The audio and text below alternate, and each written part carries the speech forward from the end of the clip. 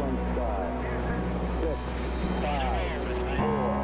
I feel the liftoff. The clock has started. Liftoff. We have a liftoff. Roger, 0G. I feel fine. Godspeed, John Glenn. Houston, Tranquility Base here. The Eagle has landed. Roger, Tranquility. We copy you on the ground. New possibilities are opening up for scientific cooperation between countries. 2, 1, 0. Liftoff. Americans return to space as Discovery clears the tower. Discovery, go and throttle up. Discovery, Roger. Go for deploy. Stay tuned and to everybody in the shuttle program. The crew is go for launch. Roger. Nice to be in orbit. We have followed in their footsteps to get us where we are today.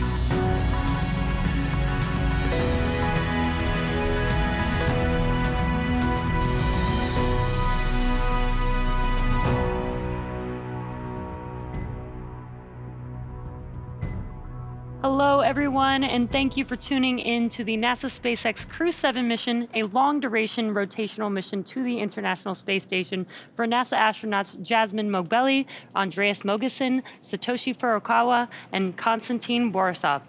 I'm Jesse Anderson, and I'm an Integration and Test Engineering Manager here at SpaceX, and I am joined by NASA's Leah Cheshire. We are just under a couple hours away from the final approach and docking of Dragon to the International Space Station. The crew is awake and ready to monitor the final steps, so let's recap the mission thus far. Launch day preparations started early for our crew members. About 4 hours prior to launch, the crew completed their final medical checks. They joined the SpaceX team to get suited up into their spacesuits, and afterwards walked through the NASA operations and checkout building and made it outside to say their final farewells to their friends and family. We heard several different languages there. This is our fully international crew. The next destination for the crew was the launch pad. This was about a 20-minute ride in the Teslas to pad 39A, where the Falcon 9 and Dragon spacecraft were waiting for them. About 2.5 hours before launch, the crew ingressed or entered the Crew Dragon spacecraft, walking over that crew access arm, enjoying some views of the Space Coast from the Space Coast, of course heading into the White Room and then the spacecraft. At 3:27 a.m. Eastern Time, 12:27 a.m. Pacific, the 9 Merlin 1D engines ignited and Falcon 9 lifted off from Space Launch Complex 39A, marking the 11th time humans rode Dragon into orbit. With Falcon 9 first stage at full power, our crew began their journey to the International Space Station. Just after T+9 minutes, the first stage landed at landing zone 1, and a couple minutes. Dragon, check on the big loop. Have you 5x5, Jaws?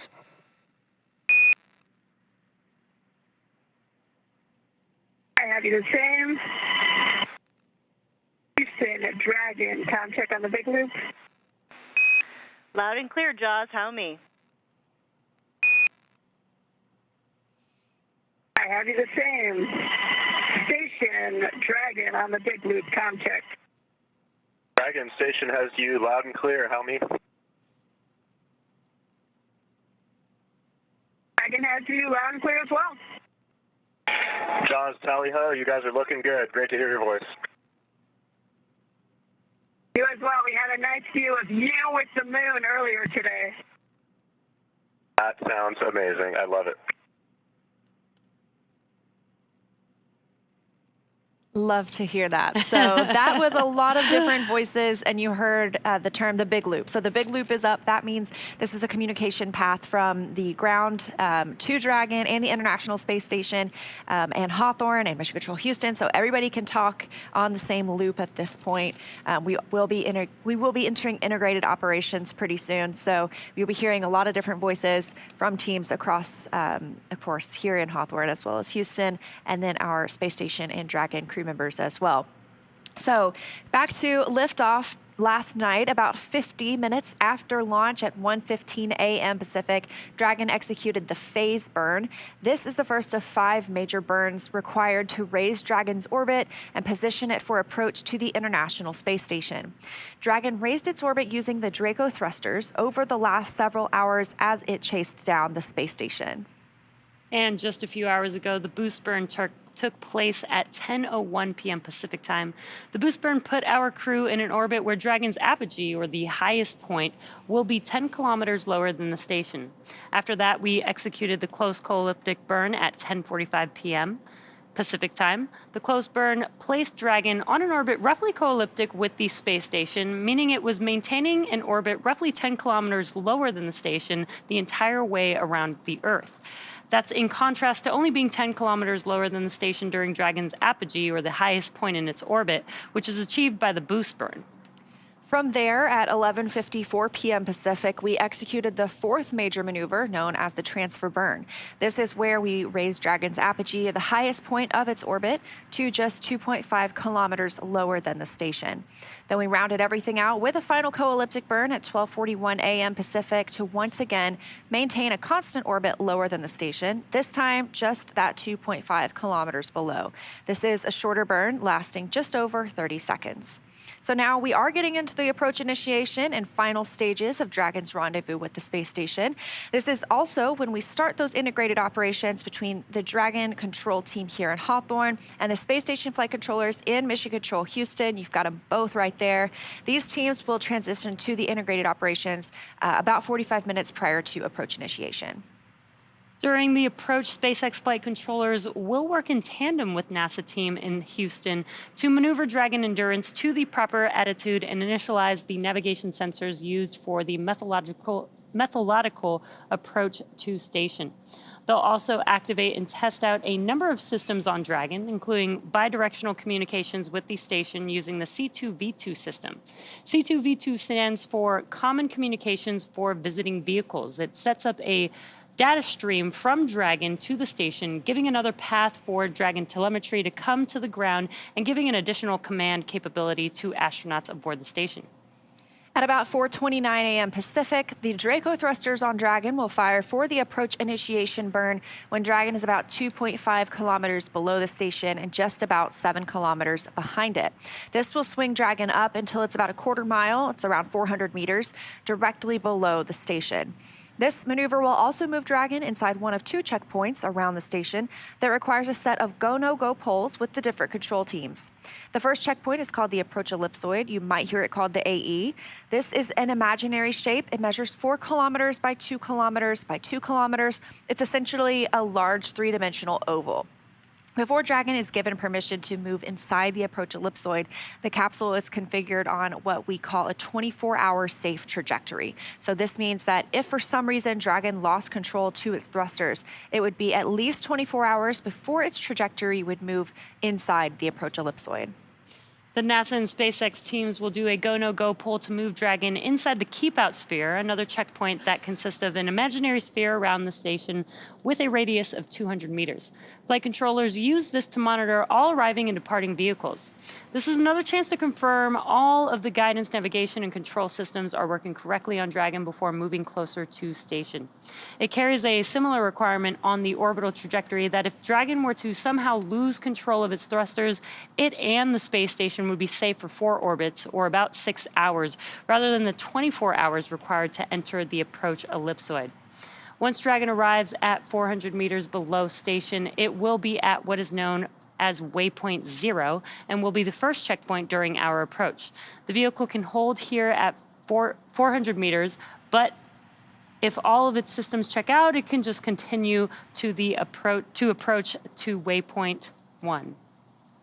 Dragon's move from waypoint 0 to waypoint 1 will swing it up and out in front of the station. That puts it at a distance of about 220 meters. We're going to be actually going to the top of the station today. It'll be put on the docking axis. That means it's essentially directly in front of the docking port. So the crew is headed to the Node 2 Zenith port today.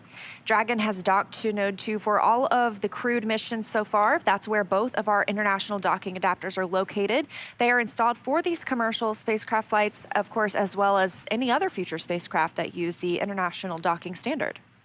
Once Dragon is only 20 meters away at waypoint 2, the spacecraft focuses on aligning its docking system with the international docking adapter. We may hear the call-out CHOP, which stands for Crew Hands-Off Point, a little less than 30 seconds before docking. At this point, any aborts will have to be done automatically by Dragon. Of course, then we are looking forward to the grand arrival when our crew docks to the space station.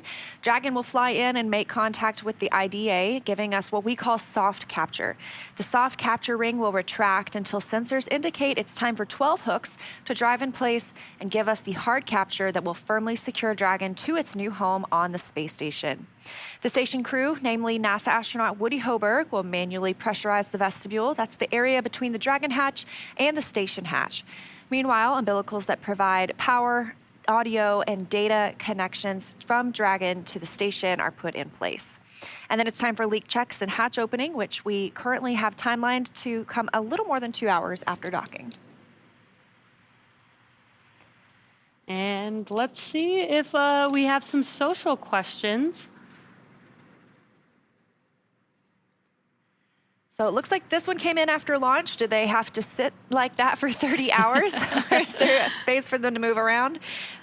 So after launch, the crew does have their off-duty time period. They have the opportunity to get out of their suits and their seats. I think they're able to stow their footrests, and that gives them a little more space as well. So they're able to, of course, take in the views. I'm sure they've been doing that a lot too. Oh yeah, I bet they have. And they're really only required to be inside of their seats for ascent, for any burns that are happening on the vehicle as it approaches the ISS, and then also when they return back down to Earth. Other than that, they can kind of enjoy the space inside of Dragon. Sounds like a dream. And we are taking these questions with the hashtag #AskNASA. So if you are on X, just use that hashtag. All the way through docking.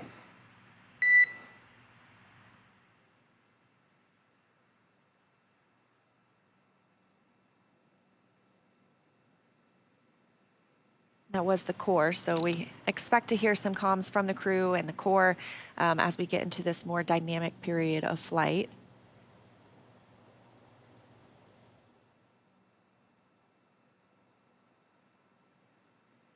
All right, let's check out another question on X. All right, since SpaceX Crew-7 is the most international launch, I'm wondering, has NASA ever launched a mission without any American astronauts? That's a very interesting question. Yeah, that is an interesting question. And I think one thing that is related to this is our new commercial low Earth orbit program at NASA. We've seen 2 missions with Axiom and SpaceX launch together now. Those do launch from Kennedy Space Center, and they have a former NASA astronaut as the commander, but those are fully considered private, or they have astronauts from other governments. So it's not necessarily a NASA mission. It's not necessarily NASA astronauts on board. But that is happening, and that is kind of paving the way for the future of spaceflight, where we have a low Earth orbit economy. Right, and here's on your screen our international crew. We do have Jasmine Mogbelli as the commander, pilot Andreas Mogeson, Satoshi Furukawa as a mission specialist on this flight, as well as Konstantin Borisov. And we are coming up on AI burn pretty shortly, I think just about a minute away. That is a 90-second burn approximately. Feels like things are really getting real. We're getting close to the International Space Station. Right now, we are about 4.8 miles from the station, so not too far. Yeah, getting pretty close. And again, this follows our on-time liftoff yesterday at 12:27 a.m. Pacific time, 3:27 a.m. Eastern time. So it's about a 30-hour ride to orbit this time. And we've mentioned, they've had the opportunity to be off-duty, essentially. I'm sure hopefully they got some sleep in there. Hopefully they had some snacks.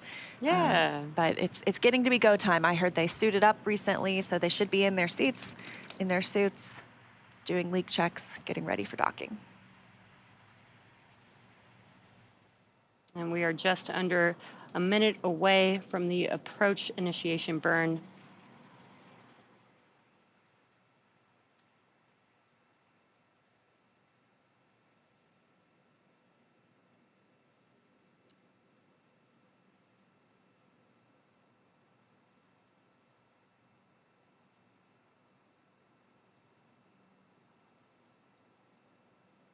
And as we wait for that burn, what you're seeing on your screen is Mission Control Hawthorne.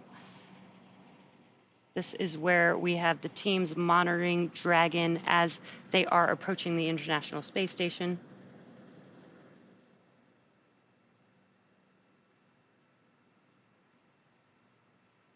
And of course, this approach initiation burn, we're using the Draco thrusters on Dragon. This is going to bring Dragon up about 400 meters below the station. So we'll be getting pretty close, hopefully getting some views of Dragon from the station and of the station from Dragon. And we just heard that the AI burn has begun. We will probably also hear that call to the crew as well, potentially once it's completed, but it is about a 90-second burn.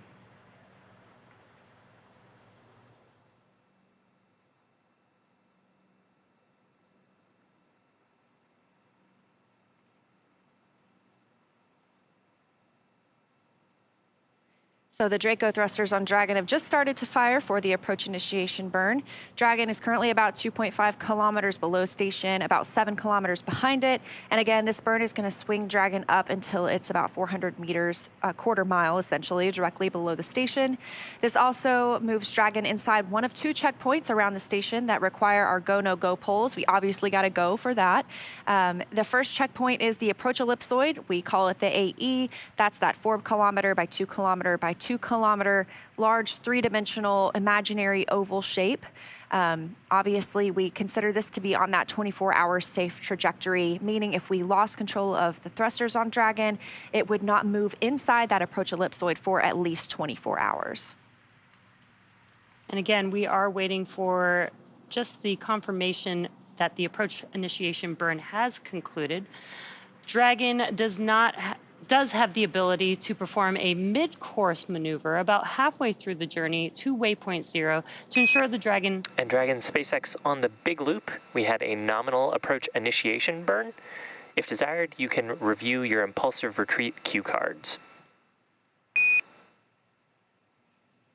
SpaceX, the Dragon copies on the big loop, and reference cue cards have been reviewed. And Dragon SpaceX on Dragon to ground, just wanted to confirm that we will not be swapping a LiO cartridge, as you previously asked. We'll remain on this cartridge all the way through docking. How copy? Dragon copies will stay on this cartridge.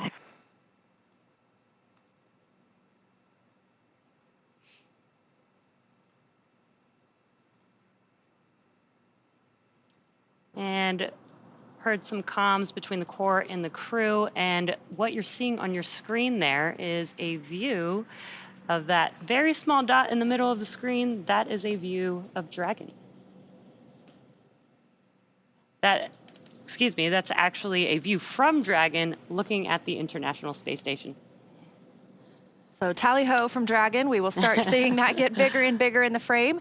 You just heard some words coming from the core, the crew operations and resources engineer here in Hawthorne. And Dragon SpaceX on Dragon to ground, we'd also like to bring back cameras if you're comfortable with that. You are go to bring back cameras, SpaceX, thanks. And the core today is Shiva Bharavaj, and you've probably seen him on some of the webcasts before. So he is the one speaking with the crew members today. You'll hear that a little bit, getting that confirmation to bring cameras back inside the spacecraft. So hopefully we'll be seeing our astronauts and cosmonaut coming up here soon.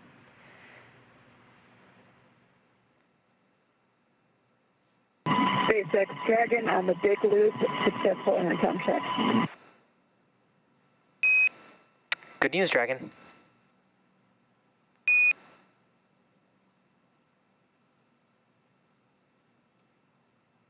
And you can see on your screen some first views of seeing inside of Dragon. You can see the crew. And again, that is the International Space Station that you can see on the screen there. One thing I love about the International Space Station is it is about the size of a football field from end zone to end zone. And you can see that with your naked eye. So if you check out spotthestation.nasa.gov, you can put in your location and track when the space station is flying over your area. It'll tell you when to look up and look outside, what direction it'll be coming from. And it's pretty amazing to be able to see our humans from Earth living in space. And back inside the Dragon capsule, we have everyone in their suits and seats. Looks like they are fully suiting up now, putting those gloves on, as well as we have a view of those crew access panels, those displays in front of them, pilot and the commander there in the center.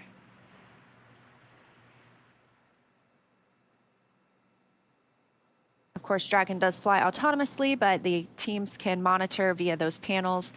They can also send commands if they needed to the spacecraft.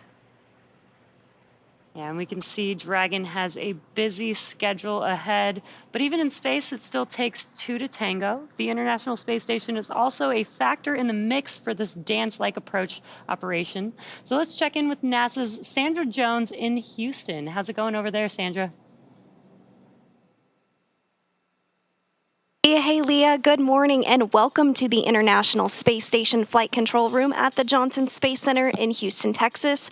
We are gearing up for this morning's docking and looking forward to having Crew-7 on board Space Station here soon. But before the crew can come aboard, Endurance will complete its docking. 4.010, suit donning and audio configuration is complete. And on the big loop, SpaceX copies, and you are go to begin 4.011 for suit leak check. Copy, go to begin 4.011 suit leak check.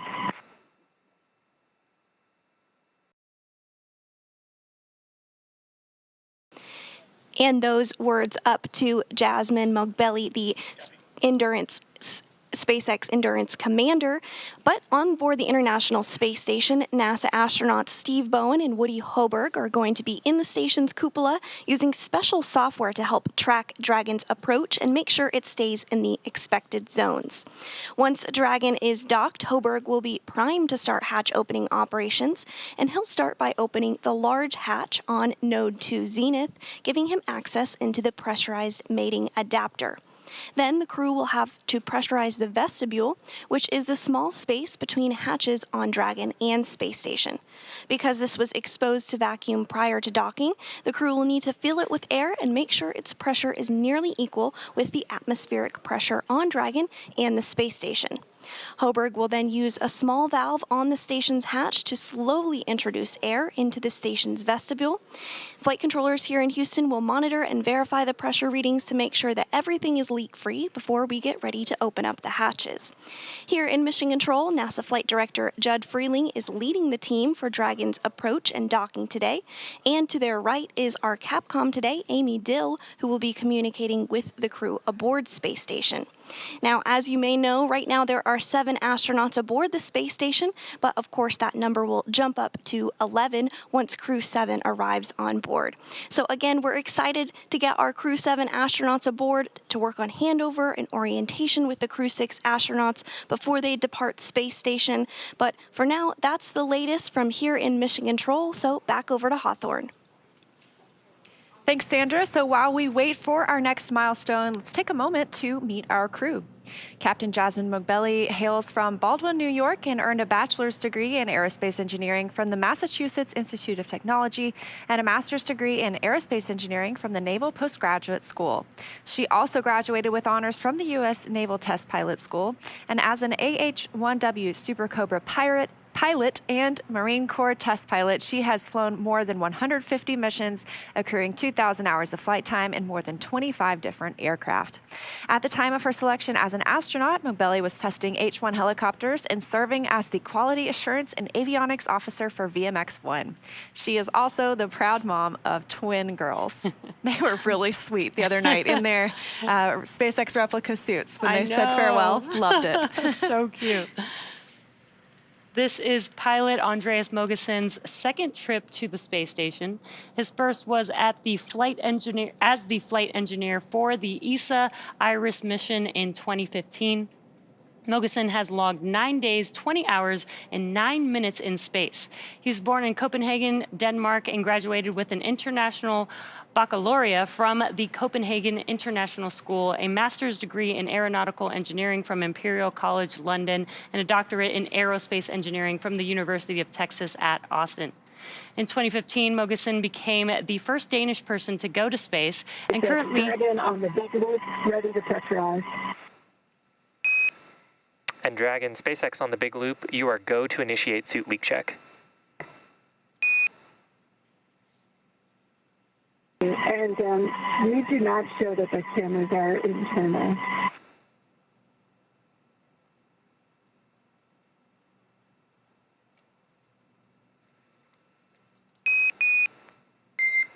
And Dragon, SpaceX on Dragon to ground, we are seeing good video.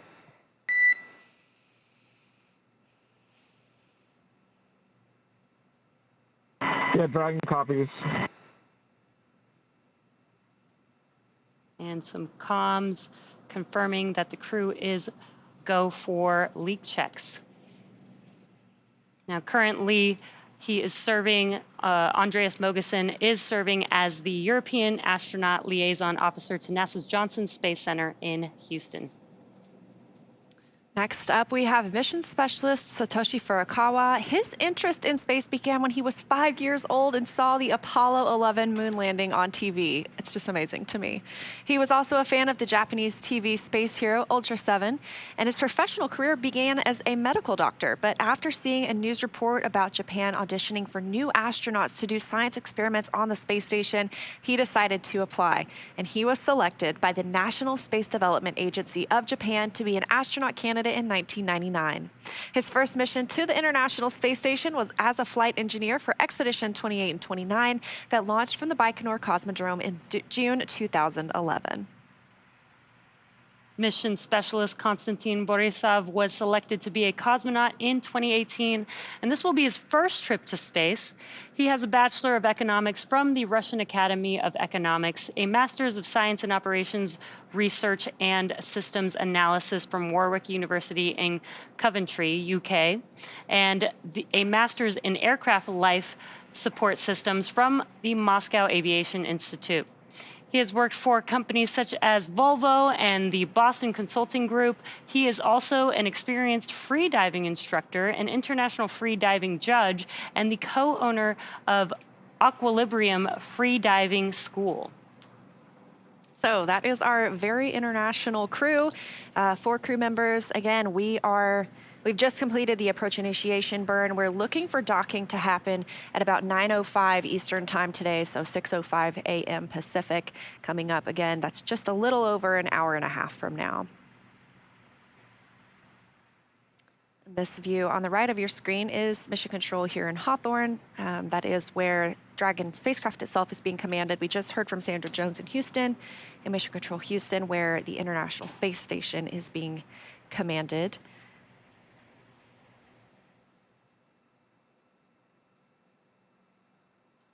And there you can see on your screen the Dragon spacecraft. It is about 27 feet tall. There are some differences in this Dragon spacecraft that we see now, the second iteration, and the first one, where at the bottom they're pointing out those solar cells. Those are on the base of the trunk of Dragon. The previous iteration of Dragon had solar arrays, and of course, trunk is jettisoned ahead of re-entry, so it'll stay attached the entire time while we're on the International Space Station, but only that top half, that top portion where the crew is inside, of course, that's what brings everyone home and safely splashes down off the coast of Florida. And we expect to see that happen in just about a week with our Crew-6 crew members currently living on the International Space Station. They arrived about 6 months ago. Dragon, we show 4 good suit leak checks.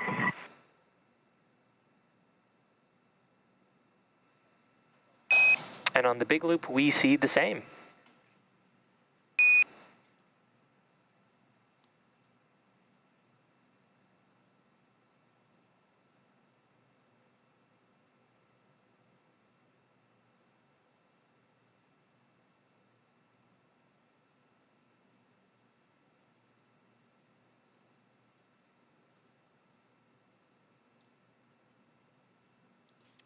And we just heard confirmation of 4 good suit leak checks, so that's great news. Basically, the crew is prepared for docking to the station. They do have to make sure that their suits are working properly prior to docking to the station. So taking a look here at the suits themselves, these are custom fitted for each crew member. A 3D printed helmet accompanies the spacesuit. These are pretty sleek. They are used for dynamic portions of the mission. That's why they're able to get out of them during the free flight portion. So again, they're suited up. We've had those leak checks. They're able to get air conditioning as well as communications through these suits. There's a hookup on the side of their seat with which they would plug into that keeps them cool, keeps them comfortable on the flight. Yeah, we always like to say that the Dragon spacesuits are an extension of the Dragon capsule itself, because they do need to work together basically as one unit to ensure that the crew is safe. Needs to provide the same nitrox air inside of the suit if needed, just as inside of the cabin. So very much so like one unit working together. So the next milestone coming up is the mid-course maneuver. It can be done. It's about halfway from our starting point of approach initiation to waypoint 0. So it's a small burn. It helps fine-tune that approach. We're targeting, of course, that precise 400 meters directly below the station. And that's what the approach initiation burn did for us, was bring us up to that 400-meter point. Of course, we are still en route to that point, but we also passed through waypoint 0 on the way. Coming up next, we will be looking to pass through waypoint. Well, we will pass through waypoint 0, and then we'll pause at waypoint 1.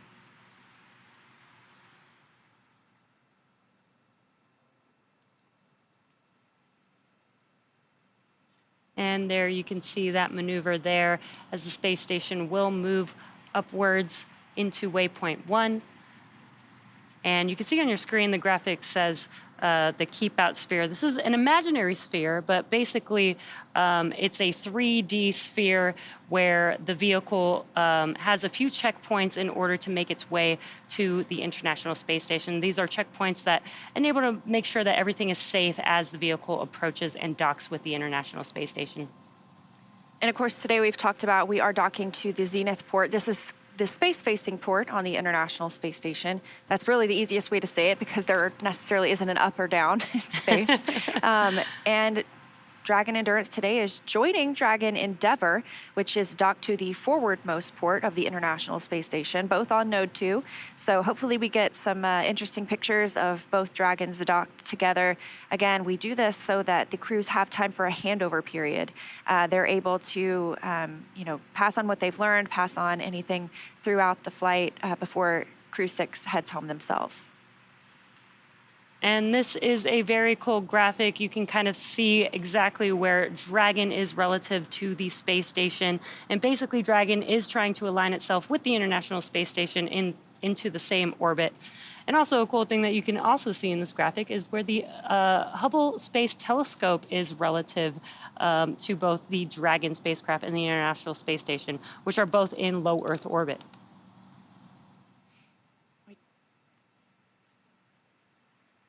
We are taking your questions on X with the hashtag AskNASA. So if you're wondering something, we will definitely try our best to bring that up and answer it here. So let's see if we have anything.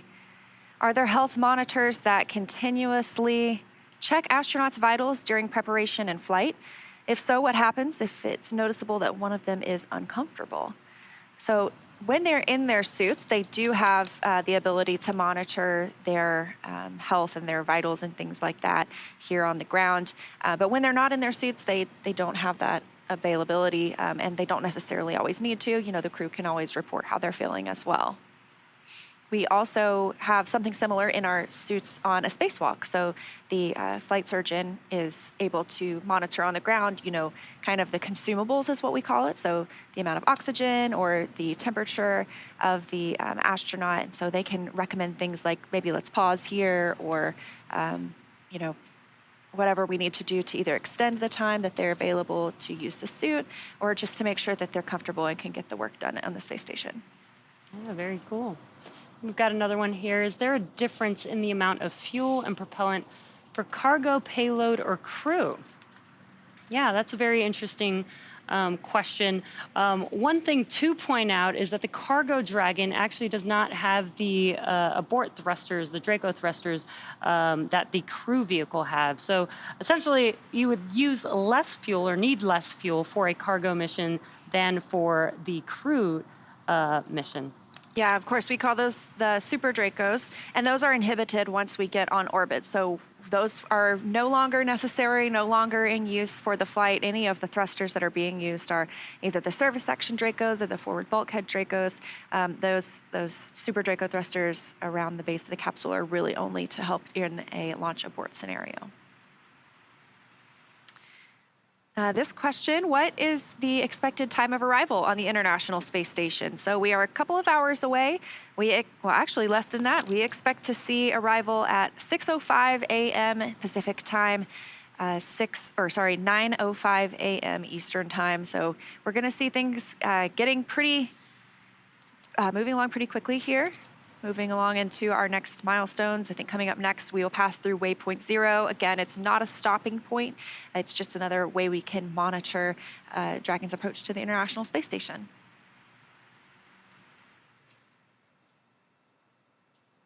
And we've got one more question here. What science are we expecting from Crew-7, and what impact is it going to have in future interstellar travel? I don't know about future interstellar travel necessarily, but of course, I love the opportunity to talk about the science here. There are several investigations going up that Crew-7 will work on.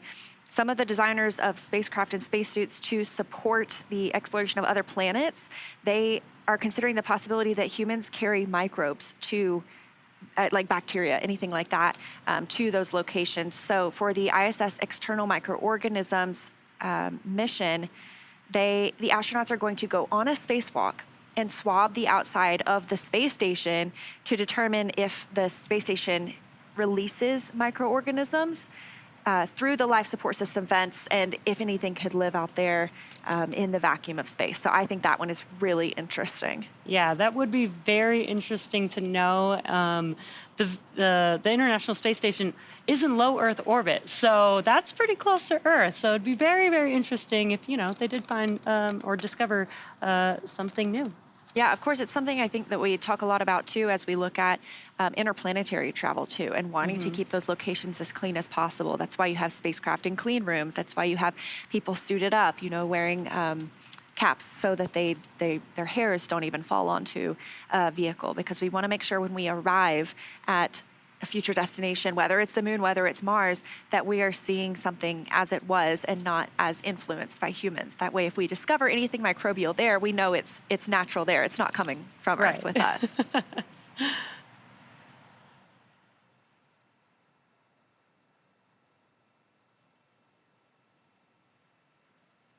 Now on your screen, on the left-hand side is Mission Control Hawthorne. This is the team that's actually monitoring Dragon, and they monitor Dragon from liftoff all the way to the crew arriving at the International Space Station, as well as when the crew returns back home all the way through splashdown. That mission control room in Hawthorne, that's the team that is monitoring Dragon and the crew throughout the entire mission. Yeah, and obviously we are getting into joint operations now. That means both of these teams are working together. So previously, the International Space Station was obviously clearly monitoring Dragon's flight, but mainly focused on the International Space Station and preparing it for docking. But now these teams are really working in tandem as we get closer to those two vehicles linking up. Again, coming up in just a little over an hour from now, 6:05 a.m. Pacific, 9:05 a.m. Eastern time. Yeah, this really shows that teamwork makes the dream work. I think you're 100% right.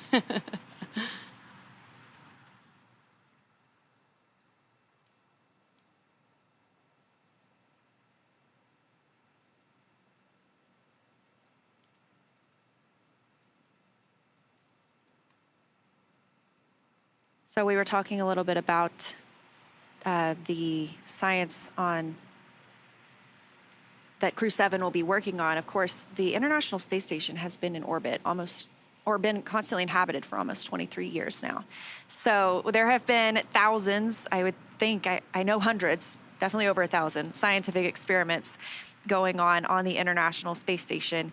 Another one of these looks at the microgravity and artificial day and night cycles on the International Space Station. So obviously, here on Earth, we have our circadian rhythm that helps us regulate when it's day, when it's nighttime. Sometimes we wake up in the middle of the night to cover a crew mission to the International Space Station.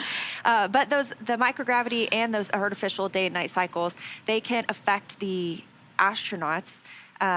They change the daily rhythm, change their sleep pattern. That can affect their health, their well-being, any cognitive performance. So there is an investigation from the European Space Agency, ESA. It's called Sleep in Orbit, and that'll look at the physiological differences between sleep on Earth and in space. They're going to use an EEG device. It'll measure the brain activity of the astronauts during sleep, help analyze that down on the ground. So really interesting. Yeah, that does sound very interesting, especially when the International Space Station sees about 16 orbits a day. I can't imagine, what that does to the human body or the human mind when typically, you associate daytime with sunlight and nighttime with darkness. Right. And you're kind of getting that fluctuation throughout the entire day. So I wonder how that kind of changes somebody's body when they're there for, 6 months or more. And tally-ho on Dragon from the International Space Station. You can see that little blinking light. That is our Crew-7, crew of 4, getting closer and closer to the International Space Station. Of course, we did have our approach initiation burn. We are standing by. We may see a mid-course maneuver. This is an optional burn just to help fine-tune that approach to the International Space Station. We will pass through waypoint 0, and then waypoint 1, we'll do that brief pause. I'm pulling up my data right now. Let's see. We are just about a mile from the International Space Station. So if you've ever run a mile before, you can run between Dragon and the space station. That's how close they are. Of course, it is a very slow and steady approach at this point when you have 2 spacecraft, getting ready to connect. It's very fine-tuned. And I just did get confirmation the mid-course maneuver is underway. This will be a short burn. Again, just fine-tuning, making sure we put Dragon exactly where we want it before it docks to the zenith or the space-facing port on the International Space Station. And kind of going back to what you see on your screen, much like a ship has starboard and port to that green and red light to see the orientation. Dragon and these spacecraft also have that same green and red light so that you can tell what the orientation of the vehicle is in. So we have, again, conducted the approach initiation burn. We are in the mid-course maneuver right now. Again, very short burn just to confirm and make sure we're exactly where we want to be on Dragon. Soon we should be able to see some views of the International Space Station from Dragon as well. Now we are docking to the zenith port today, the space-facing port. We may not have views at the time of docking. That is because when we send signals from the cameras, we don't want it to bounce back off of Dragon. That can damage the cameras themselves. So we may not have views during that point as it prepares to dock, at least not from the closest camera, but we will have confirmation. And Dragon SpaceX on the big loop, we had a nominal mid-course correction and the trajectory has converged on waypoint 0. Expect waypoint 0 arrival at 1217 Zulu. SpaceX, Dragon copies all, and copy 1217. Great news. We had confirmation that the mid-course maneuver is complete and that we are on track to waypoint 0 at the 5:17 a.m. Pacific time timestamp there, which is just about 18 minutes from now. And of course, they could hold at waypoint 0 if they wanted to, but we don't have anything that's tracking for us to do that at this time. They'll be able to move right through waypoint 1. I believe that's about 220 meters from the station. And these pauses are built in so that we can continue to check the systems on Dragon as well as on the International Space Station side. Just make sure everyone is still performing optimally before we get into this delicate dance, as we've called it before. And like we were just talking about, you know, we see liftoff happen so fast. The crew is traveling very quickly, you know, catching up to the International Space Station. Some of these burns last quite a long time, but as we get closer and closer, you know, it is much slower, much more paced as we get into the approach ellipsoid, the keep out sphere, just bringing these two spacecraft closer together and making sure that we are very careful as we bring them together in space.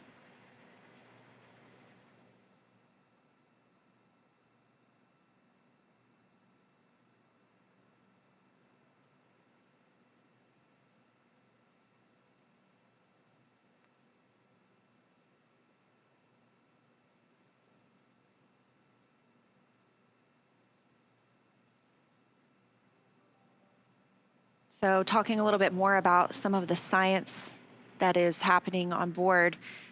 For longer journeys to the moon and Mars, we've talked a little bit about this. You know, the International Space Station is such an amazing test bed for us to conduct scientific research, you know, experiments themselves, but also on human bodies. So as we think about those missions, the scientists are looking at how this extended time in space affects the human body, because of course we know missions to Mars are going to be longer than these 6-month mission durations to the International Space Station. So astronauts on these missions of various length can participate in an integrated set of studies that monitor their health before, during, and after the missions. These are 14 experiments. They are collectively called the Complement of Integrated Protocols for Human Exploration Research. To shorten that, we just call it CIPHER. These collect multiple physiological and psychological measures of the human response to time and space. So these results could play a pivotal role in ensuring the safety, the health, the success of astronauts on deep space exploration missions, which of course is our next big goal. Right, like we've sent humans, you know, hundreds of thousands of miles away, but on interplanetary missions, they're going to be going potentially millions of miles away, right? And we would like to know, you know, maybe how these long duration missions affect the body, so that we can understand how the body will react, you know, in a longer period of time, maybe longer than 6 months. It could be months, it could be years. And, you know, we do have NASA astronaut Frank Rubio on board, who will, when he comes home, hold the record for the longest amount of time in space. I believe it's 371 days. So over a year in space for an American astronaut. That'll be the new record. He is still on board. We expect to see him come home next month. So I know he must be looking forward to his return to Earth. Now, our next milestone is we expect waypoint 0 arrival. Again, that'll be at about 5:17 a.m. Pacific time, so about 15 minutes from now.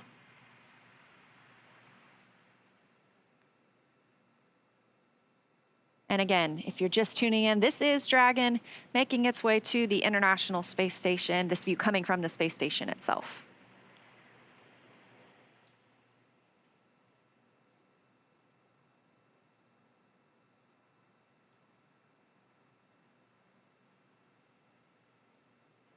And again, we are taking your questions on X with the hashtag AskNASA.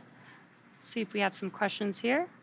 How long was the prep for this mission overall? Ooh, that's a great question.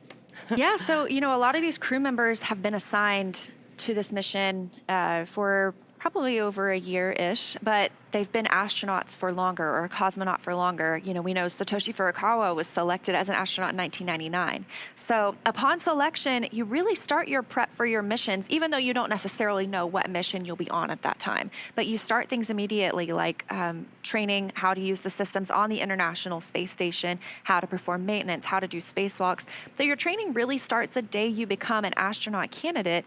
However, training for this mission gets a little more intense when they are assigned, and when they can come here to Hawthorne and start training with the teams here, as well as training specific, you know, experiments they might conduct on the International Space Station.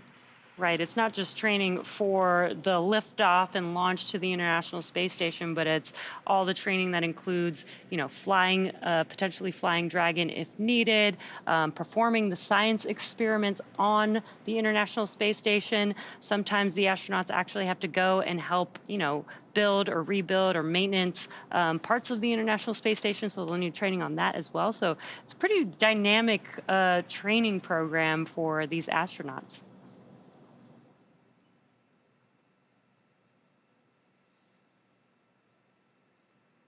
You've got a live look inside Dragon Endurance right now. That's pilot and Commander Jasmine Mobelli and pilot Andreas Mogensen, just monitoring the spacecraft's progress. Dragon SpaceX on the big loop. Ground has pulled go for approach 0 and 1 and will enable the maneuver shortly.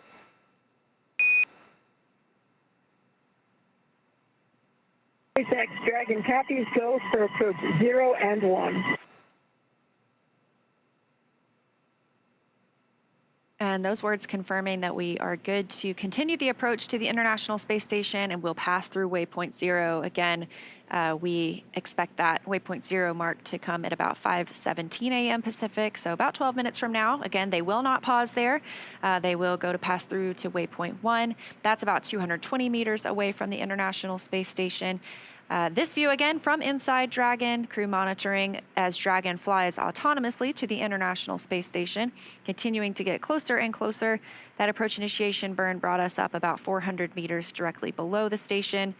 We are now about 686 meters from the station, or about 0.4 miles. So getting closer and closer, again, looking for docking at 9:05 a.m. Eastern, 6:05 a.m. Pacific, so almost exactly an hour from now. And we did see views of the International Space Station before, which looked like a tiny little dot, and now we are getting so close that you can really see the International Space Station there, and that's on your left-hand screen. And looking from the International Space Station to Dragon on your right-hand screen, getting a really cool view of Dragon. And you see that glow. That is the spacecraft are both going into an orbital daytime. So we've talked about how at orbital velocity, you're orbiting the Earth 17,500 miles per hour. You see a sunrise or a sunset every 45 minutes. So they're going into that sunrise period. That's why you saw that glow, that blooming on the camera. They will be there again for about 45 minutes. It does look like we may dock just as we get into an orbital nighttime. But again, this view on your right-hand side of the screen, the Dragon capsule itself, and then its destination on the left, the International Space Station, both have eyes on each other. And we are in the big loop, as we talked about earlier, meaning they can all communicate on the same communication network. And we did get a go for approaching waypoint 0 as well as waypoint 1. We're just about 10 minutes away from the expected time of arrival at waypoint 0. And again, this is just a checkpoint. They do not need to stop. They can continue to pass through waypoint 0 and move to waypoint 1, which will swing it up and out in front of the space station. And it'll pause at a distance of approximately 220 meters away from the station. Now, right now, as we speak, the International Space Station has just started flying over the state of Washington. It's about to fly directly over Seattle. So if you're in the area, it is about to cross over into Canada as well. So if you're in that area near that border, go outside, maybe look up. You can always check out spotthestation.nasa.gov to see when it'll fly over you. But it is going to pass over the continental U.S. Right now. It's flying right over the state of Washington. So I'm sure if they looked down right now, would have beautiful views of the mountain ranges there. It'll be south of Calgary here pretty shortly. And as you mentioned earlier, you don't need a telescope to see the International Space Station. You can actually see it with the naked eye. It's about the size of a football field and big enough for you to walk outside and be able to see it pass by. And I know they can't see me, but I always wave. Hey, you never know.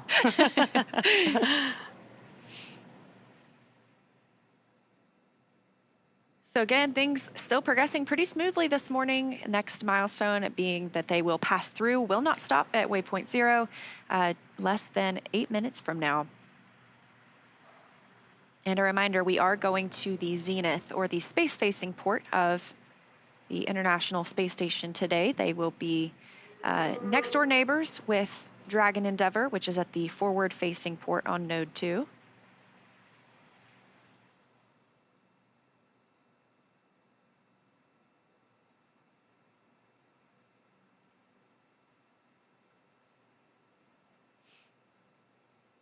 And right now on the International Space Station, we have 7 crew members. So we are going to have 11 people living and working on the orbiting laboratory for the next several days.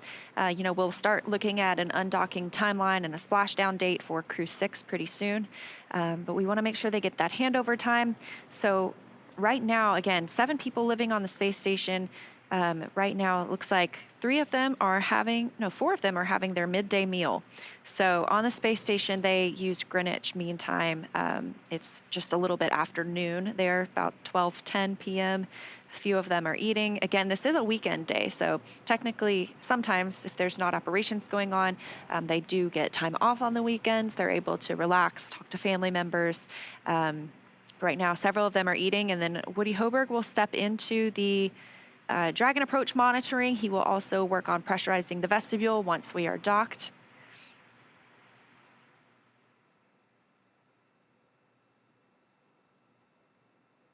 And on your screen is a pretty cool view from the International Space Station looking at Dragon. You could see the nose cone deployed, and you can also see some of the thrusters. They're using the Draco thrusters to maneuver Dragon towards the International Space Station. You can see Earth in the background.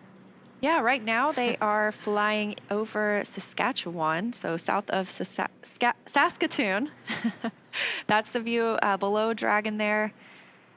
And then Dragon's view of the International Space Station. So if you're in that area, go take a look up. You might spot our crew members.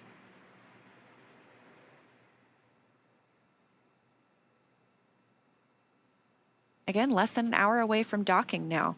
It will bring that crew up to 7 people. And we are about 5 minutes from reaching waypoint 0. Expected time is 5:17 a.m. Pacific time.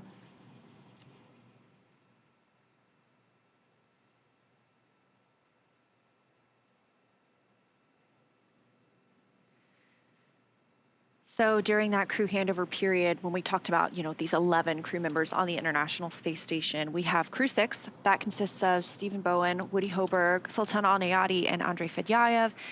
They have been living up there for about 6 months now. And before we bring them home, we want them to be able to talk to Crew-7. We have some first-time flyers, especially on this spacecraft. So we want them to be able to show them the ropes of what's going on aboard the International Space Station. They can hand over any science experiments that they've been working on, show them any of the safety protocols. That's actually one of the very first things that they will do right after they dock. They will move into an ISS safety briefing. They get a lot of training on the ground about how to handle any contingencies or off-nominal situations, but once you get in space, it's just different. You need to do it again. You need the refresher. So it's, safety is the utmost importance. So that's the first thing that they'll do after they dock and do their welcoming ceremony for us. But that crew handover period, it gives a nice buffer for these team members to be able to share what's been happening on the International Space Station over the last 6 months with this crew who has just arrived.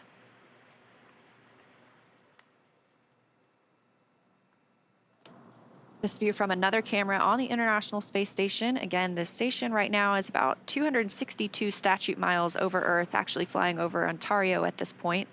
It's moving pretty fast. Just a couple minutes ago, it was flying over Washington State. We're now all the way over Ontario, so 17,500 miles an hour. That is about 5 miles per second. Quite speedy.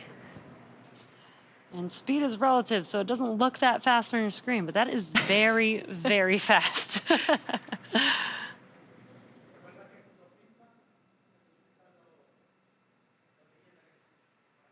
We are just a few minutes now from passing through waypoint 0.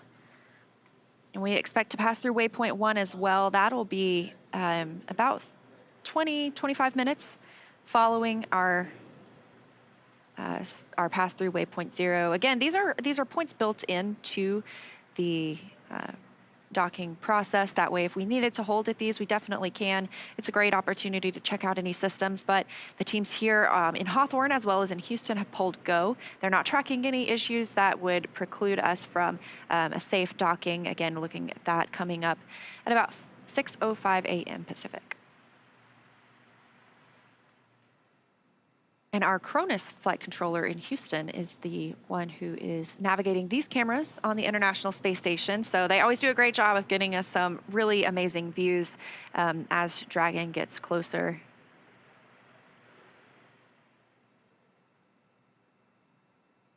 Again, just as a reminder, waypoint 0 will mean that Dragon is 400 meters directly below station, and as it maneuvers to waypoint 1, that is basically swinging the vehicle to out in front of the station. It will be approximately 220 meters away from station. And that is coming up here in just about 2 minutes from now. We're reaching waypoint 0 is coming up in about 2 minutes. Waypoint 1 puts us on the docking axis, so it pretty much lines us directly up with that corridor that the spacecraft will follow all the way in to where it docks on the zenith port of the International Space Station. There is a pause at waypoint 2. That's about 20 meters away, so that is kind of the final check of all the systems on both sides of the spacecrafts to make sure that everyone's still go for docking. We're not tracking any major issues. They can hold there for any lighting changes if they wanted to, but not always necessary. So sometimes it's a brief pause, and sometimes they just hold to make sure that everything is checking out as planned.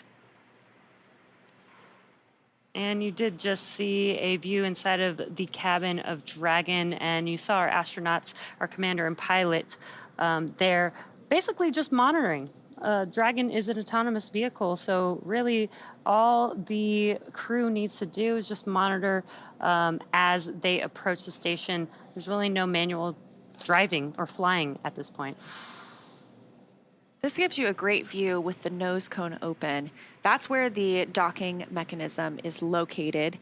That's the hatch through which these astronauts will fly through Dragon and into the International Space Station. Of course, yesterday during launch, we saw them enter through the side hatch. They won't use that again until they splash down and are back on Earth and egress on the recovery ship. So, we just got confirmation. We have arrived at waypoint 0. We are converging trajectory on waypoint 1. So again, things continuing to move smoothly. We'll start to get a different view of the International Space Station as we're going to be going to the zenith port. So we're going to be going directly above it. We'll be looking down on the space station. So that view we have right now of the space station looking down on Dragon, it'll be flip-flopped. So Dragon will be looking down on the space station and see Earth below that. So again, we've just reached waypoint 0, which means Dragon is 400 meters directly below station. And we can see it in views now coming from the International Space Station. But coming up, Dragon will move from waypoint 0 to waypoint 1. That'll swing it up and out in front of the space station, actually directly above it, pausing at a distance of approximately 220 meters. Again, that puts us on the docking axis. That essentially means it's directly in front of the docking port. And again, we've heard teams do the go, no go polls. Everything remains go for us this morning.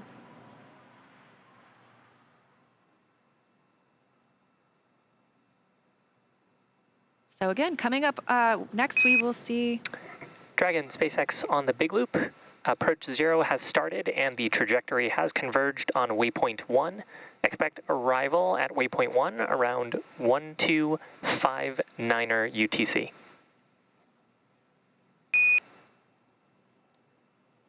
SpaceX Dragon copies on the Big Loop, arrival at waypoint 1 at 1259er.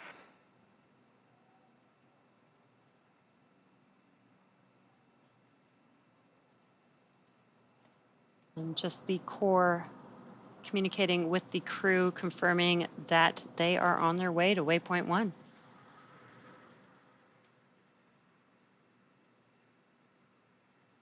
Now This maneuver from waypoint 0 to waypoint 1 is coming up in just about 30 minutes from now. So we do have some time as this maneuver happens. This is a slow and steady process again. We are traveling at 17,500 miles per hour, but the process is slow and steady as we pass through each one of these checkpoints to make sure that we can monitor everything that's happening and make sure that the vehicle is safe, the crew is safe, as well as the International Space Station is also safe before we begin docking with the space station.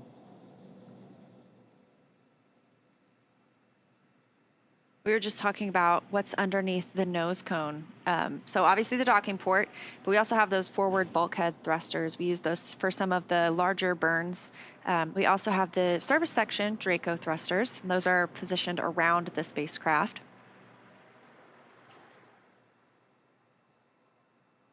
We'll just be using those service section Dracos as we get closer to the International Space Station again, very fine-tuned.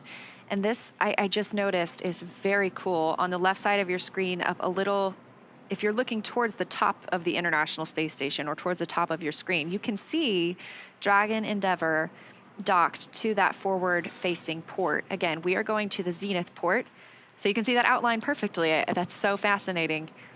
You can also see some of those International Space Station rollout solar arrays, those IROSAs.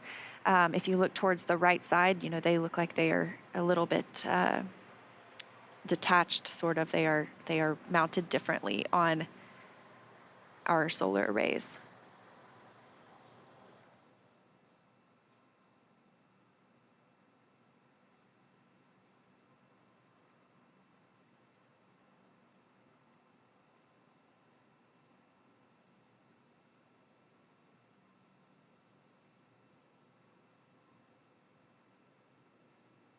Again, we have passed through waypoint 0, heading up to waypoint 1. International Space Station looking especially beautiful this morning.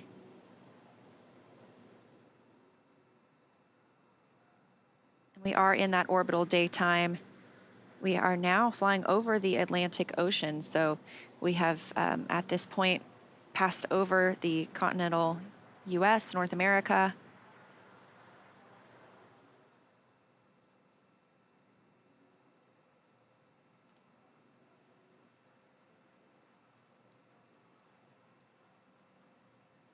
And on your left-hand screen is a view inside of Dragon. On your left-hand side is Commander Jasmine Mogbelli, and on your right-hand side is the pilot for this mission, Andreas Mogensen. Again, they are just monitoring. They are able to confirm, you know, on their displays that what they see matches what we see here in Mission Control as they make their way to docking to the International Space Station.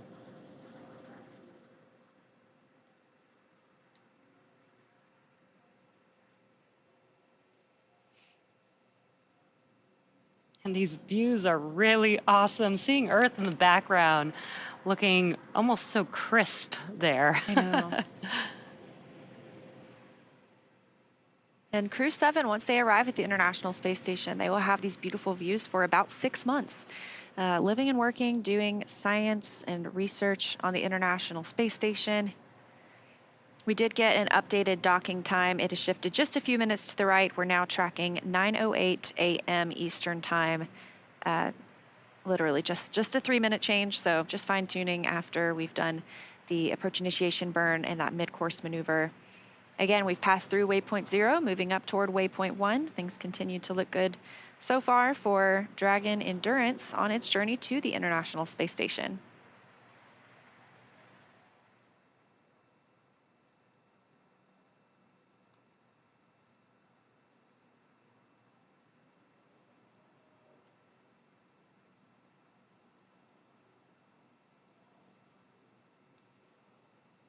And the astronauts, the first crew to fly on a spacecraft, have the opportunity to name it. And so the first flight of Endurance was the Crew-3 mission. It was named Endurance by the astronauts themselves. Obviously, they said it's a tribute to the tenacity of the human spirit as we push farther than ever with commercial opportunities in low Earth orbit and plans to go to the moon and Mars. So common theme.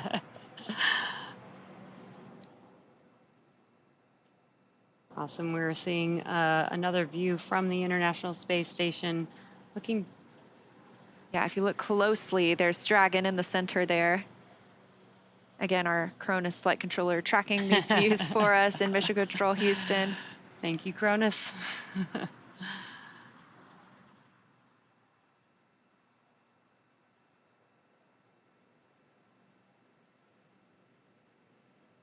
And as a reminder, as Dragon approached waypoint 0, it was directly under the International Space Station. As it moves to waypoint 1, it's actually going to swing up and align itself with the space station.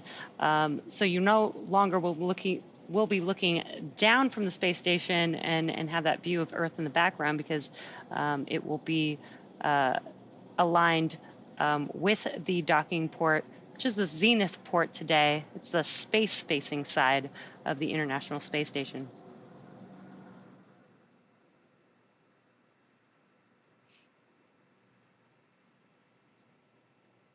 Once our astronauts arrive and our cosmonaut arrive to the International Space Station today, they will be members of Expedition 69.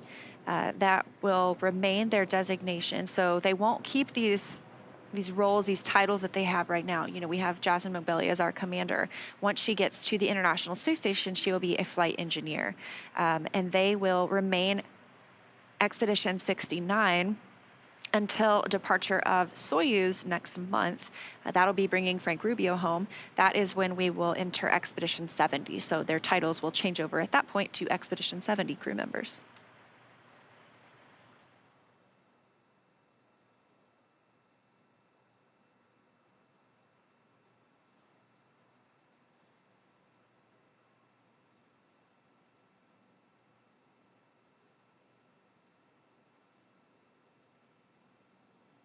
We're about 25 minutes until we expect to reach waypoint 1. Sorry, about 35 minutes, I believe. Again, that's that 220 meter. It can be used as a hold point. I don't think we intend to use it as a hold point today, but it is on the docking axis. It'll be directly above the International Space Station, directly above that zenith port on node 2.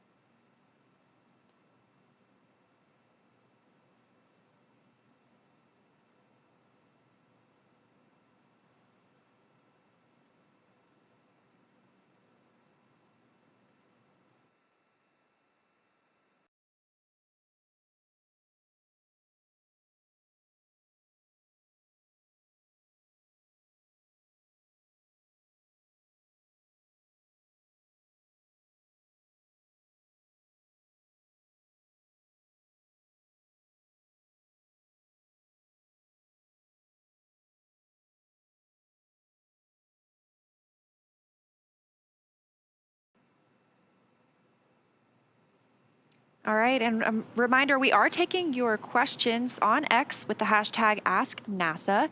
We have one from Sahid asking if there are any problems with docking if they are on the dark side of the Earth, which it does happen several times a day. We see that happen about every 45, 90 minutes, or sorry, a sunrise, sunset every 45 minutes.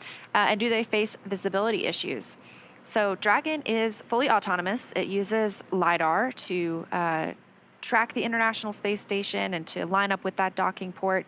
The crew members do have the opportunity to take control if needed, but they don't necessarily need to wait for that lighting. The Dragon knows where the station's docking port is, and we have lights out on the exterior of the International Space Station anyway. So sometimes we do hold for lighting just to double confirm, just to make sure, but there is usually no problem docking in darkness. Yeah, I believe it's actually more of a problem when it's too bright. So when it's too bright, they do take a pause and wait for it to get a little bit darker, just to make sure that, again, because this is an autonomous vehicle, make sure that the Dragon spacecraft can actually see the International Space Station.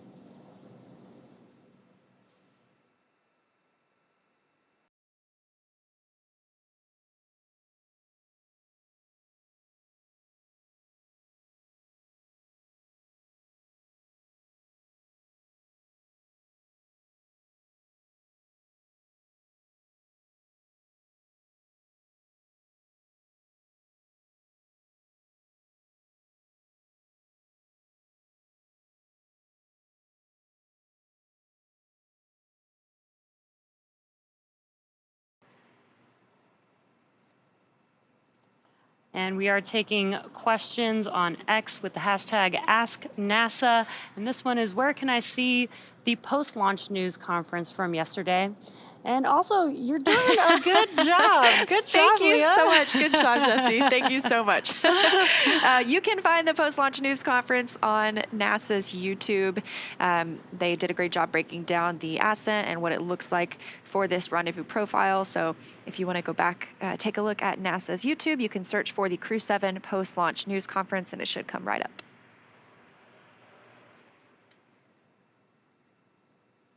Next question is, when will Crew-7 be back to Earth?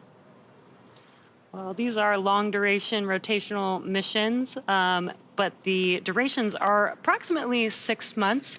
So every 6 months, we fly a crew up to the International Space Station, and the crew on board will then return back home. So Crew-7 will be up there for about 6 months and come back. We're starting to see the views change a little bit. You know, we were looking directly down on Dragon, but now we are swinging up and above the International Space Station, because we'll be docking to that zenith port. So again, like I mentioned earlier, we were looking directly down on Dragon with the Earth below it. Pretty soon, Dragon will be looking directly down on the International Space Station with the Earth below it. Looks like right now they are flying off the west coast of Senegal, about 260 statute miles above Earth.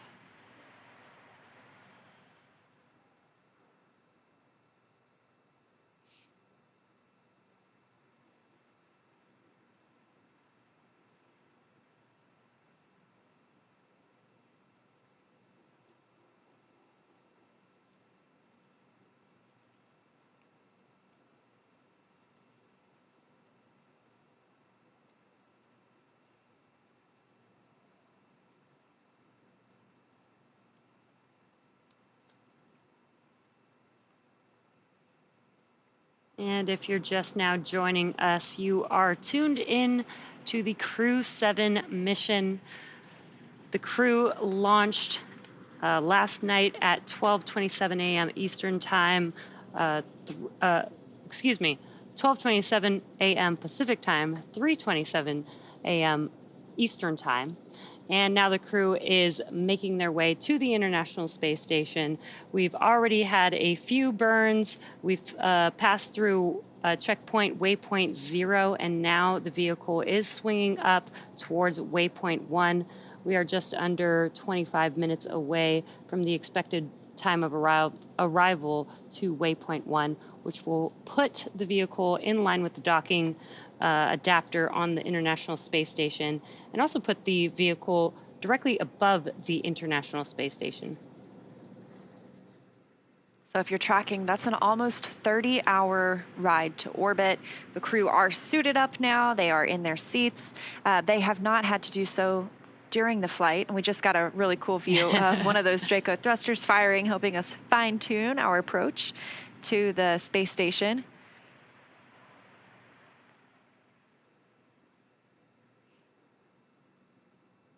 Our 4 crew members arriving today: Jasmine Mogbelli, Andreas Mogensen, Satoshi Furukawa, and Konstantin Borisov.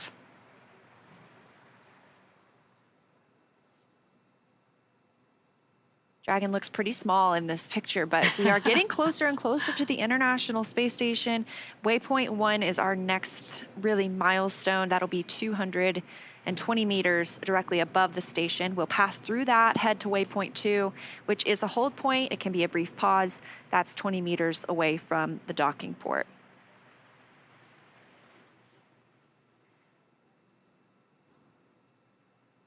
And once the astronauts arrive, they will be joining a crew of already 7 people living on the International Space Station, so bringing that total up to 11. The other astronauts and cosmonauts living on the station right now are Stephen Bowen, Woody Hoberg, Sultan Al-Nayati, Andrei Fedyaev, Frank Rubio, Sergei Prokopyev, and Dmitry Petelin.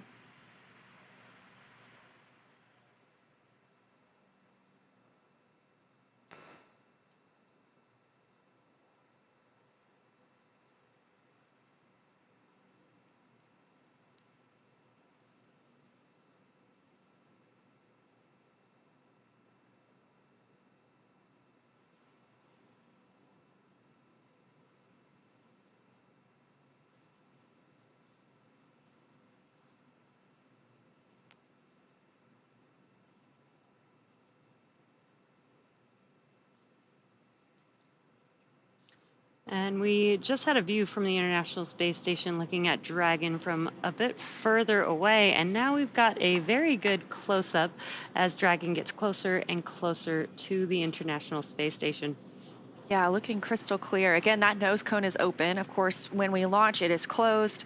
And when we re-enter its atmosphere, it's closed to protect that docking mechanism that's beneath it. So that's exactly the point that'll line up with that zenith port on the International Space Station.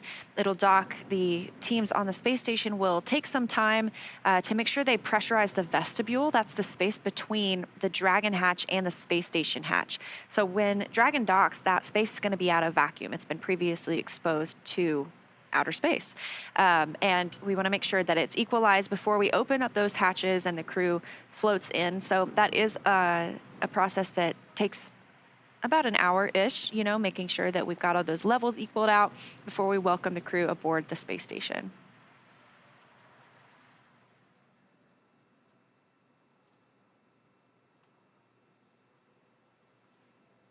Yeah, this is another view from the International Space Station. You can see one of the robotic arms on the left, and close to center of your screen, that is Dragon.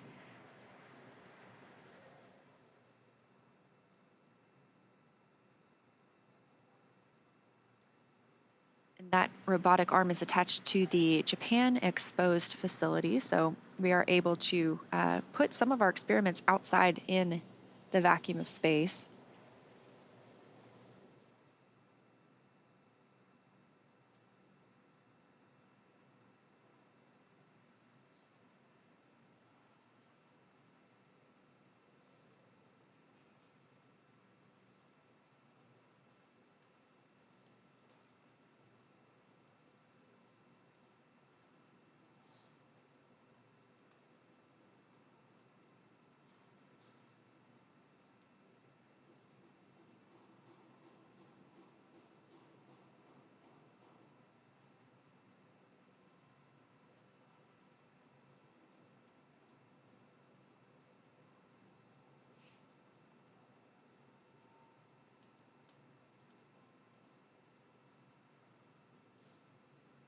Again, we are about 23, 22 minutes away from waypoint 1, reaching waypoint 1. Can be used as a hold point. We do not anticipate doing so today. We're heading to the zenith port of the space station on node 2, and it'll continue flying in. It'll be on that docking corridor until it's about 20 meters away. And we are looking for docking today at 9:08 a.m. Eastern Time, 6:08 a.m. Pacific Time.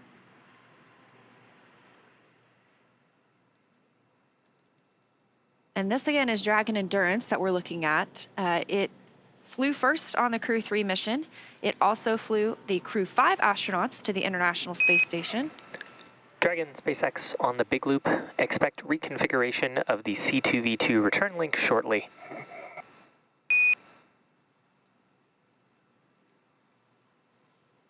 Dragon copies on the big loop.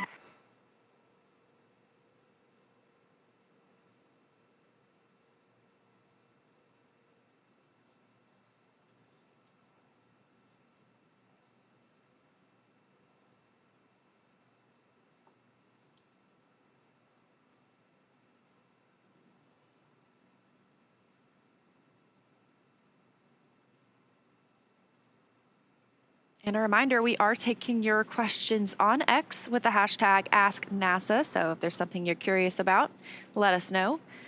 This question from Jack: what have the astronauts been doing in between launch and docking? Well, they've been floating around a bit, but they have had some rest periods, some meal periods. You know, they're able to eat while they're in microgravity as they're making their way to the International Space Station. After ascent, once they made it to orbit, they were able to get out of their spacesuits and actually enjoy microgravity. And they've also, you know, needed to follow some procedures. As we're getting closer and closer to the International Space Station, they did have to prepare for some of the burns that enable the Dragon vehicle to get or to approach the International Space Station. So a plethora of activities over the past 30 hours. Yeah, they also get the opportunity to eat if they want to. They have some shelf-stable meals that they can choose from, and you'll probably hear after docking, they will report out what was consumed. Not necessarily the food itself, but they'll say this many packets from this bag. Everything is so meticulously tracked in space and on the International Space Station. It can be difficult. You know, it's not the same as here on Earth. If I put something down on the table, I know it's going to stay there thanks to gravity. But on the International Space Station, we want to make sure we know where everything is at all times because it can float away pretty easily. So just reporting also what was consumed, that gives the teams here in Hawthorne as well as in Houston a good look at, you know, what is also available for later use as well. Yeah, and on the broadcast for the launch of Crew-7, NASA astronaut Jessica Meir actually mentioned, you know, how good the meals ready to eat actually are. She really gave an ode to, you know, how cool it is to be able to bring, you know, some flavors from, you know, some of the astronauts' like favorite types of food with them to the International Space Station. On Dragon, they aren't able to heat up any of the food, but they are able to hydrate any dehydrated food while on Dragon. And then once they get to the International Space Station, they actually do have the ability to warm up food and have a hot meal. And we do have another question. Again, as a reminder, we are taking questions on X with the hashtag AskNASA. Do the astronauts stay in that seated position the entire trip there? So for Crew-7, that would be for 30 hours. Yeah, no, that doesn't sound super comfortable, and thankfully they don't have to. So like we talked about, you know, after they get on orbit, after they're out of that dynamic period of flight, the nose cone is opened, they get a call from the Corps here in Hawthorne that they can get out of their seats as well as their suits. So they're able to take their suits off and kind of be in their own comfortable clothing, whatever they've worn underneath. We ask them to put those back on shortly before we get into this approach initiation phase. So they are back in their suits right now. They are also in their seats. Of course, we don't expect anything to be off nominal in this situation, and we are moving pretty slowly, but it's still considered a dynamic period of flight because we're getting closer to the International Space Station and docking itself. We are about 15 minutes from waypoint 1. Again, our next pit stop on the way to the space station, about 220 meters above the Node 2 Zenith docking port.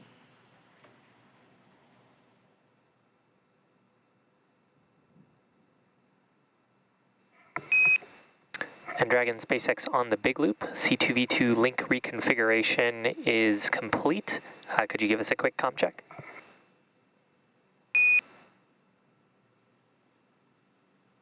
SpaceX Dragon, time check on the big loop. We have you 5x5.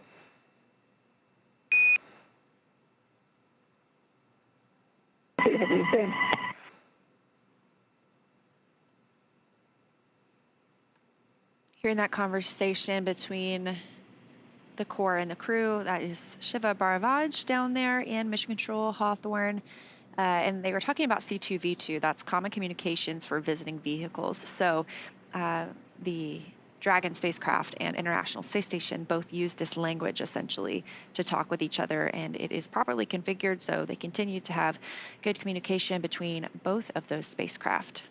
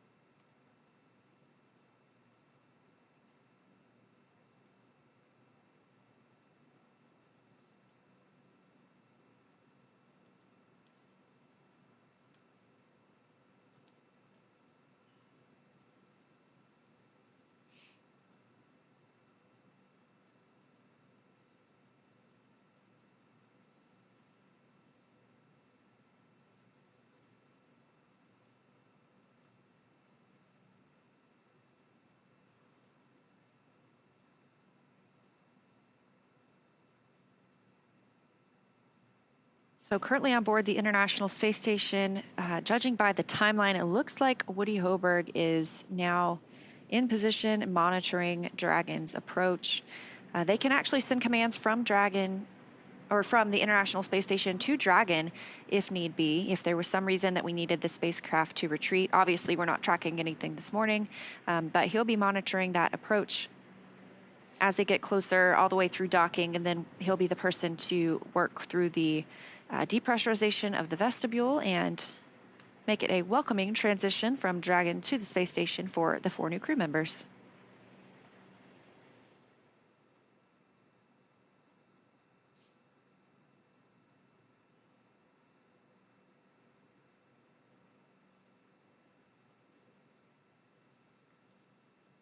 And we are currently maneuvering from waypoint 0 to waypoint 1.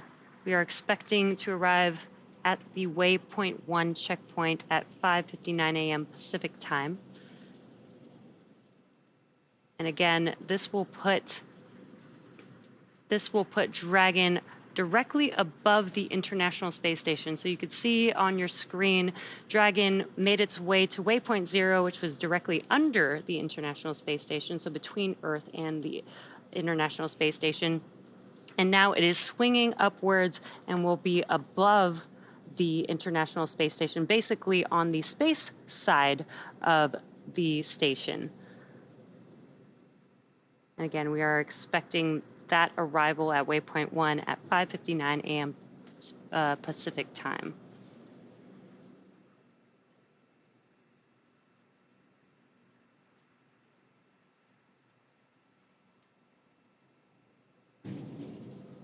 And we got the go from the International Space Station team that they are good to have Dragon proceed past waypoint 1. So waypoint 1, they will stop at waypoint 2 again. That's about 20 meters from the space station. That's the final checkpoint before moving in. And we expect to see them at waypoint 1 in about 12 minutes from now. Shortly after that, it moves pretty quickly. It is slow and steady, but at the same time, we're anticipating docking at 6:08 a.m. Pacific. That is 9:08 a.m. Eastern time. So just about 30 minutes from now, we should see our new crew arrive at the space station. Of course, if we needed to, we can hold at waypoint 2 for quite a while, just to make sure we have conditions on the spacecraft, on the International Space Station, any lighting conditions, just the way we want them before we move on in. And just to recap some of our milestones, we had an approach initiation burn at 4:29 a.m. Pacific time. That's 7:29 p.m. a.m. Eastern time. As well as we did require an approach initiation mid-course maneuver, which happened at 4:56 a.m. Pacific time, 7:56 a.m. Eastern time. And again, we've passed through waypoint 0. We're on our way to waypoint 1. And as Leah mentioned, after waypoint 1 is waypoint 2, just 20 meters from the International Space Station. There will be that will be a checkpoint where they will make sure that everything is good before docking. And again, docking is autonomous. Dragon is an autonomous vehicle. So the astronauts still are just monitoring all the way until the vehicle basically latches on to the International Space Station. We'll start hearing more and more chatter too as we get closer between all the crew members. And one of the call-outs that we'll hear just as the crew is about to make contact with the International Space Station is CHOP, or that stands for Crew Hands-Off Point. That's about 2 meters from the space station. At that point, the crew should not be sending any commands to Dragon. However, again, we really don't anticipate that they would be because it is an autonomous docking.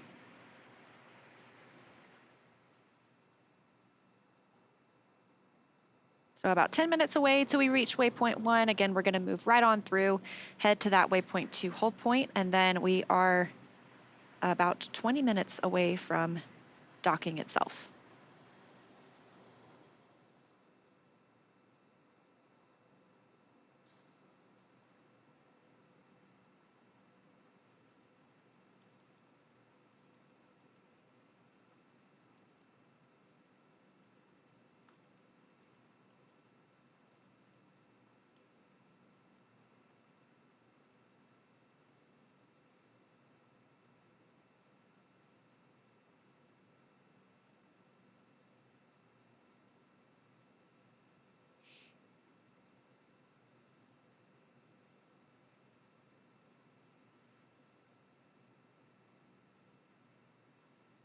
So again, we're docking to the Node 2 Zenith port today. That's the space-facing port.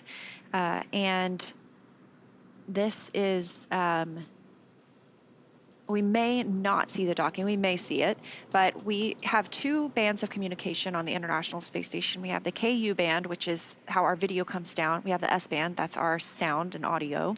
The KU band antenna, we do something called KU masking. So we send commands to this antenna to not radiate in a certain area because it could reflect off of Dragon and the International Space Station. So we don't want that to radiate onto Dragon and back on the antenna itself. It can damage the antenna. It's a higher power KU link, so we don't want to damage that antenna dish if we don't have to, obviously. It can, risk the electronics inside, any tracking sensors. So we may not see docking. There is still a possibility. It just kind of depends on the location of those antennas at the time. But if we don't have video of the docking from that one location, obviously we will still have audio communications as well as comms with the crew to let us know that Dragon has arrived.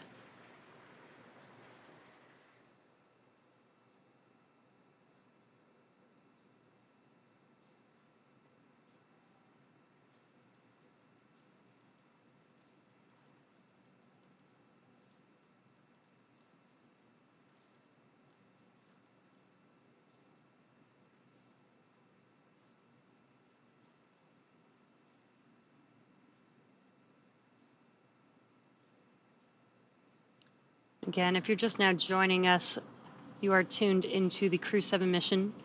The Crew-7 crew is inside of that Dragon vehicle that you see there on your screen, and they're currently making their way to waypoint 1, which we expect to reach and pass through without a hold in about 7 minutes or so from now.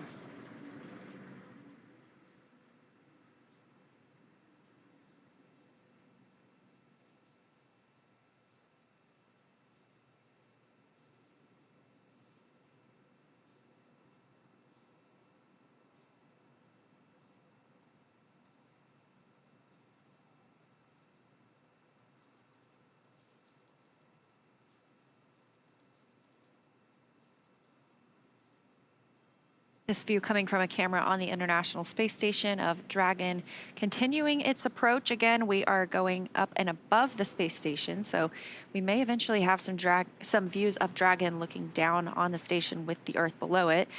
We do anticipate entering an orbital nighttime here shortly. It looks about like 10 minutes till the next sunset. Currently flying 269 statute miles over the Indian Ocean, south of Africa.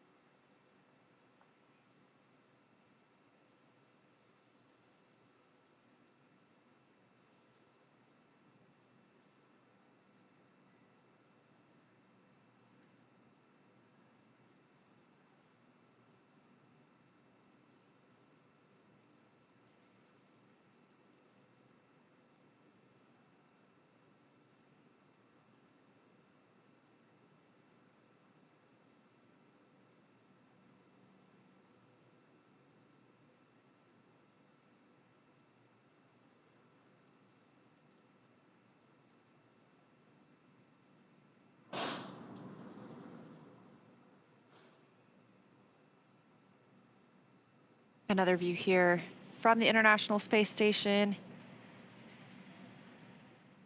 Dragon is that big bright object pretty much in the center of your screen.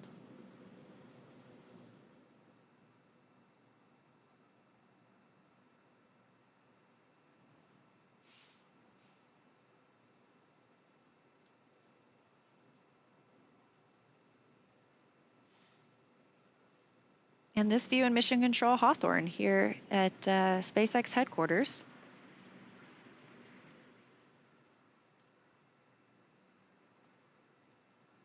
So we do see, we just had some great views of Dragon from the International Space Station. We've had views of the space station from Dragon. We use the Tracking Data Relay satellite systems as we orbit around the Earth. So we have these handover periods when the space station's satellites are transferring essentially from one to the other, that KU band, as we were talking about, that video comms coming down. We have these short handover periods within which we're, again, switching those ground stations or the satellites, making sure we pick up shortly. So these are planned, or they're tracked, essentially. We can also extend these if needed. So sometimes we can get a little more time on a different satellite. Let's say we're on a spacewalk and we don't want to have maybe a 10-minute loss of comm. So we're able to work with the other users of these satellites or these ground stations and make sure that we're getting constant communication at that time. So right now we are taking views from Mission Control Hawthorne on the left, Mission Control Houston on the right, as we are getting into these dynamic operations when we will be seeing Dragon get even closer to the International Space Station. And both of these teams on your screen are actively working. They're currently working in tandem, as we need both the team monitoring Dragon to coordinate with the team monitoring the International Space Station, as we are basically bringing the two together as we speak.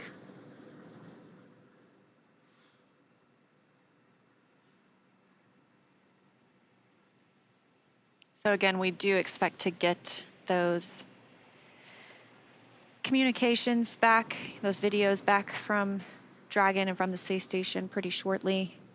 But we are tracking to arrive at waypoint 1. Again, we're passing right through waypoint 1 today. We didn't have the need to stop. Both teams polled that they are go to pass through and head to waypoint 2.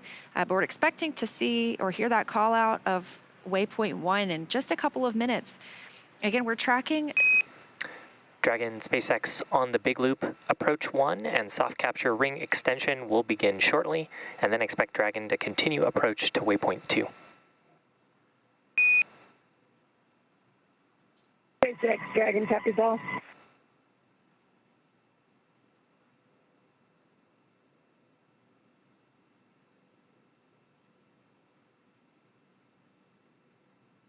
All right. Right on time. We are again expecting waypoint 1 arrival in just a couple of minutes.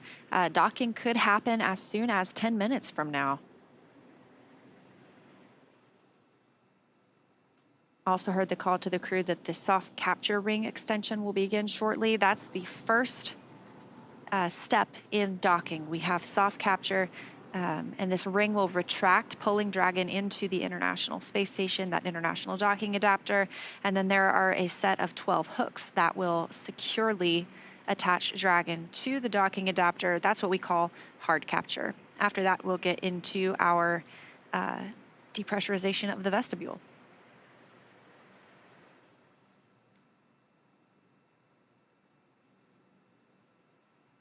Also, a part of docking is where the Dragon spacecraft will actually connect an umbilical, set of umbilicals, to the space station, basically provide power to Dragon while it's on the International Space Station.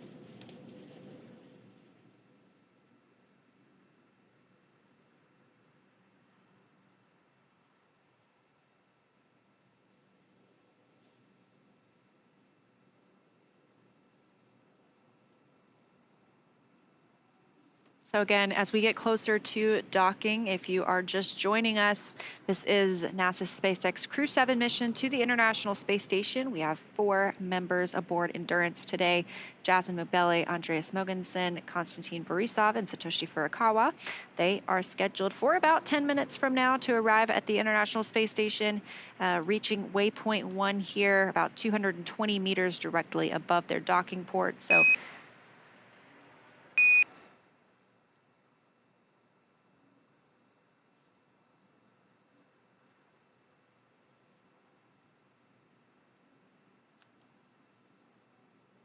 we hear those Quindar tones. We like to pause to make sure that we can hear the real stars of the show. The teams in our mission control rooms talk with the crew members aboard the spacecraft.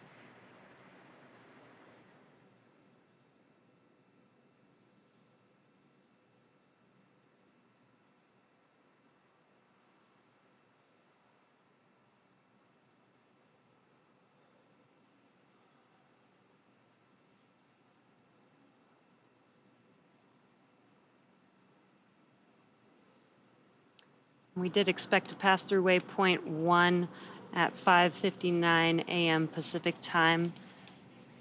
So that may be why they may be trying to establish comms here. We'll see if we can get an update here shortly. Yeah, that's our crew. That's Crew-7. They will be arriving here just within the next 10 minutes, potentially. We have on the left, from the left, Jasmine Mogbelli, NASA astronaut and the commander of Crew-7. To her right, pilot Andreas Mogensen. Next to him is Satoshi Furukawa, JAXA, Japan Aerospace Exploration Agency astronaut. And on the far right, Konstantin Borisov of Roscosmos. Station Houston on the Big Loop.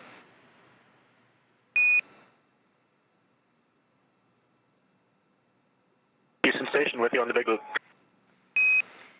Okay, Woody, we're ready for you to monitor approach per step 3 of 1.102 Dragon approach and retreat monitoring. Let us know when your review is complete and you are ready for docking. Amy, I copy. Monitor approach per step 3. Review of steps 5 and 6 is complete, and ISS is ready for docking. Welcome, Crew-7. Excellent. And for your awareness, at waypoint 2, Dragon will briefly pause to align for docking and then automatically resume approach. Station copies.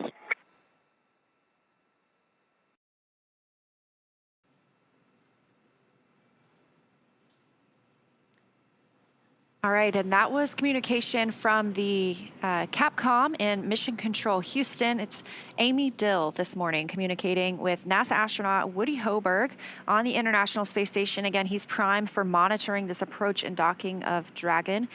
So they are getting all set up on the space station side ahead of docking. Again, we're looking for that to happen around 6:08 a.m. Pacific time, so within the next few minutes.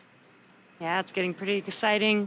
Initial contact between Dragon and the International Space Station is expected, as Leah said, at 6:08 a.m. Pacific time, 9:08 a.m. Eastern time. Before reaching waypoint 1, mission operators conducted a go-no-go poll to allow Dragon to begin its approach to waypoint 2, which is located inside of the keep-out sphere, about 20 meters away from the space station. As we've talked about previously, all of these visiting vehicles take this phased approach to the space station. They stop at these predetermined gates for teams to run quick checks on the vehicle performance before approaching the space station. So we know slow and steady wins the race when it comes to bringing two spacecraft together. The docking operations require a really great deal of precision to make sure we're keeping the spacecraft and obviously the crew safe. At the 20-meter distance from station's docking adapter, Dragon's approach will slow, and it will begin to align itself with the adapter to come in for the final approach. Dragon will make its first initial soft contact with the adapter's soft capture ring, which will then retract to bring Dragon in for the hard capture sequence. As a further precaution, Dragon's soft capture system includes a set of rotary spring dampers that helps lessen the force of the contact between the capsule and the station. So for a little bit more of an update on what's happening on the International Space Station and in Houston, let's check in with Sandra Jones. Sandra?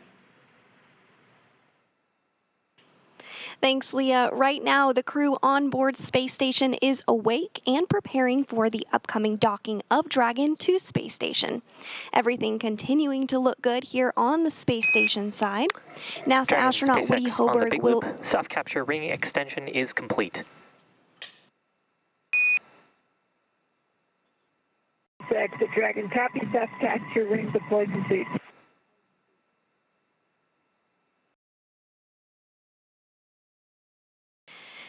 Good words there up to the crew. So as I was saying, Hoburg will be in the station's cupola using special software to track Dragon's approach and make sure it stays in the expected zones. Hoburg will also be primed for hatch opening operations once Dragon is docked. He'll start by opening the large hatch on node 2 Zenith, which will give him access into the pressurized mating adapter. The crew will then have to pressurize the vestibule, which is the small space between the hatches on Dragon and Space Station.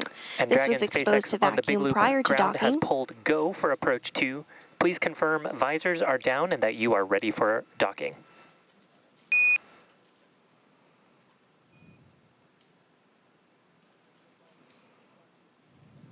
SpaceX Dragon copies on the big loop go, and also crew members have visors down. We are ready. Excellent news, Dragon. Ground is going to be enabling approach shortly, and a reminder that after the crew hands-off point, retreat and breakout are not permitted.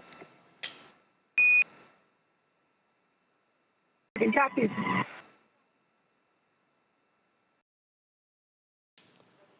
And great calls again up to the crew, letting them know everything is going smoothly. We're getting really close to docking, just confirming that they have their visors down and they can be in that configuration ahead of docking. So everything good here from the space station side. I'll toss it back over to Hawthorne so that you guys can give us an update on your end. Thanks, Sandra. And we did hear the Corps also call out that CHOP, which is the crew hands-off point. Basically, that means that the crew must be hands-off. In case of any aborts that happen during that time, it will be done by Dragon. Now, waypoint 2 is up next, and that will put Dragon only 20 meters away from the space station. From here, the spacecraft will focus on aligning its docking system with the International Docking Adapter. Yeah, so we're getting pretty close. Right now, it looks like we are about 80 meters from the International Space Station. Again, we did not stop at waypoint 1 today. We just kept on moving through that 220-meter mark. We will hold briefly at waypoint 2. That just gives us a chance to do any final checks, make sure everybody's go before moving in for docking. Additionally, we heard previously that the soft capture ring is extended. That's what's going to make first contact with the International Space Station. It will then pull Dragon into the International Space Station's International Docking Adapter before those 12 hooks begin to do that hard capture sequence, really securely securing it to the spacecraft.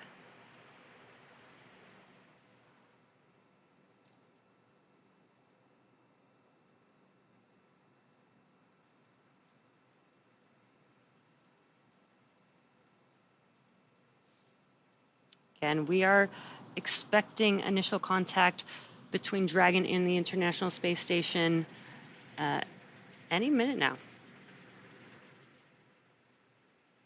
Yeah, we are now 60 meters away from the space station.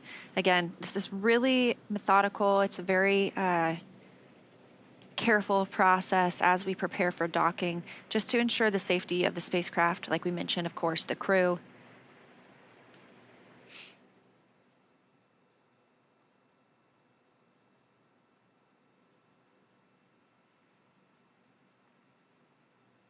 And again, we do not have views from the International Space Station at this time, but we have good confirmation that Dragon is on the docking axis, continues to move in as planned. Sometimes we don't have these views as we are moving from satellite to satellite in the Tracking Data and Relay Satellite System known as TDRS. Additionally, sometimes we just don't have great views because it's nighttime on the space station. You know, we see sunrise or sunset every 45 minutes. They are in an orbital nighttime at this point. The International Space Station flying 265 statute miles south of Australia. Dragon now 40 meters from the space station, continuing to approach waypoint 2.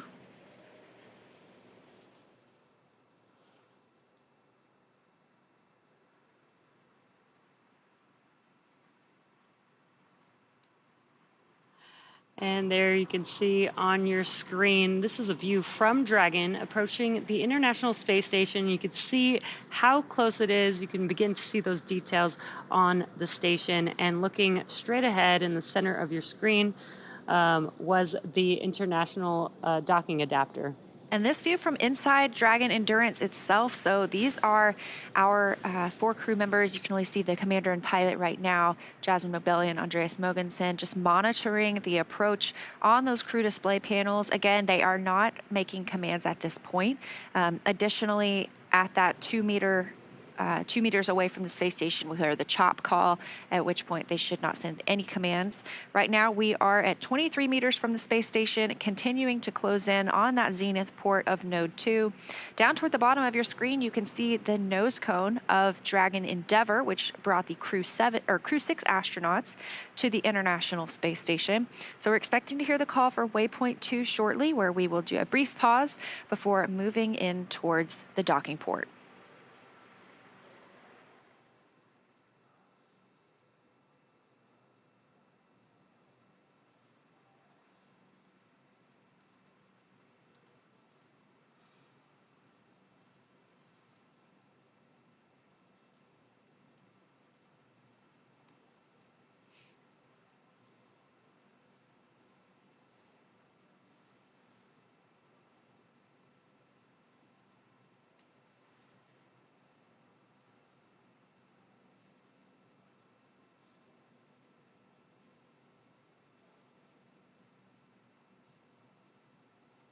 Also, a cool thing in this view is Dragon is now directly above the International Space Station, and you can tell in the view because you can see the clouds on Earth in the background. And it looks like we have reached that 20-meter waypoint 2 mark. Station, Houston on the Big Loop. Dragon is on final approach and is go for docking. Monitor per steps 5 and 6 in 1.102 Dragon approach and retreat monitoring.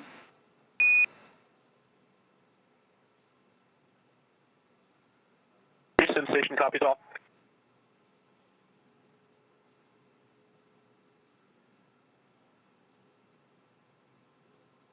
All right, confirmation from Amy Dill, the Capcom in Mission Control Houston, to the crew that they are moving in for docking. So we are now 16 meters away from the International Space Station. Again, continuing slowly into the Node 2 Zenith port for docking today.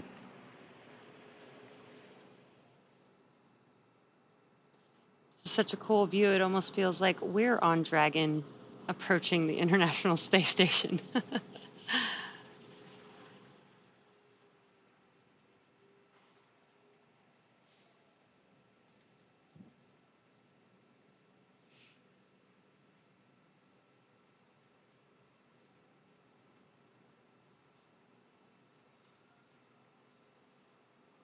Space Station and Dragon now flying over Australia, and Dragon just 13 meters away. Again, a very methodical and careful approach to our docking port.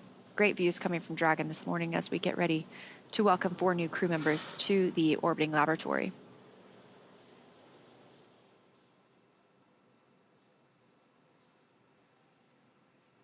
Dragon is at 10 meters. Copy, 10 meters.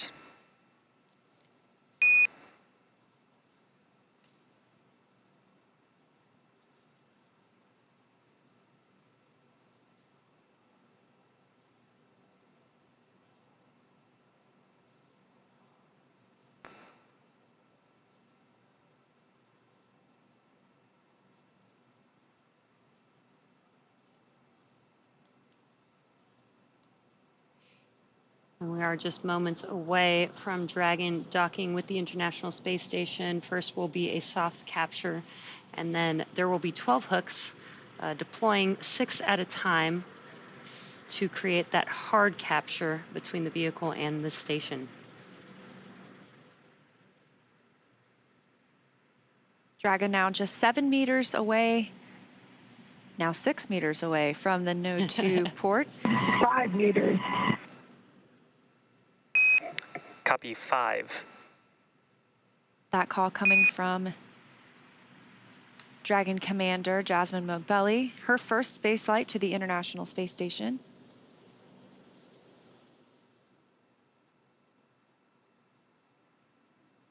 Standing by for the call of crew hands-off point, or CHOP.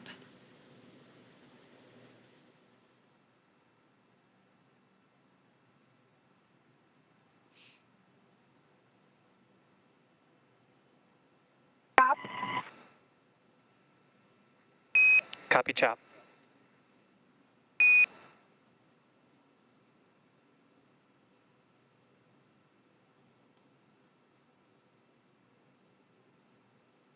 1 meter.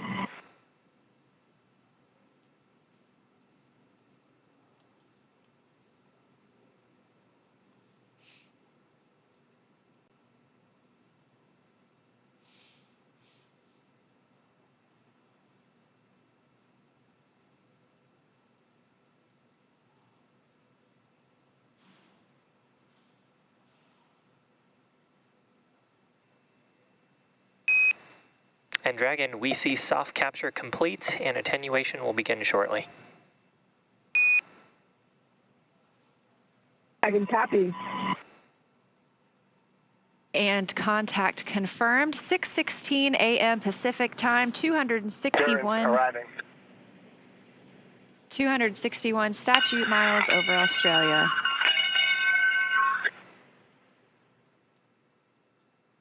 Guys, thank you for the welcome.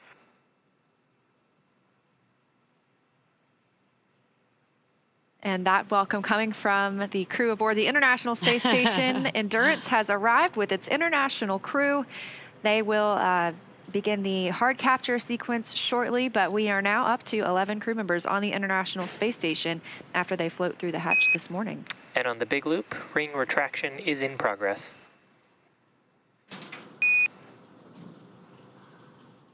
Dragon copy, ring retraction in progress.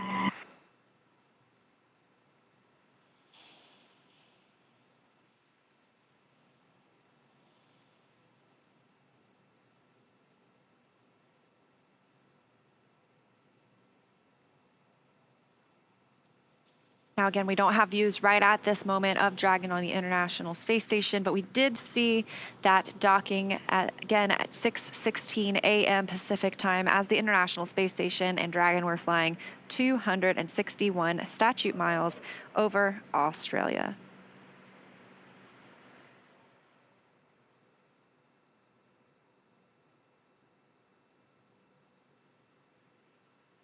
And there's still a few steps to complete before Dragon is securely attached to the station. We've now done the soft capture, but then there will be the completion of the soft capture ring retraction, as well as hard capture sequence beginning, and then finally hard dock completing. And again, that will require 12 hooks to deploy. Again, 6 at a time will deploy to make that hard capture completion. Of course, once we have a successful hard capture, it still is going to take a little bit before we see our crew members float through the hatch into the International Space Station and officially bring us up to that total of 11, at least for about the next few days or so. We will first pressurize the vestibule. Well, Woody Hoberg will open the station side of the hatch. He will pressurize the vestibule, the space between both of those hatches, the Dragon hatch and the station hatch, bringing that to the same pressure as is inside Dragon and the space station. It's much of what we are used to here on Earth. Eventually, they will bring the crew members aboard. Again, they will give us a welcome ceremony. We'll get to see them and hear their first remarks about their visit to the space station, maybe what the ride was like. Then they will move right into work. They will start their safety briefing with the crew, making sure that they remember all their training from the ground, get brought up to speed on the International Space Station itself.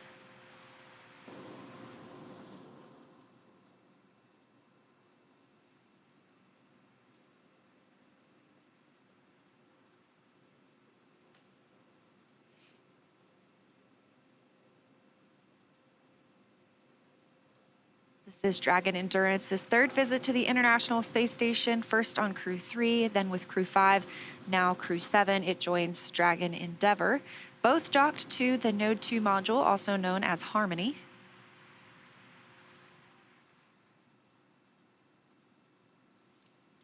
And that next step, soft capture ring retraction, is typically expected about 4 minutes after soft capture. So we should... And Dragon, ring retraction is complete. The docking sequence is holding for MCS reconfiguration.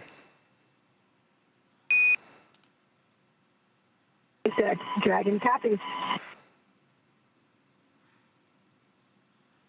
And what perfect timing. Soft capture ring retraction is now complete. As you mentioned earlier, during this time, we're also connecting an umbilical from Dragon to the station. Dragon has been using power generated by its solar arrays, also battery power. Once it's connected to the International Space Station, it can start using power from the station itself. You got a great view of those solar arrays as we were flying in this morning. And so at this point, Dragon will probably start using the station power for the remainder of its time on the space station over these next 6 months.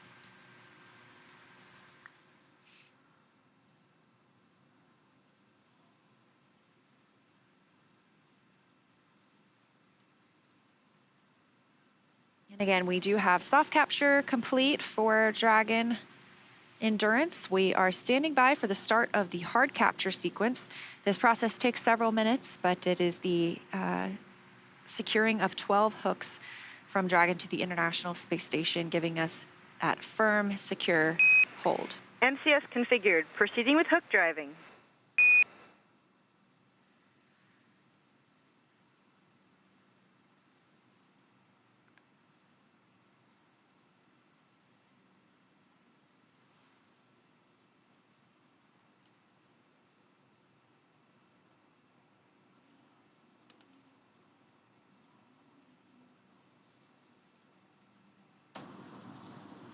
And we did hear that call out, proceeding with hook driving. That is the beginning of the hard capture sequence. Again, as Leo was just mentioning, there will be 12 hooks, and they will deploy 6 at a time. So there'll be 6 hooks first. Once those are fully latched to the International Space Station, then the next set of 6 hooks will begin to deploy. And this process should take few minutes, about 4 minutes or so, until hard docking is complete.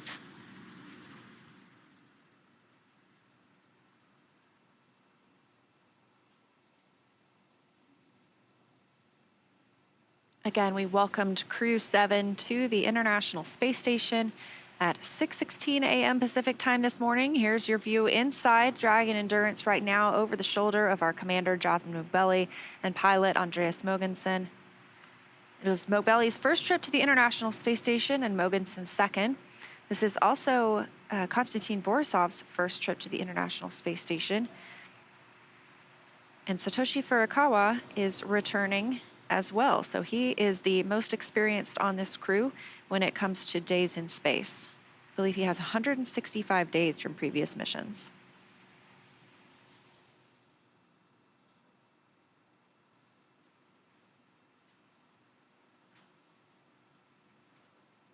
This is the view that we saw as we were preparing for docking. It was giving us great views of the docking port itself. Now that we have completed that soft capture, we are obviously pulled into the space station.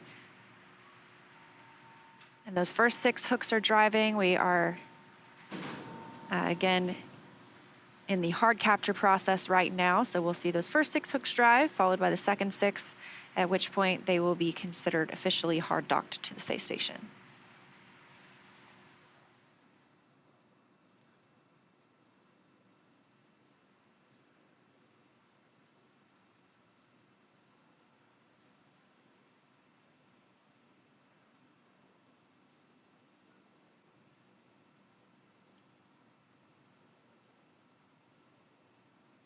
We're getting some good progress on the hooks driving. It looks like the second 6 are now starting to drive.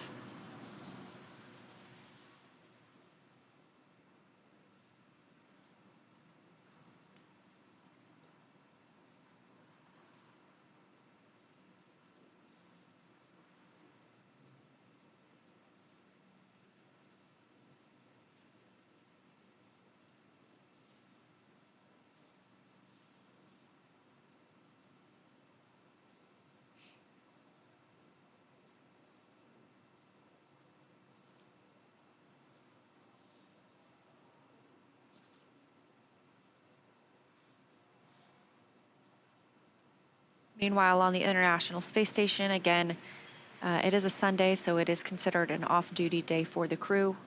The 3 cosmonauts currently on board are eating their midday meal. Meanwhile, Woody Hoberg is monitoring Dragon's docking. He will eventually assist with the pressurization of the vestibule, the hatch openings, and welcoming the crew on board.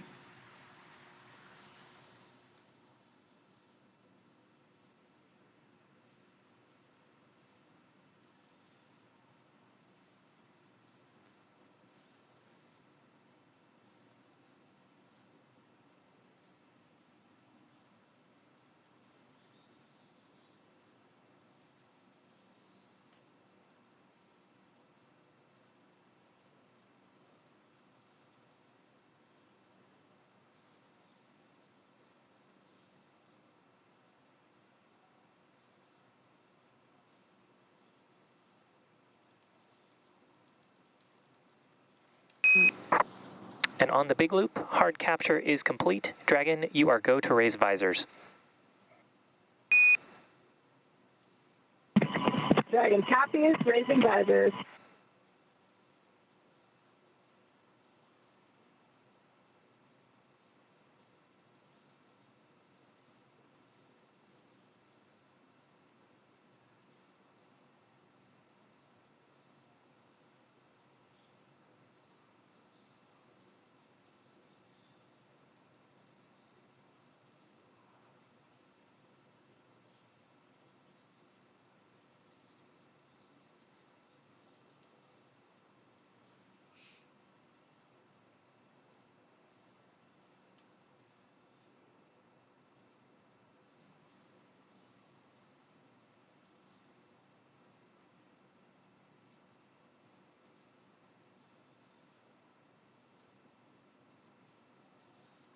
And if you're just now joining us, you are tuned in to the NASA SpaceX Crew-7 mission. And the crew has just docked to the International Space Station. Hard capture has been confirmed. And the crew lifted off from Space Launch Complex 39A on Friday early morning at 12:27 a.m. Pacific time, 3:27 a.m. Eastern time. And about 30 hours later, they are now docked to the International Space Station. Yeah, that docking of our 4 crew members coming at 6:16 a.m. Pacific time. Houston Station on the big loop, PMA ingress, step 1.1.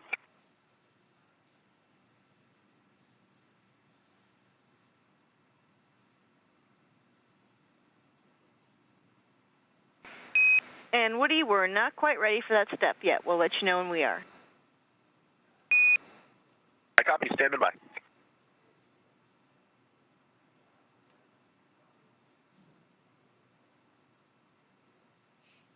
Again, those comms coming from Mission Control Houston, the Capcom there, speaking with Woody Hoberg aboard the International Space Station, who's been monitoring the approach and arrival of Dragon, as well as the pressurization at the vestibule, the hatch opening that we'll see over the next couple of hours. Docking came this morning at 6:16 a.m. Pacific time, 9:16 a.m. Eastern time, as the spacecraft and the International Space Station were flying over Australia. We've again seen completion of soft capture as well as of hard capture. And on the big loop, docking sequence is complete. Dragon, welcome, Vilkom, Yokoso, Dobro Pazalovat to the International Space Station.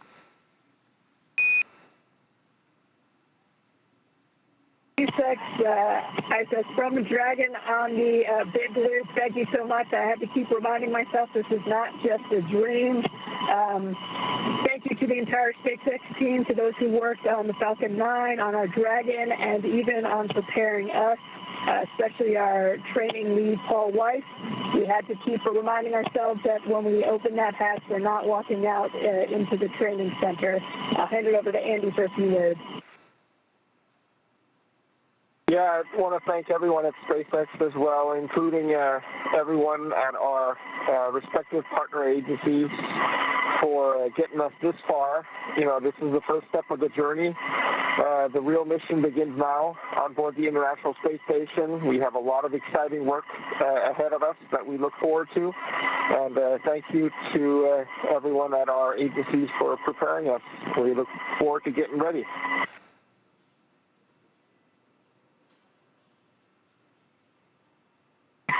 This is Satoshi. It was just like a training session in Hawthorne, California, and I'd like to express my appreciation to NASA, ESA, CSA, Roscosmos, JAXA, and especially SpaceX for flying us safely to the International Space Station. Thank you. Thanks all. It was exciting. Like my friend said, it was really close to what we have experienced during the training. We just had to remind ourselves that it's happening for real. Very excited, very happy to be on ISS. Looking forward to opening that hatch. Thanks all the agencies. Thanks Paul. Thanks the team. We're really excited to be here. Thanks SpaceX for this marvelous vehicle. Thanks.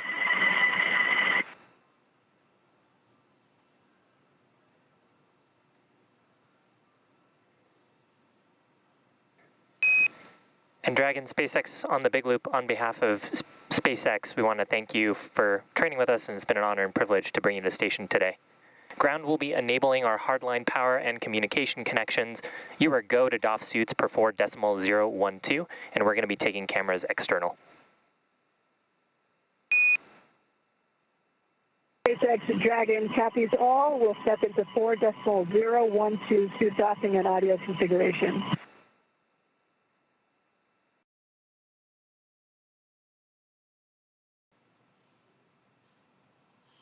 And some awesome words from the core. Our core here, Shiva Bharavaj, speaking in every language to the crew, which was pretty awesome, welcoming the crew to the International Space Station. The crew also saying some amazing, kind words. That was really awesome to hear. Now that Dragon has completed the docking sequence, the spacecraft must undergo a handful of checks before we will be able to open the hatch. The crew on board Dragon will now get a chance to get out of their suits before moving into hatch operations.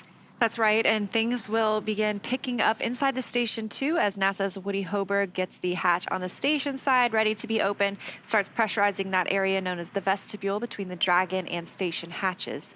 So with Dragon docked, that's going to do it for us here in Hawthorne, but our coverage for Crew-7 doesn't stop here. If you stay tuned, we'll have NASA's Sandra Jones in Houston continuing to walk you through the pressurization of that vestibule, the hatch opening as well. We're going to toss it to Sandra at Mission Control Houston to take us through the vestibule pressurization and hatch opening, when we'll see NASA astronauts Jasmine Moghbeli, Andreas Mogeson, Satoshi Furukawa, and Konstantin Borisov float into the International Space Station. But first, let's quickly recap how they got there. They suited up in the suit-up room and rode in the Teslas on the way to the pad to their launch site. They've then ingressed the Dragon vehicle and lifted off from Kennedy Space Center at pad 39A at 3:27 a.m. Eastern Time on Friday morning. Stage 1 came back to land on landing zone 1, and Dragon separated from Falcon 9's second stage, and then the nose cone deployed, as well as we had a few major burns, 5 burns on Dragon to enable them to get to the International Space Station, and docking confirmed at 6:16 a.m. Pacific Time, 9:16 a.m. Eastern Time on Sunday, August 27th. Yeah, so now that Crew-7 has arrived, we are looking ahead to the return of Crew-6. We'll be taking you along as Steve Bowen, Woody Hoberg, Sultan Al-Niyadi, and Andrei Fedyayev return home after their long-duration stay aboard the station. Our teams are assessing return dates, which will be announced on nasa.gov, so be sure to tune in as NASA and SpaceX bring you live coverage every step of their journey. Also, be sure to follow SpaceX and NASA on social media for real-time updates. Thanks again for watching. Go NASA, go SpaceX, and go Crew-7 and Crew-6. Now sending it over to Sandra at the Johnson Space Center in Houston to continue sharing the mission as the crew prepares to board their home for the next 6 months, the International Space Station. For those of you watching on the SpaceX YouTube channel, please head over to NASA TV to follow the coverage live, and we'll see you soon.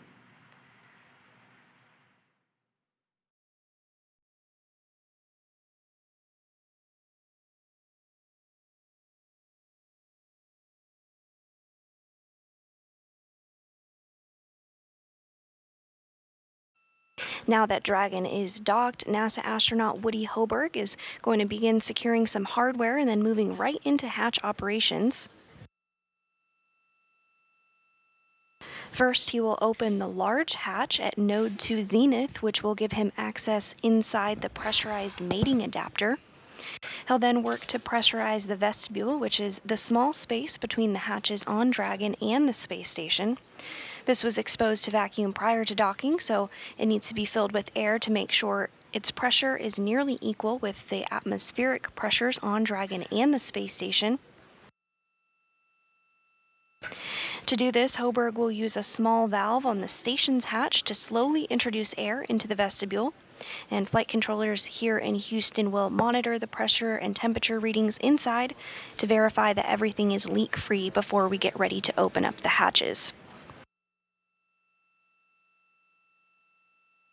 We expect it to take a little bit of time to get everything pressurized and checked out before we open up the hatches, but we'll keep you updated on the targeted hatch opening time. Following hatch opening, there will be a welcoming ceremony which will take place. Following this, the crew will get a safety briefing, get oriented, unpack their belongings from the Crew-7 vehicle, and get situated in their new home for the next 6 months.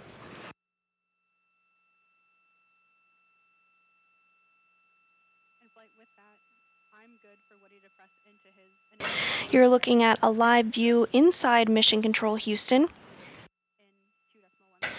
The current team on console is being led by NASA Flight Director Judd Freeling.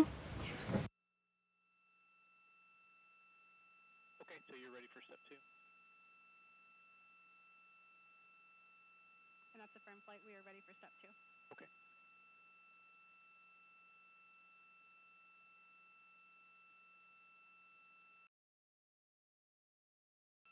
Flight SS, take 2. Yes, take 2.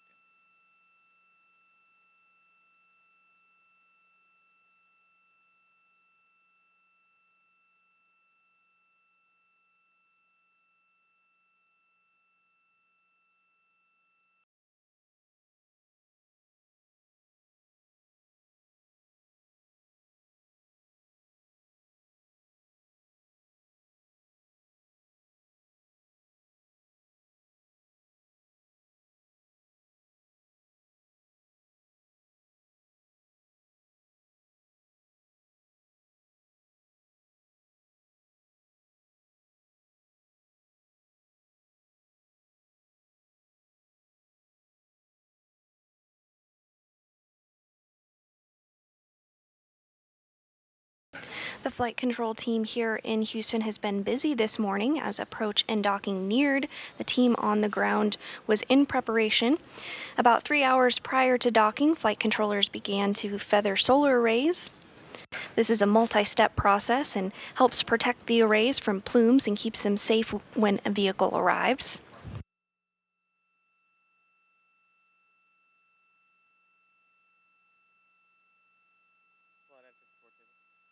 Echo. Yeah, 60 Bravo is complete. ISS is back in. Team GTA with these sets enabled. I'd like to go for 61 Bravo. Yeah, we'll go for 61 Bravo. Yeah.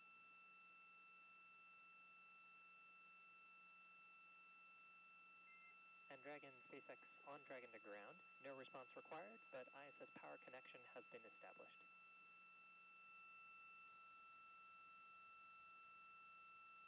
Copy.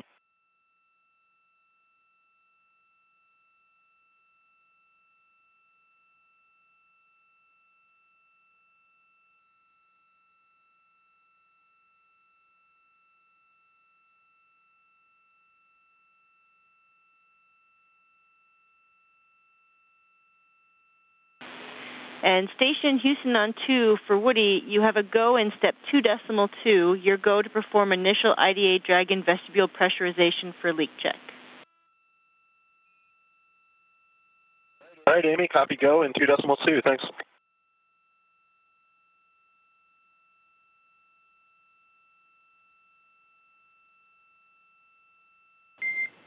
And Dragon SpaceX on Dragon to ground. No response required, but expect ISS crew to begin vestibule pressurization. You can follow along in 4.400, section 4. In addition, you are go for sections 1 through 3 of 4.400 once you're complete with suit doffing.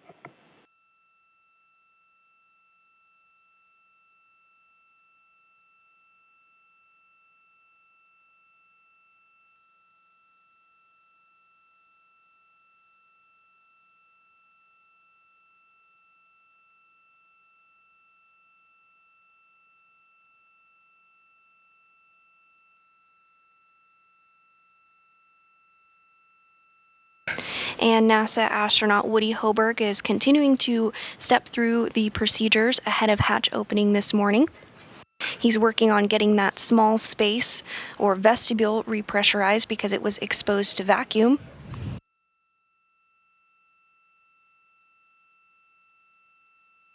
And as we eagerly await Crew-7 to float through the hatch later this morning, let's take a look at some of the science and research investigations that they'll be completing while on board Space Station.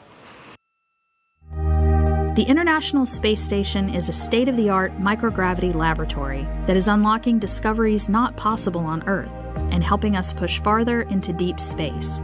Every single day, we are answering big questions about Earth and about space, about where we came from and about where we're going. But the other thing that we're doing is we're learning more questions to ask. Microgravity turns almost everything we know upside down. Liquids behave completely differently. Fire burns in new ways. Biological systems reveal surprises. There's a few things that have made me gasp out loud up on board Space Station. Watching heart cells actually beat has been a pretty big one. We're studying ways to grow food in microgravity. I got to tell you, these are pretty amazing. We're learning how human bodies react to life in space and how to keep crew members safe and strong on long-duration exploration missions. Deadlifts are awesome on Earth. They're also awesome in zero gravity. We're testing technologies that will be critical to our return to the moon and great leap to Mars. Our research has contributed to medical and social benefits on our home planet, allowing us to find new ways to combat disease back on Earth and develop technologies to deliver clean water to remote communities in need. The spectacular vantage point of more than 200 miles above our planet supports our monitoring of Earth's climate, natural disasters, and plant life. The orbital perspective that we have here on the ISS is just absolutely amazing. Earth is gorgeous. The growing new space economy, so vital to our continued progress in space, is flourishing in low Earth orbit. We're inspiring future generations from a platform that is one of the largest international collaborations of our time. We're doing science at 17,500 miles per hour. Come along for the ride.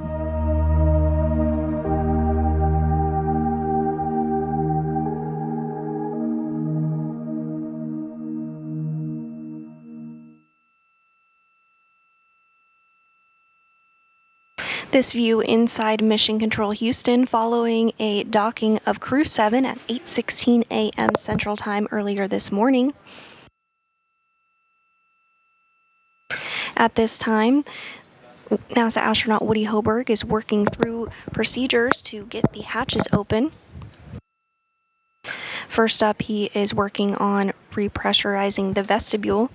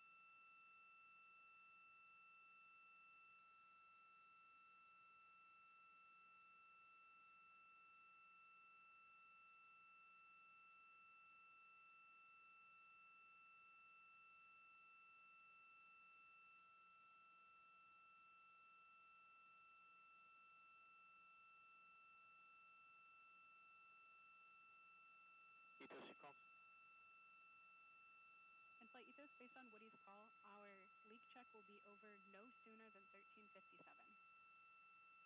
Copy.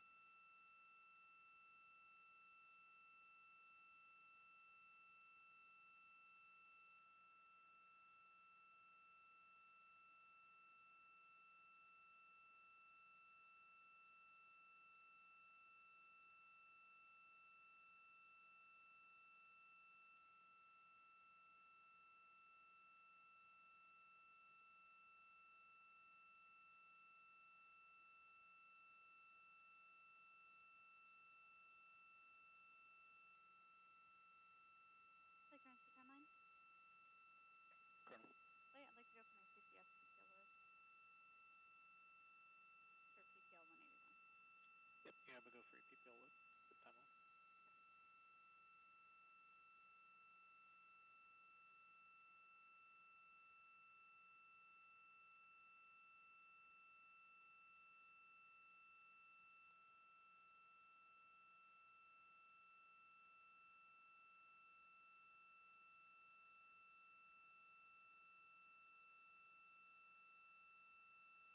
Flight Spartan timeline.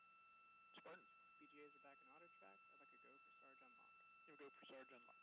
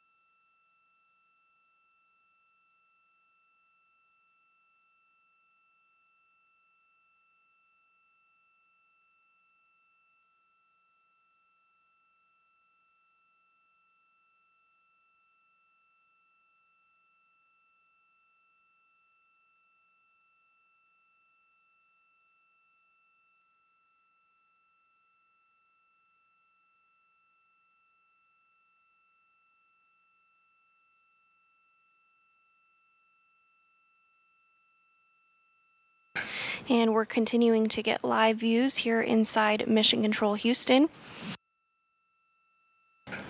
We did have a docking earlier this morning at 8:16 a.m. Central. On your screen is NASA Flight Director Judd Freeling, who led the teams during today's docking.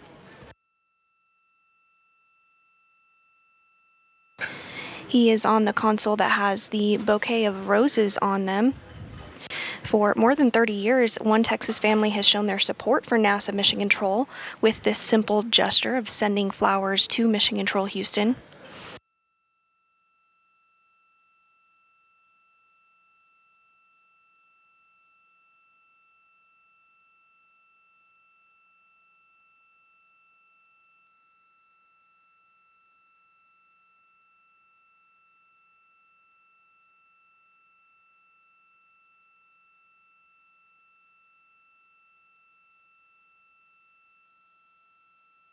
On board the International Space Station, NASA astronaut Woody Hoberg continues to step through procedures ahead of hatch opening.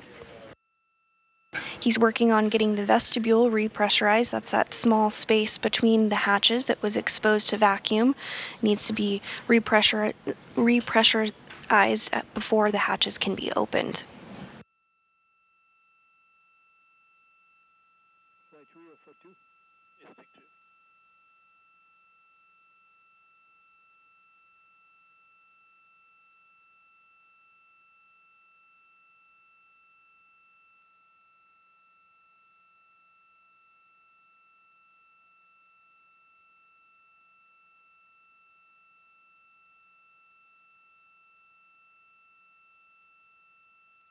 The International Space Station is currently flying 262 statute miles, approaching Toronto, about to enter into New York State.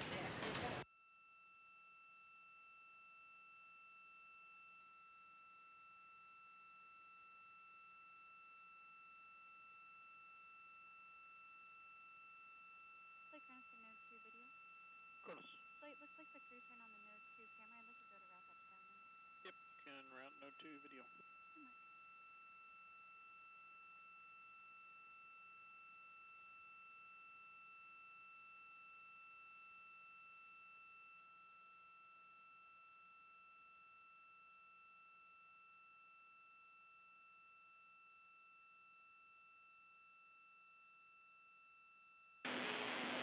And Station Houston on 2, we noticed you turned on the Node 2 camcorder, so we are going to join you on board.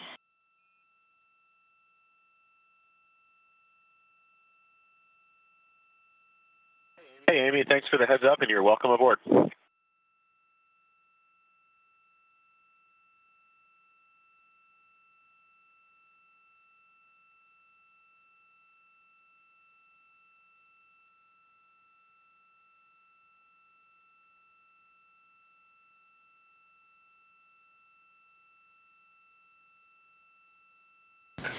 Sounds like we'll be getting some views on board here shortly as Woody Hoberg continues to step through procedures ahead of hatch opening.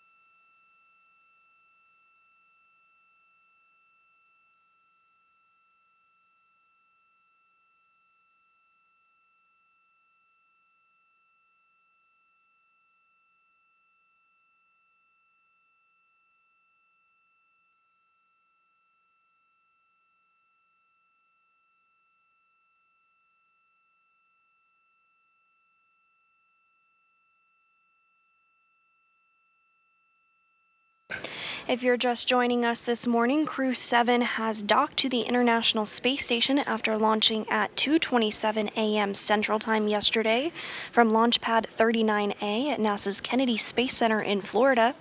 The crew of NASA astronaut Jasmine Mogbelli, ESA, European Space Agency astronaut Andy Mogensen, JAXA, Japan Aerospace Exploration Agency astronaut Satoshi Furukawa, and Roscosmos cosmonaut Konstantin Borisov docked to the orbital outpost at 8:16 a.m. Central this morning. Inside the International Space Station, Woody Hoberg is making incremental steps toward hatch opening. He's working through procedures to equalize the pressure between Dragon and Space Station, and following this, the vestibule's pressure will be brought up to about 5 pounds per square inch, and a leak check will be performed.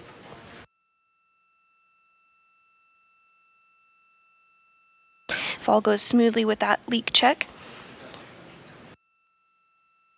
the pressure will then be equalized to that of Space Station and Dragon, and then after pressure is equalized and some additional checks, Hoberg will be given the go to open up the station side hatch, the A-pass hatch.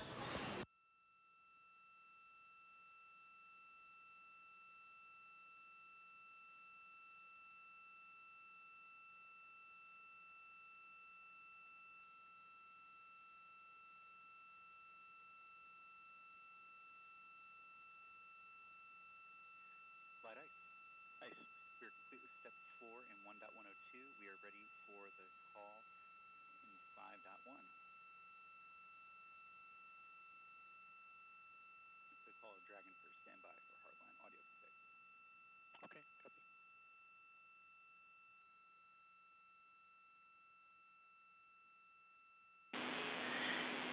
Dragon, Houston, on the big loop, standby for hardline audio config.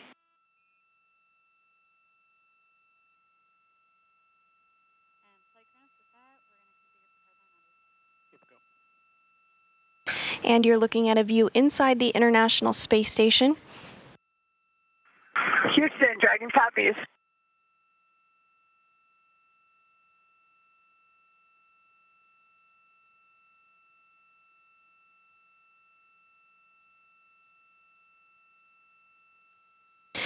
We may see some views of NASA astronaut Woody Hoberg as he continues to step through those procedures ahead of hatch opening. Ethos, how's the vestibule leak check going? Ethos is talking right now with SpaceX. This is a view looking at the A-Pass hatch. Of course, it's not quite open yet, but here shortly we will see it be able to be opened up once all those pressure checks are completed. Copy 61 Bravo. All right, with that, folks, we're done with the core table. And flight echo for timeline. Yeah, go. Yeah, I'd like to go to get MCS back in a good CCB slot. All right, you have to go for your CCTV incorporate. For timing.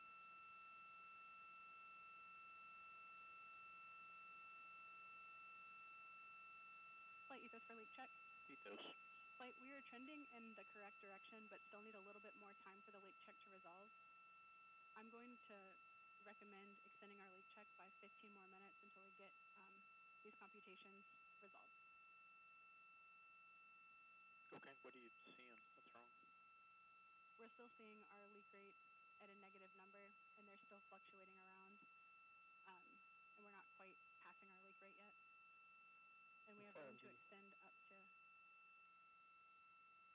Yeah, Flight MD, this is expected, and I think per the brief, we'll just kind of keep waiting for it to come into bounds. Okay. And it might be 15 minutes, but it could be shorter, so we'll just kind of see when it passes the check. But this is all expected. Copy. Ethos copies. So we're really just looking less than the 0.71 kilograms per day? And that's a firm flight. We're looking for a leak rate less than 0.71. And this is a view from outside the International Space Station of Crew Dragon Endurance docked to the orbital outpost. Inside are 4 human beings: NASA astronaut Jasmine Mugbelly, ESA astronaut Andy Mogensen, JAXA astronaut Satoshi Furukawa, and Roscosmos cosmonaut Konstantin Borisov. They docked to space station at 8:16 a.m. Central Time, following their launch from the Kennedy Space Center in Florida yesterday at 2:27 a.m. Central.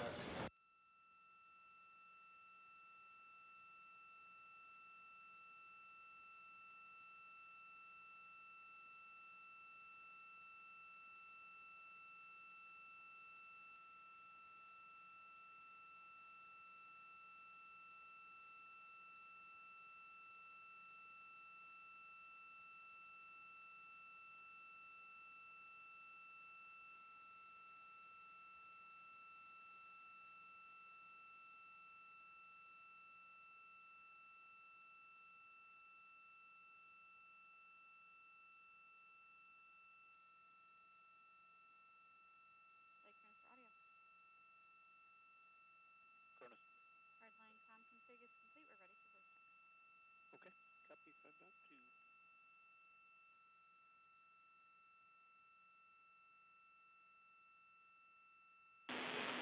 Dragon, Houston on the big loop. Hardline audio configuration is complete. Please do a comm check.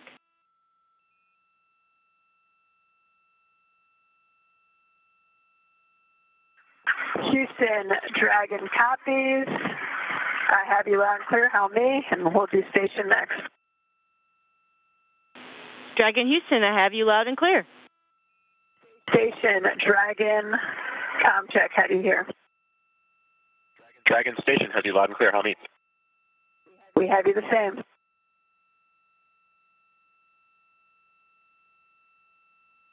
right, Cronus, nice. Good comm check. Good word, side. And that was a communications check between Dragon Endurance and the International Space Station. Everything checking out well. SpaceX, Dragon on the big loop. Suits are drying. Copy, Dragon. Suits are drying. And Dragon, let us know when it's okay for us to come back on board.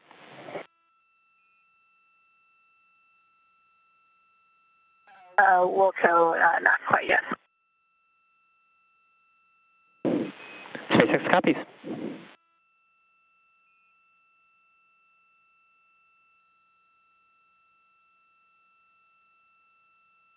And with that call, we may shortly be getting some views back inside Crew Dragon Endurance. The crew has removed their spacesuits and has them in a drying configuration as they wait to come aboard the International Space Station.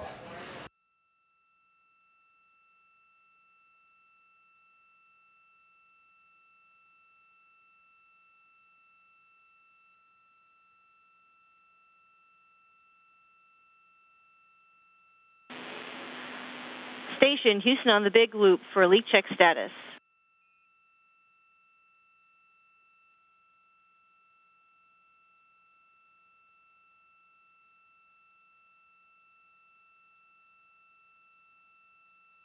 Go ahead, Amy. Hey, just want to let you know we're expecting about another 10 minutes or so to confirm that the leak check is good. All right, we copy. Thanks for the update.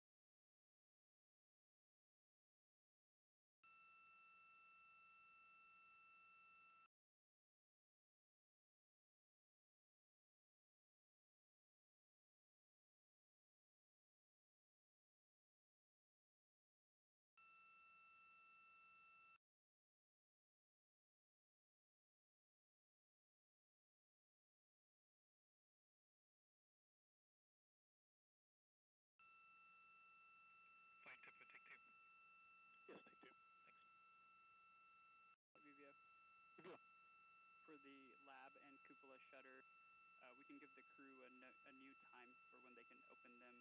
That is going to be 14:46. 14:46, okay.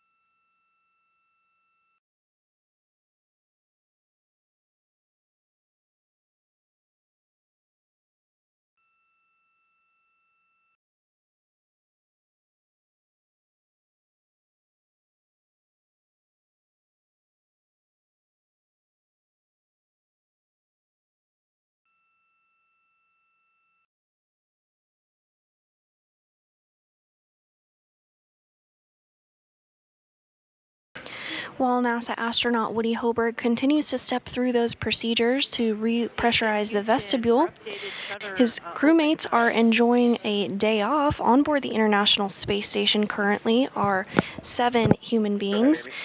Those include NASA astronaut Frank Rubio, Roscosmos cosmonaut Sergei Prokopyev, Dmitry Petelin, and Andrei Fadayev, as well as NASA astronaut Steve Bowen, Woody Hoberg, and then UAE astronaut Sultan Al-Nayadi. Once Crew-7 floats aboard the International Space Station, there will be 11 humans on board until Crew-6 departs here in a short time. Flight extra status. Nice. We're mostly complete with step 5. Current still has a few more cleanup steps, but we are now stepping into step 6 to swap over to 1553 data path. Great, copy.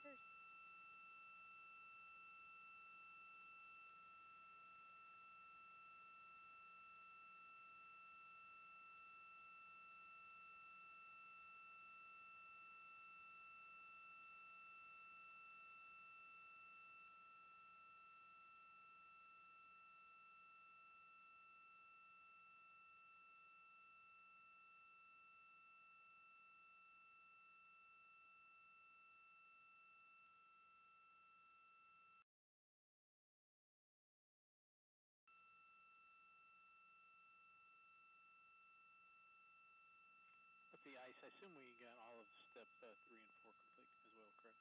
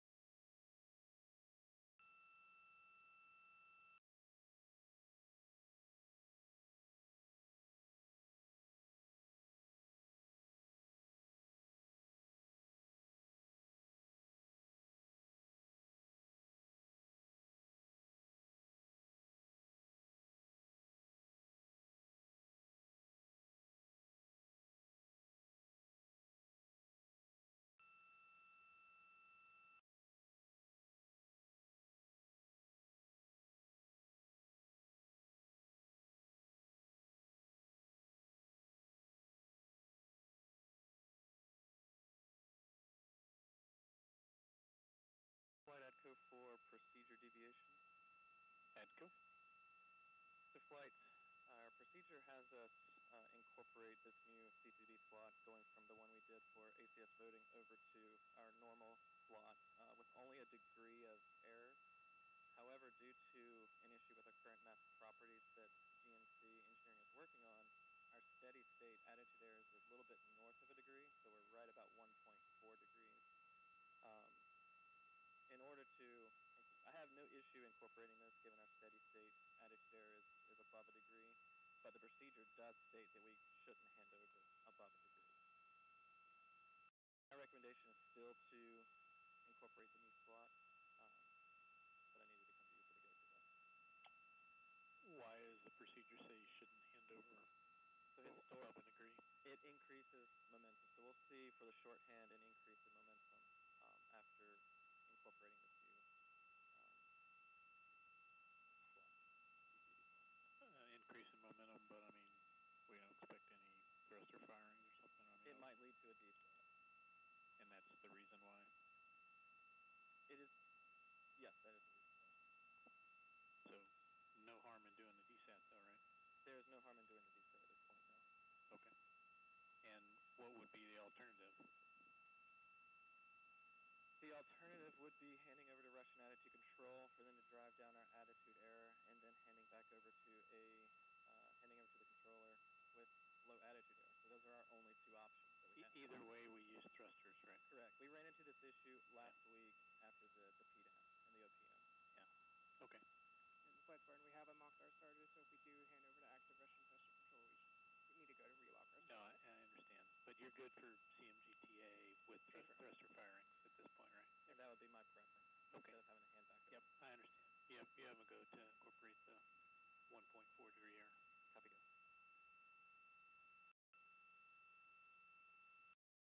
Flight PAO. PAO. Flight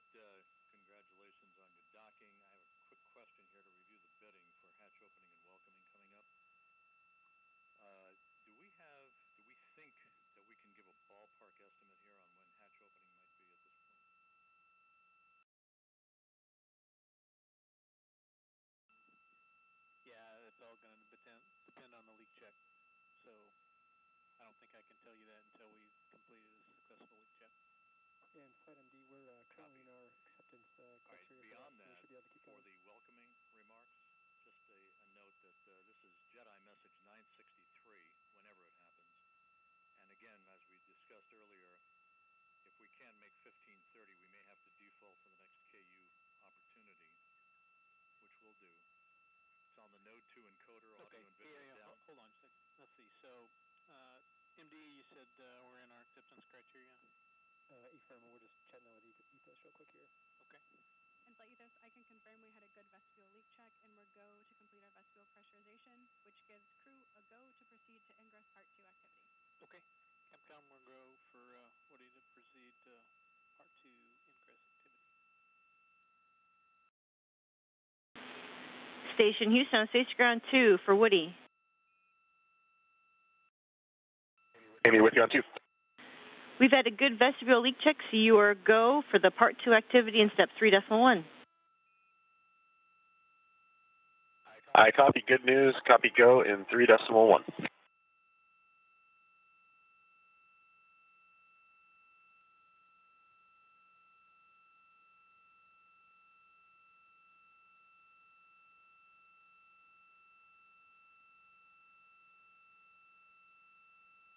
Let's see, ICE and Ethos, now that we're in the Part 2 vestibule, any idea how long before we can open the hatch from this point?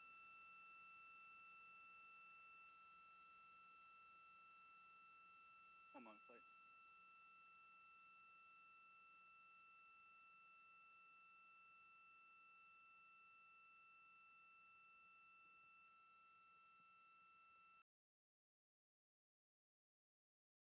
Flight Ethos, from my perspective, I see a good APAS equalization, but I know there are other steps in the hatch opening path that take minutes rather than instantaneous.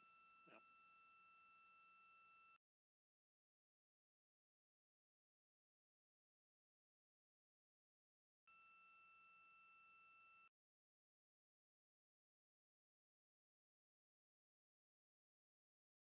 And we are getting a view of NASA astronaut Woody Hoberg as he continues to step through those hatch opening procedures.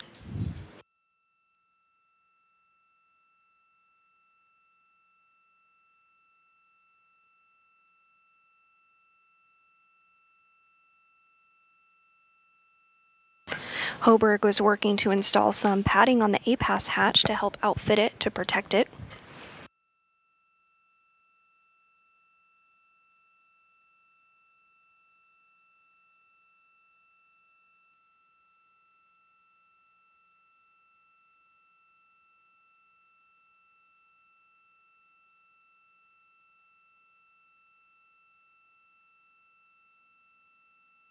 Let's see, PAO, I think my ballpark estimate is going to be about 30 minutes from now. We'll probably open the hatch. Copy. We'll just play along as we go here. It'll be on the Node 2 encoder, audio and video down for the welcoming remarks. Capcom will go up on 2, referencing message 963. And when the crew's all on board, we'll need a scene and voice check as usual. Copy. Flight speaking for about 35 minutes. Okay.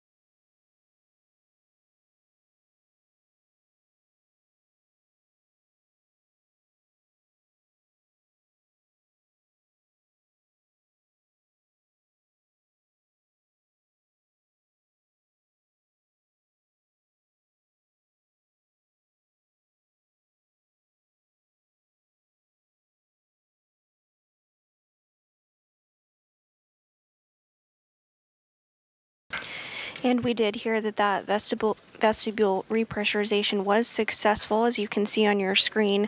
Woody Hoberg continuing to step through procedures ahead of hatch opening. We are expecting a hatch opening to occur around 10 a.m. Central, 11 a.m. Eastern, if all continues to go smoothly with the operations.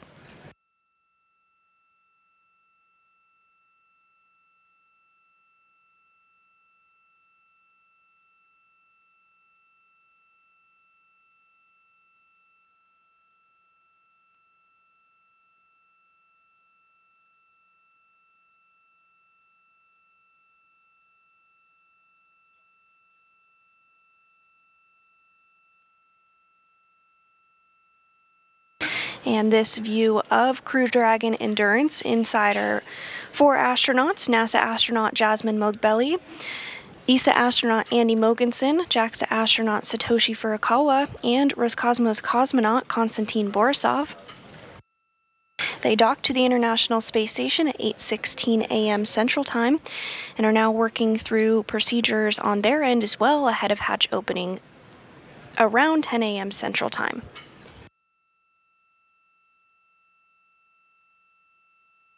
This view back inside the space station as Hoberg continues to step through those procedures. We did see him installing some padding on the A-Pass hatch. The A-Pass hatch is the androgynous peripheral assembly system. He installed that padding to help outfit it ahead of the hatch opening.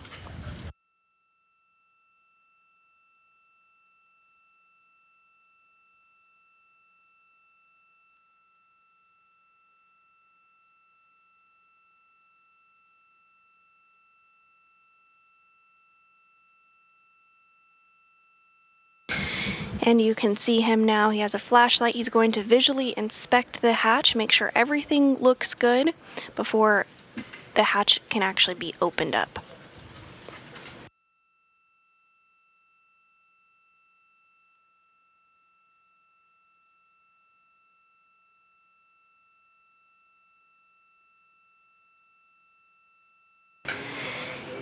And that A-Pass hatch now open.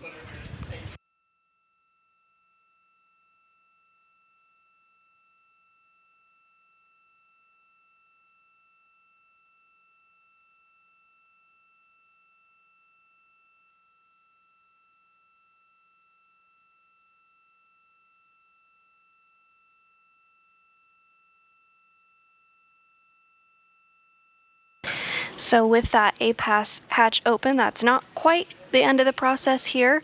There's one more hatch to open on the Dragon side. So the crew on both Space Station and inside Endurance are working through procedures to open up that hatch next, and then they'll welcome the Crew-7 astronauts on board.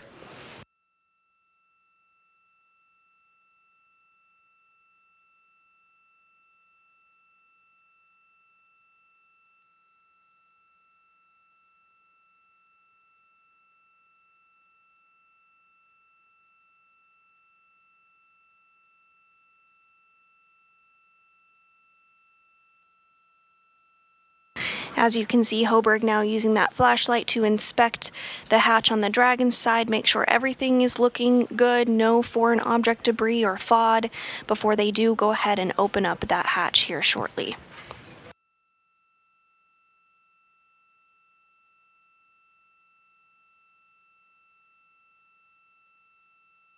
We are going to stand by for the pressure to just equal out between the Space Station hatch and the Dragon hatch.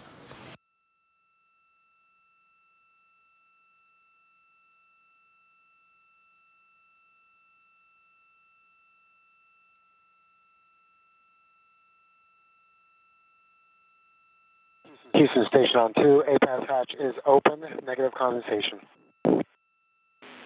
We copy all, Frank. Thank you.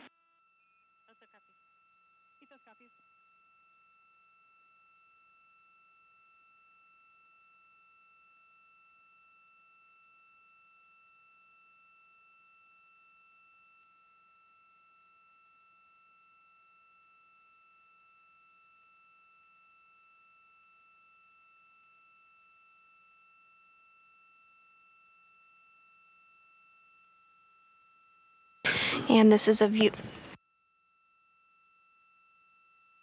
This is a view inside Mission Control Houston. NASA Flight Director Judd Freeling, who you see on the console there with the flowers, led the team through docking operations this morning. The crew here in Houston continuing to work alongside the crew on board the space station, namely NASA astronaut Woody Hoberg, as he steps through procedures ahead of hatch opening. The APAS hatch, or the station side hatch, is now open.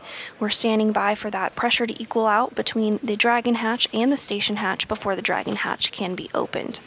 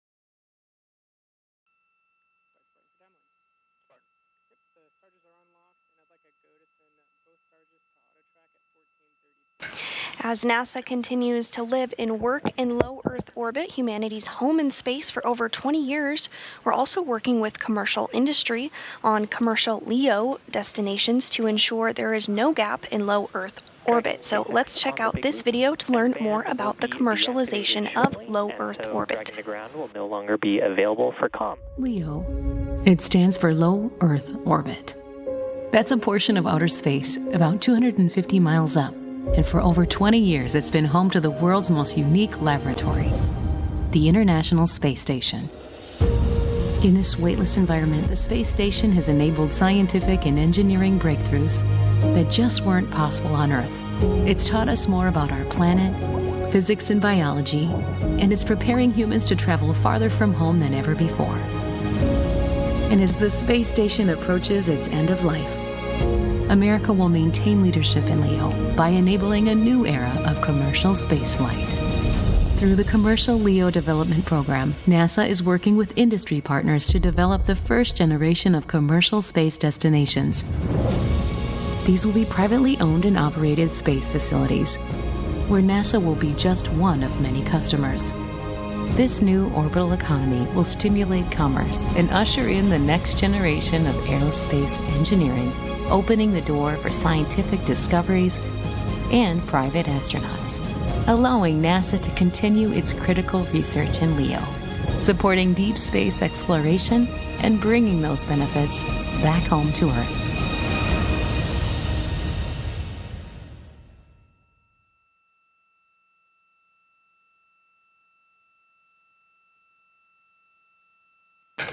And if you're just joining us, Crew-7 successfully docked to the International Space Station at 8:16 a.m. Central Time this morning. The crew is working through procedures to open up the hatches between Space Station and Dragon.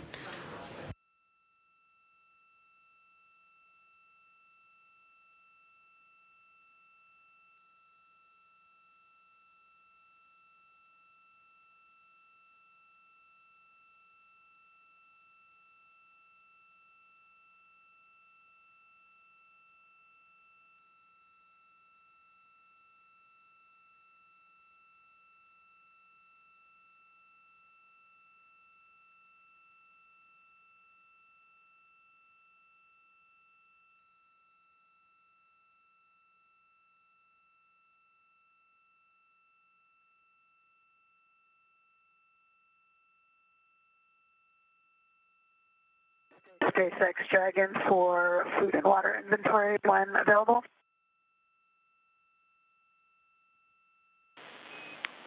And Dragon, I'm with you on the big loop for inventory.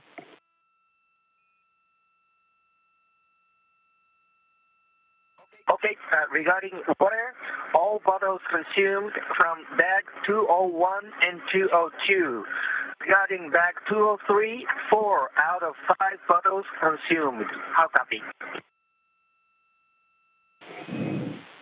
Copy, Satoshi. All water consumed from 201 and 202, and 4 of 5 bottles consumed on 203. Good copy.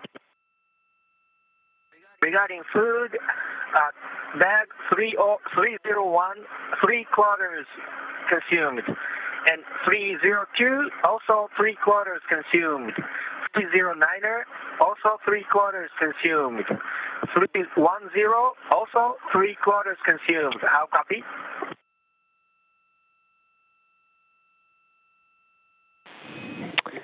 Copy, Satoshi. 3 quarters of food consumed on bags 301, 302, 309er, 310. Good copy, thanks. And Satoshi, one clarification, does the water count include the bottle for 4.400 section 5? Affirmative. Great, thank you.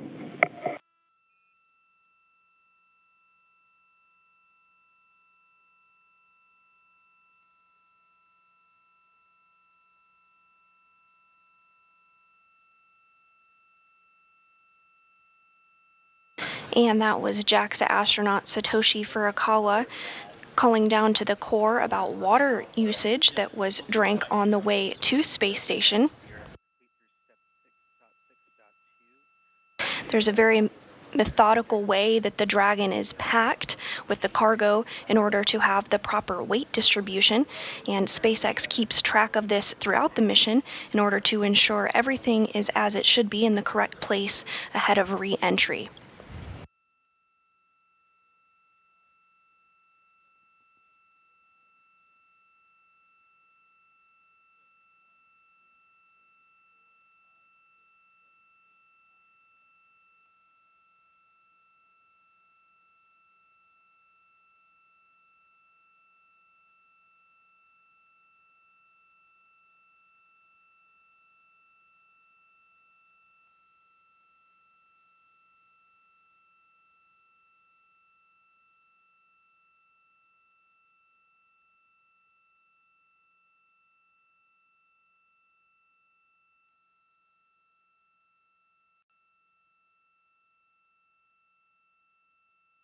Houston and SpaceX, station on the Big Loop. Station is ready for Dragon hatch equalization. Houston copies. Flight Ethos copies. Once the Dragon crew is also ready, we're expecting the equalization to take about 2 minutes. Okay, we'll tell them once they're ready. Ethos copies.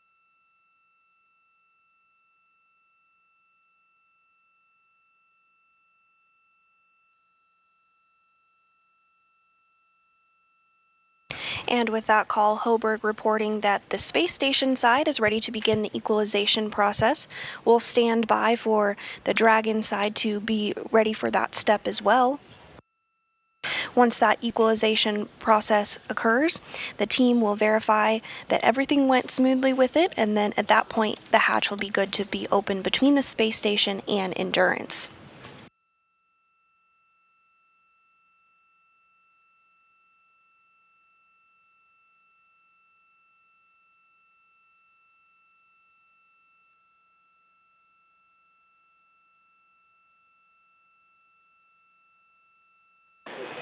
And Dragon SpaceX on the Big Loop for a couple of items.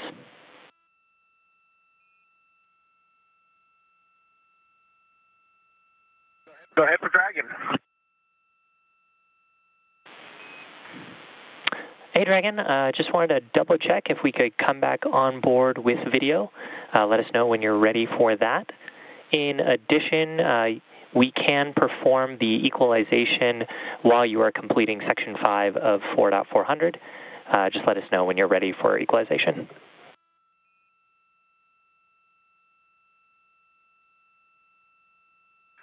We're doing Section 5 now, and we're ready for equalization.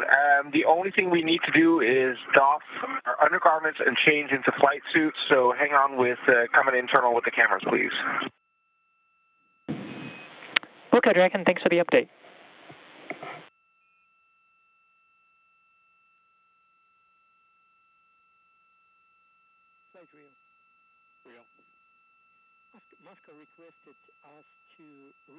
And with that call, we may expect to get views back inside Crew Dragon Endurance once the crew finishes getting changed. They did take off their spacesuits in order to get them into a drying configuration.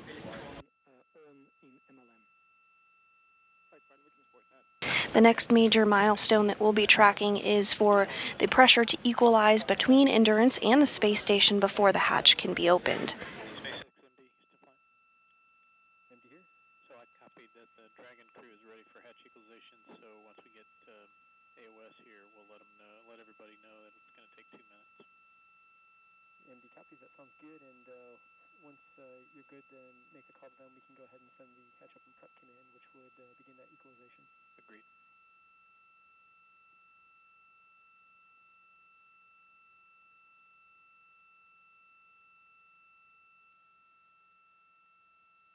Flight etiquette for timeline.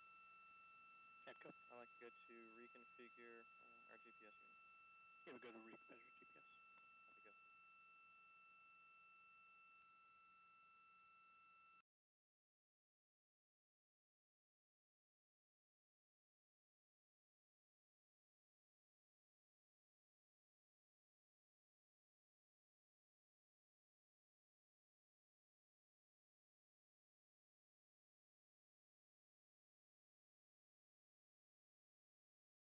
For timeline.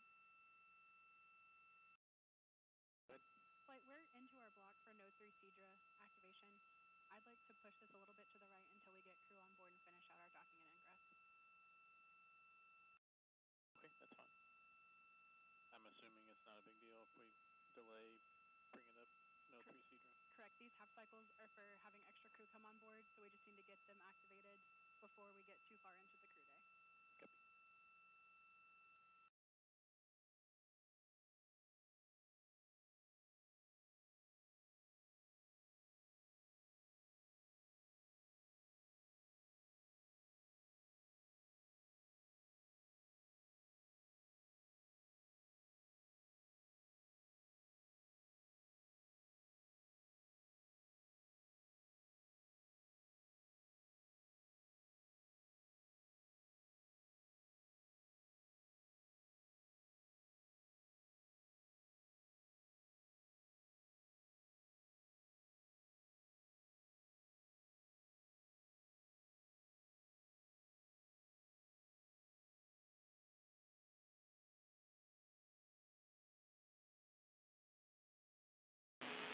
Station and Dragon, Houston on the Big Loop.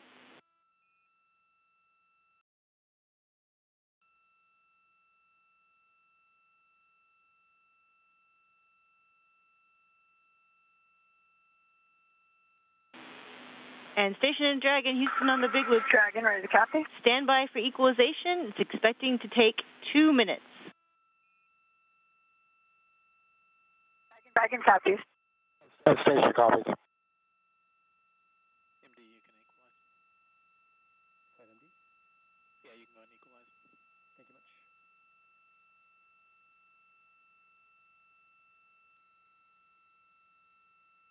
And both the station side and the Dragon side have been given the go for the equalization process to begin.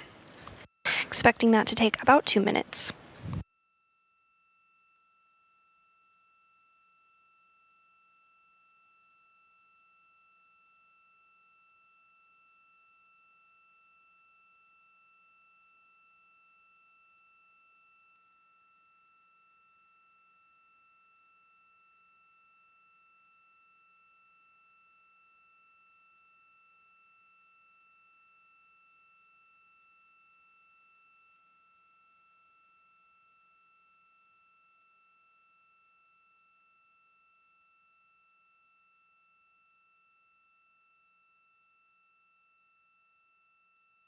Once the pressure is equalized, teams here on the ground will complete leak checks to make sure that everything is as expected, and then the go will be given to open up the hatch.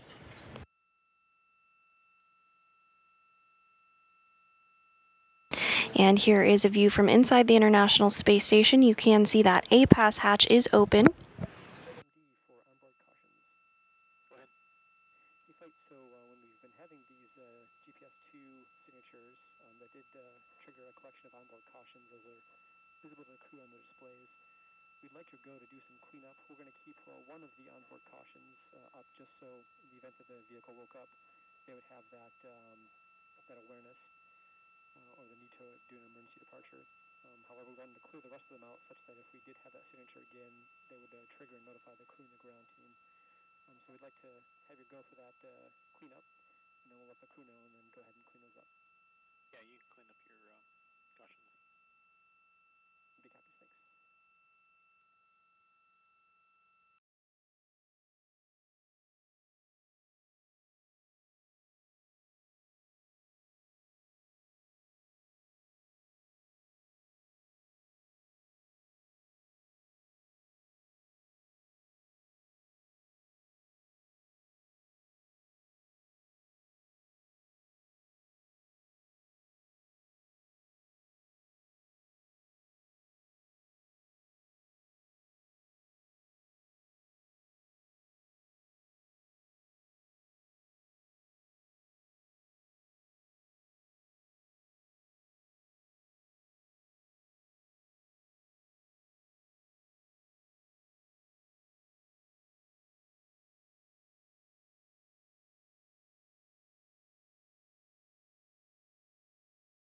I'm seeing the Dragon ISS pressurization and work. Copy.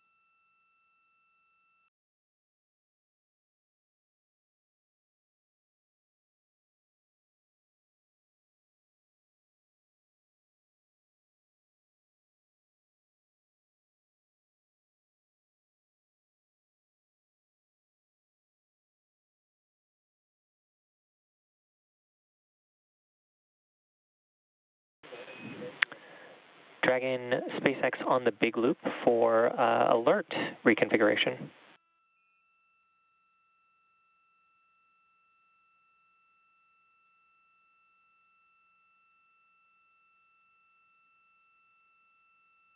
Go for Dragon. Dragon, we've been evaluating the GPS-2 alerts on your board and are going to clear most of those. We're going to keep the AGPS-2 filter faulted walk-off on the board so you have insight that that receiver is still down. How copy?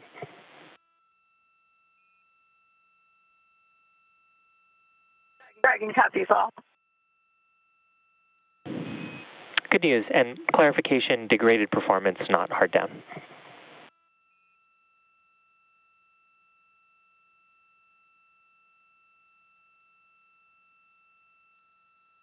Dragon copies degraded performance.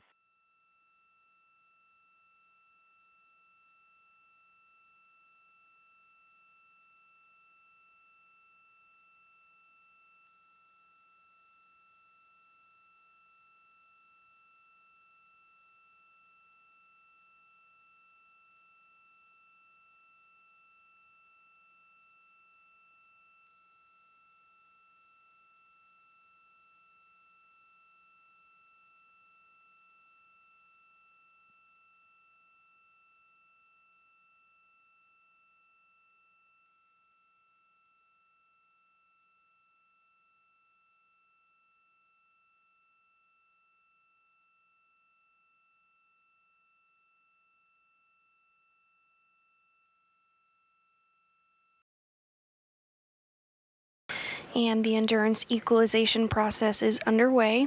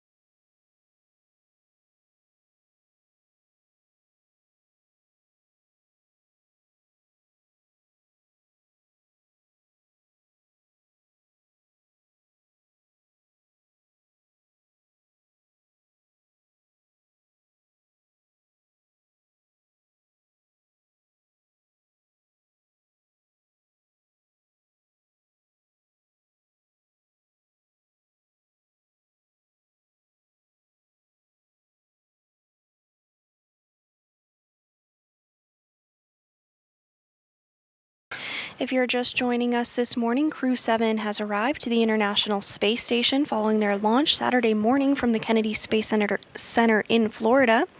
We are standing by for the hatches to open here a short time from now. The A-Pass hatch, or the hatch on the space station side, has already been opened, as you can see here on your screen. We are just waiting for that pressure to equalize out between the A-Pass hatch and the hatch on Crew Dragon. Once that pressure is equalized, the team here on the ground will do some checks, make sure everything looks okay, and then the go will be given to go ahead and open up that hatch, at which point we'll see Crew-7 float through the hatch and be welcomed aboard their home for the next 6 months, the International Space Station.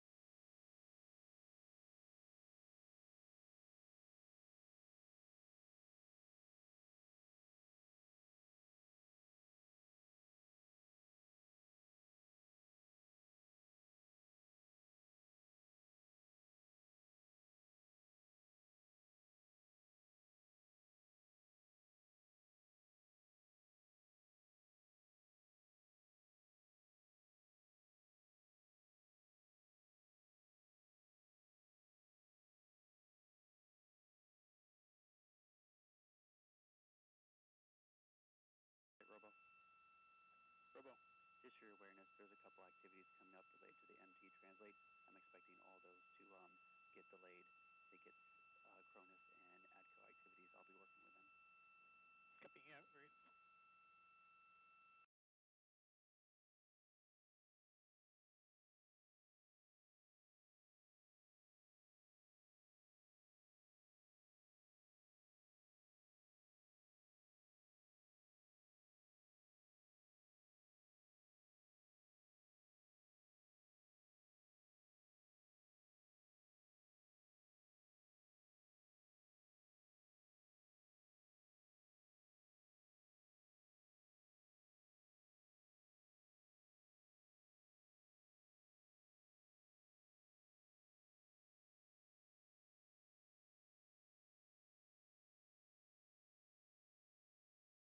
Spartan, how is the port starboard starge looking?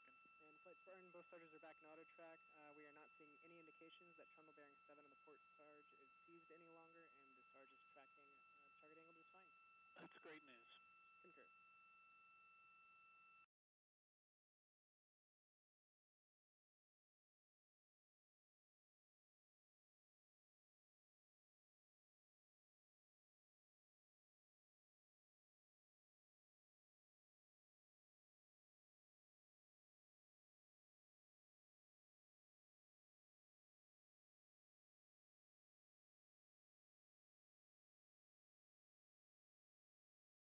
We're continuing to stand by for that pressure to equal out between Endurance and the International Space Station.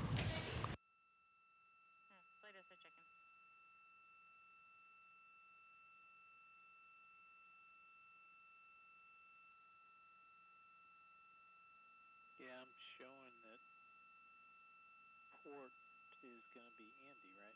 Port CQ? And chicken flight.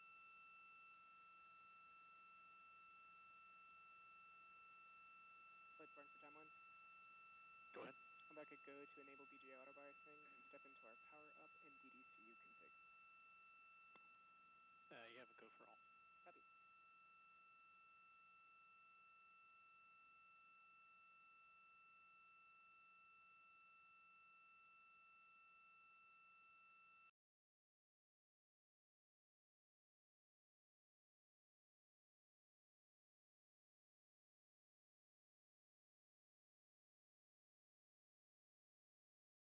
Again, we're continuing to stand by for that pressure to equalize out before the hatch can be open and Crew-7 can float aboard the International Space Station. Once they are on board, following a welcoming ceremony, they will take part in a safety briefing, which is typical for arriving crew members to Space Station. This safety briefing will be led by Space Station Commander Sergei Prokopyev and will officially kick off the handover period between Crew-6 and Crew-7. Crew-6 is slated to undock from the International Space Station no earlier than September 2nd, but this will be monitored and refined in the coming days.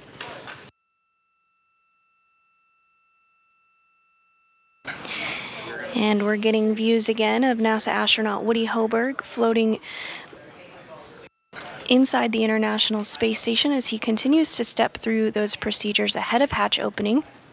He does have the APAS hatch open already, that's the space station side hatch, while we continue to stand by for pressure to equalize. I'd like your go to release SpaceX Teachers Critical MCC complex. We will still keep the Teachers Crom for another hour and 45 minutes. All right, CMD, you agree we can release SpaceX Teachers Critical? Yes, that I can confirm. We can release Teachers Critical. We still have a rest band up, but we'll be taking that down as soon as we open the hatch. But go to release Critical.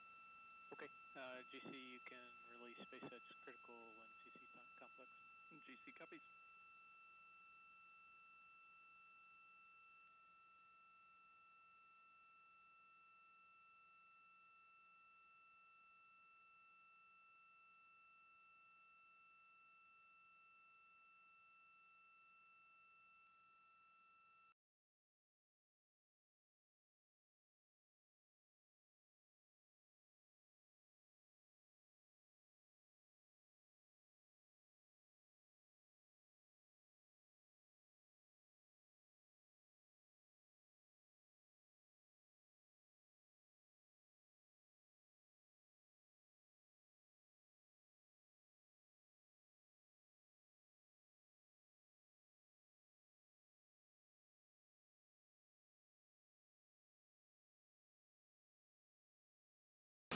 And this view from inside Mission Control Houston, NASA Flight Director Judd Freeling did lead the team this morning in docking operations. That docking occurred at 8:16 a.m. Central. The big loop for next steps.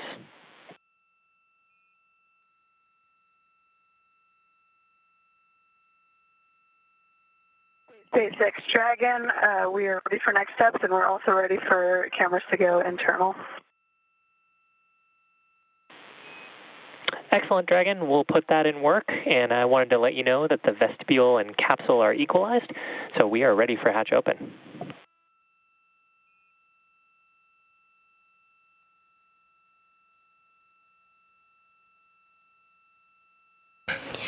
And you heard that go for hatch open. The vestibule was repressurized and everything checking out.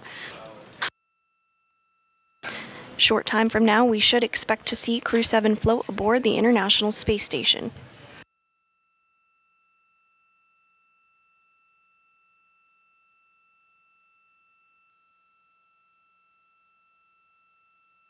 SpaceX Dragon copies, and we will go ahead and open the forward hatch at this time.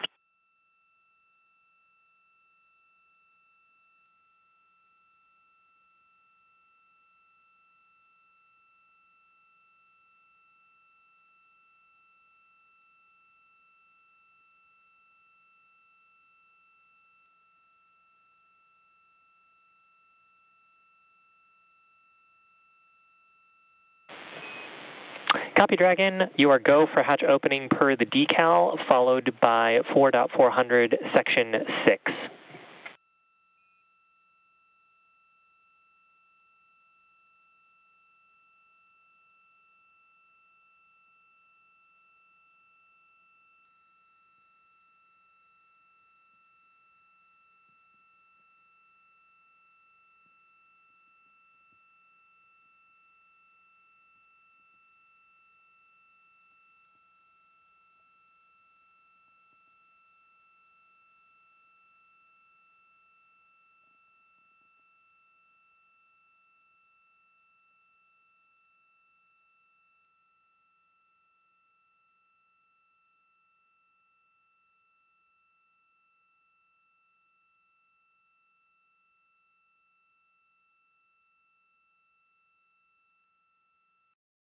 And as you can see here, NASA astronaut Woody Hoberg continuing to step through those procedures ahead of hatch opening. The Crew-7 astronauts are also getting things configured and will join the 7-person crew onboard station, bringing the total crew members on station to 11 here shortly.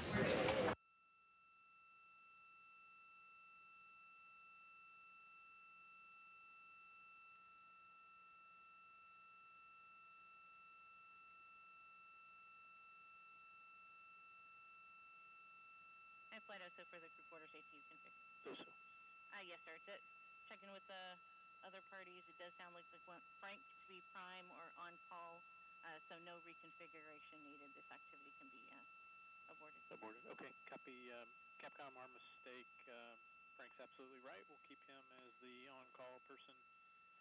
SpaceX Dragon on the big loop, hatches open.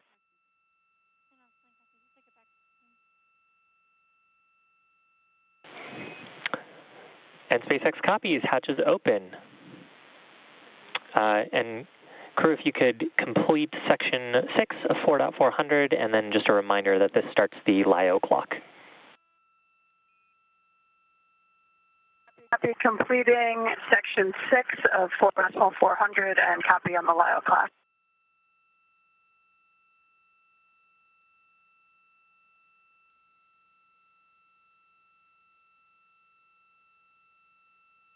And we did hear that call out that the hatch was opened at 9:58 a.m. Central.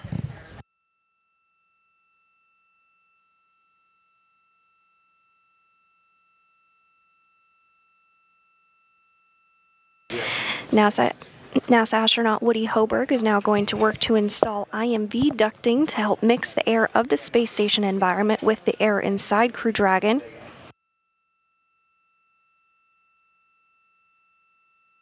And they're also working to seal some of the LiO or lithium hydroxide cartridges that scrubbed carbon dioxide inside the Dragon capsule on the ride to the International Space Station. The crew will also check some vent valves as well, so it may just be... And we are getting views back inside Crew Dragon Endurance of Crew-7, first time since they've docked to the International Space Station. Great to see them on board. May just be a little bit more time until we do welcome them on board as they continue those preparations, but these last final checks are critical to make sure everything is good to go, since it will remain docked to the International Space Station for the next 6 months.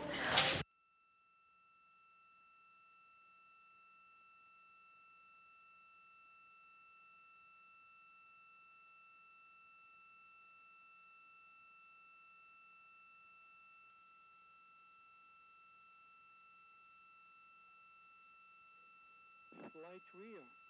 Rio. Yes, flight. Both HSG and Rio, we completed our tasks for today, and with your permission, we would like to go on call. All right. Anybody need Rio or HSG?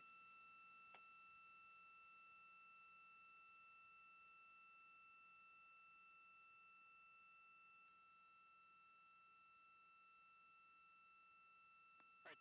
Rio, you are released, and HSG, can you call the FOD phone? I can give you the number if you don't have it.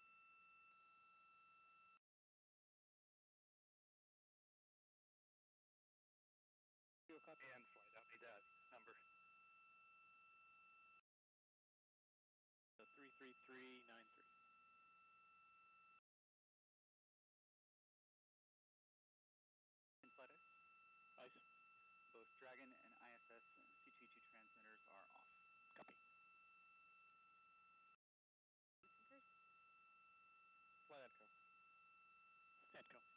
neither of our GPS units accepted the request command for their rail nav mode. Our star block has to send that up to 5 times. I'd like to go to resend this command. Resend. And first through the hatch is the commander of Crew-7, Jasmine Mogbelli, her first time on board the International Space Station. Next up we have Andy Mogensen, ESA astronaut. This is his second space flight.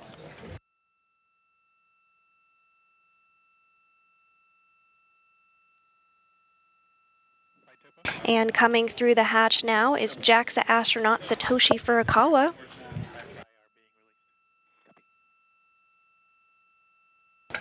This is his second mission to space as well.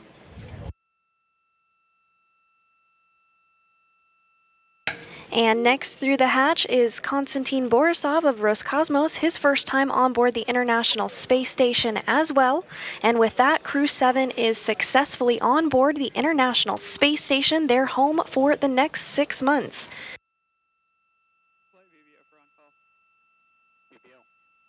Flight, I've completed all my tasks for the day, and I'm ready to take the VVO console on-call. All right, anybody need VVO before it takes off?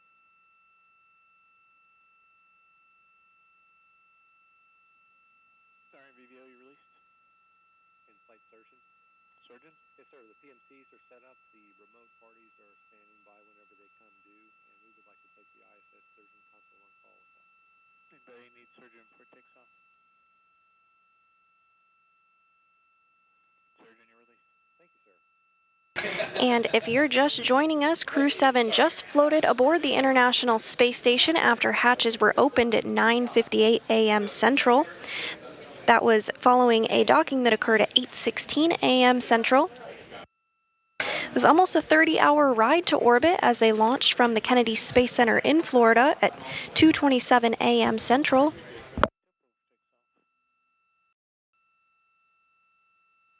You're released, Topo. Thanks, Mike.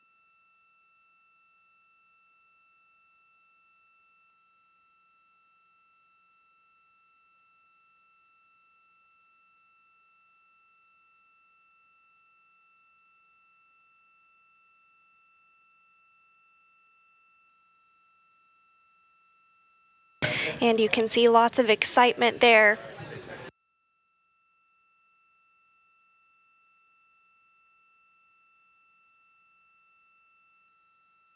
Crew going to work on securing a few items and getting everything squared away ahead of a welcome ceremony slated to begin here shortly.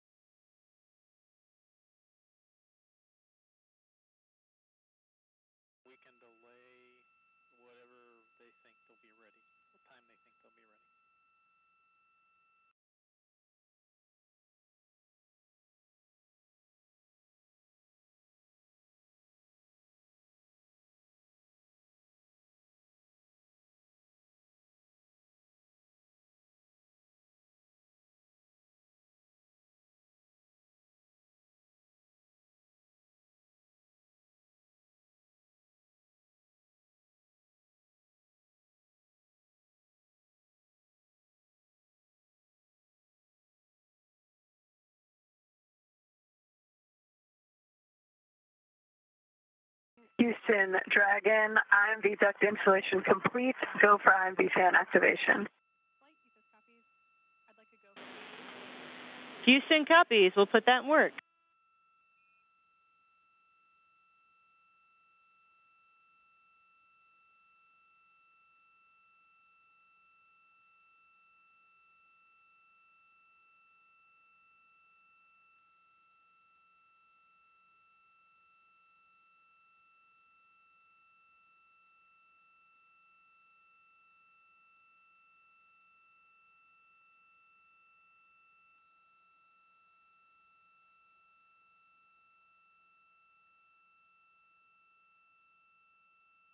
All right, welcome over 2. When you're ready for handover, please meet your flight director on ISS Safety 1 with an amber.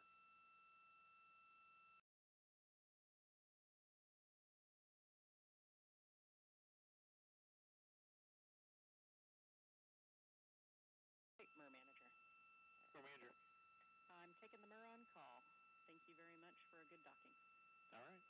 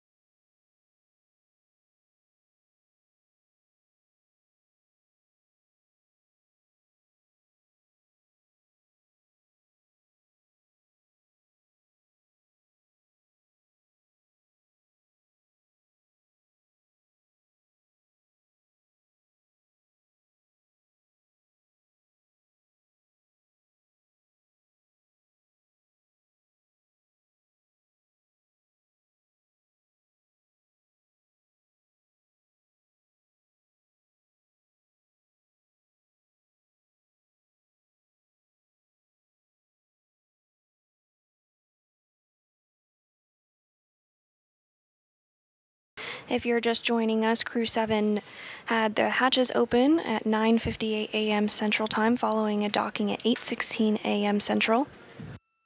We're standing by for a welcome ceremony here slated to begin shortly. The crew is just configuring some items inside Crew Dragon, setting up the cameras and preparing for that welcoming ceremony.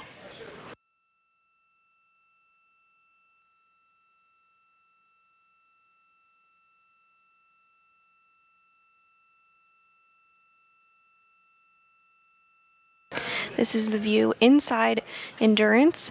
You can see the spacesuits there. They're in a drying configuration. The crew has changed out of those spacesuits clearly and are now in their flight suits.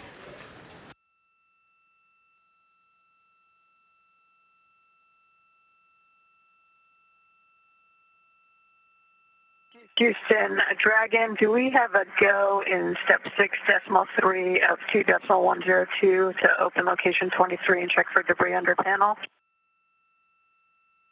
Checking.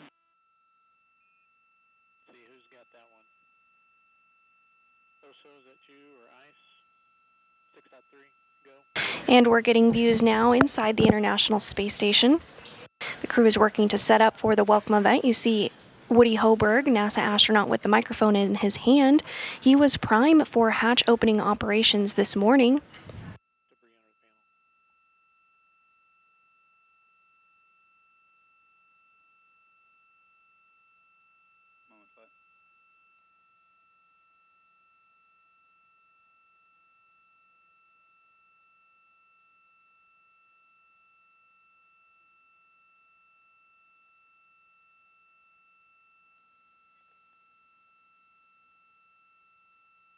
PAO, you ready for scene and voice check? Flight, we're ready for a scene and voice check when the crew is, or when we have KU. Yeah, that's we're go for the LIO cartridge. Okay, what are we waiting for the LIO cartridge? To open location 23. What specifically criteria are we looking for in 6.3?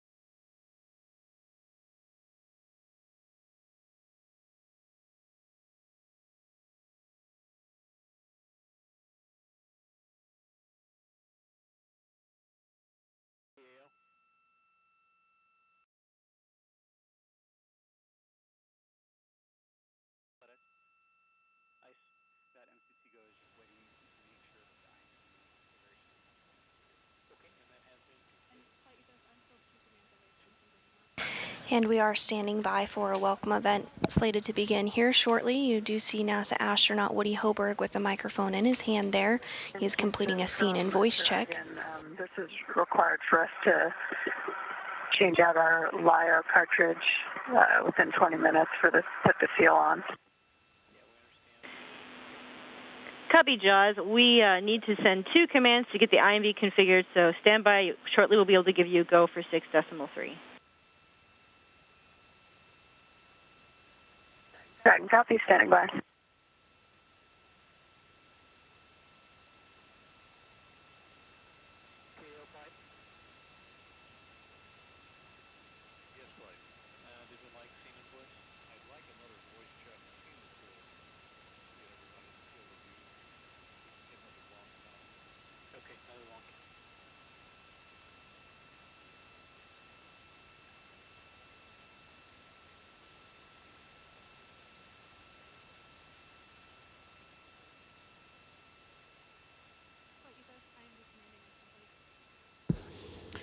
Long count on the wireless mic. 1, 2, 3, 4, 5, and 6, Dragon, 7, Houston on spacecraft 2, you have a go 9, in 6.3. 10. Dragon, copies, go in 6.3.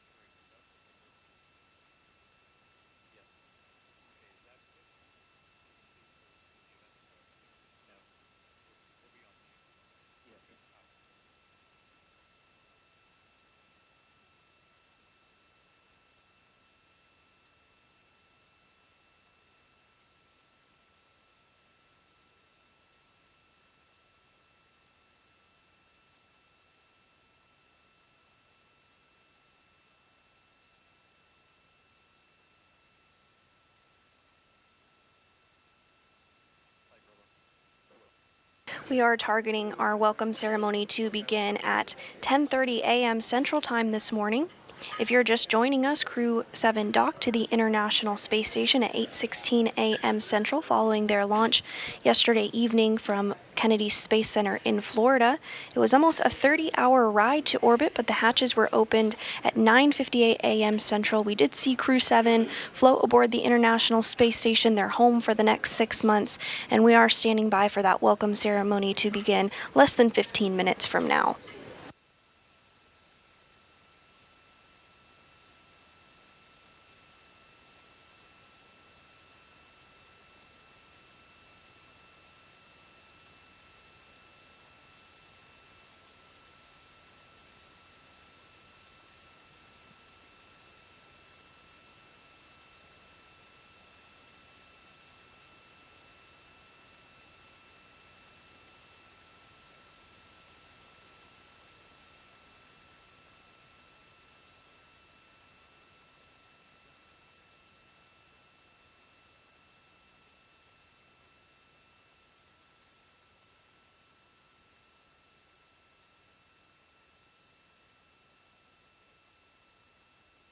SpaceX Dragon, question on the LiO cartridge.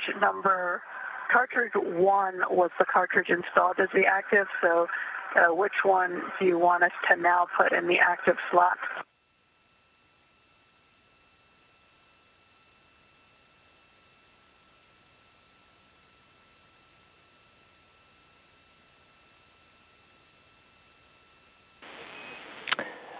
Checking Dragon. I'll get you an answer in just a sec.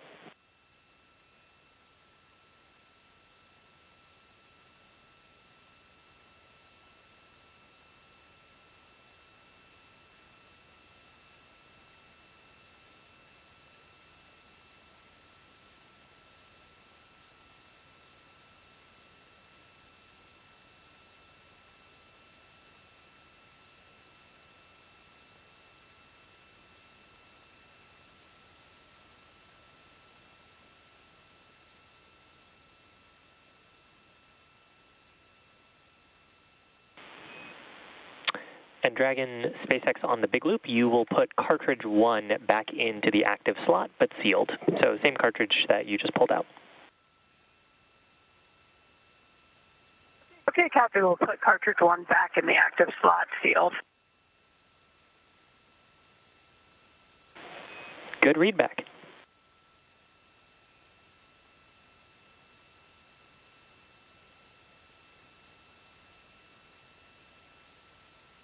Everything looking good for our welcoming ceremony. Still on track to begin just about 10 minutes from now at 10:30 a.m. Central.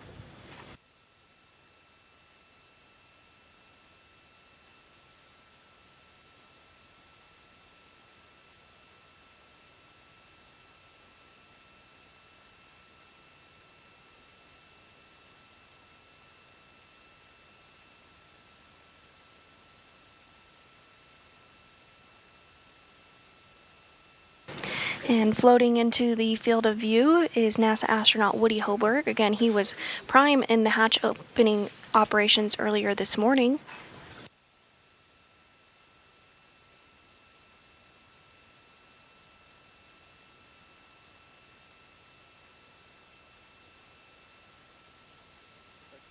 Also in the frame are Roscosmos cosmonauts Dmitry Patelin and Andrei Fedyaev.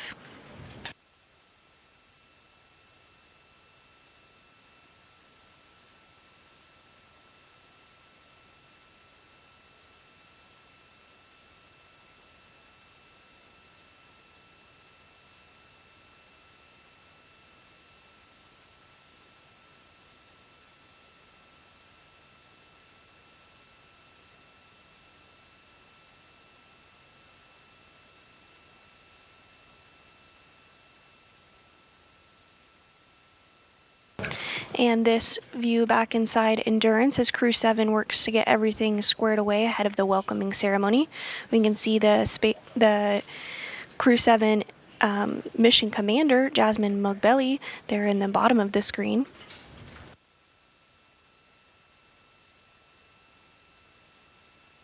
This is Mugbelly's first trip to space.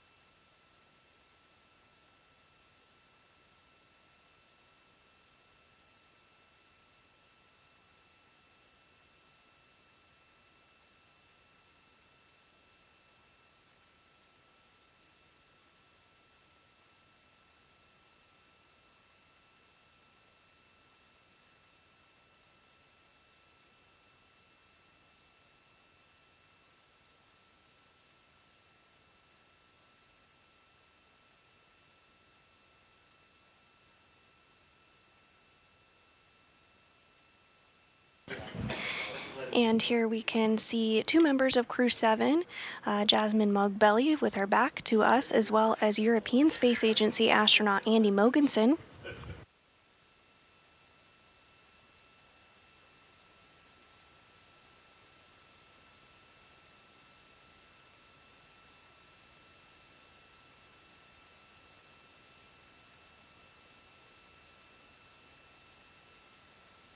Looks like they're continuing to step through those procedures to configure the LiO, or lithium hydroxide cartridge. The LiO cartridge helps scrub carbon dioxide inside the Dragon capsule on the ride to the International Space Station.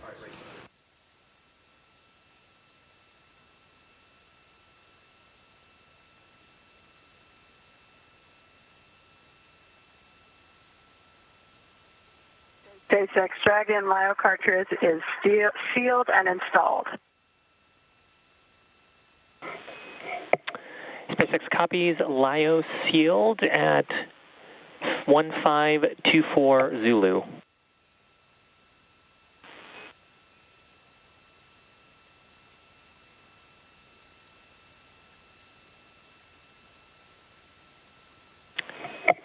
And Dragon, have a couple quick reminders for you if you have a minute.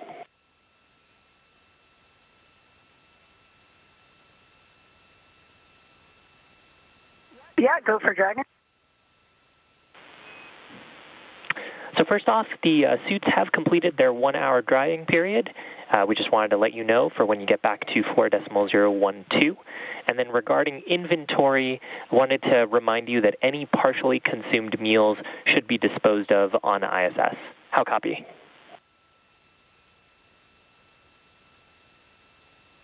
Copy. Our 1-hour timer is up, so when we get back, we can step into the appropriate section of 4.102 and copy any partially consumed meal should be disposed of on ISS. Good read back, Dragon. And finally, we're going to be handing over comm to Houston.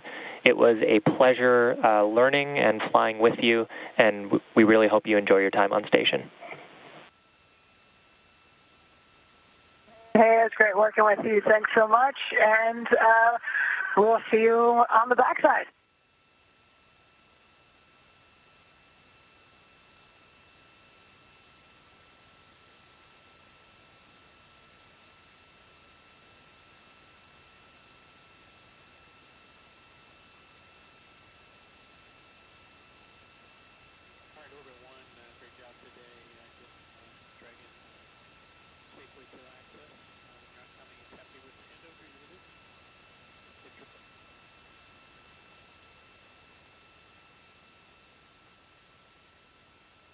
And you can see some of the Crew-7 members starting to make their way inside the International Space Station following that hatch opening at 9:58 a.m.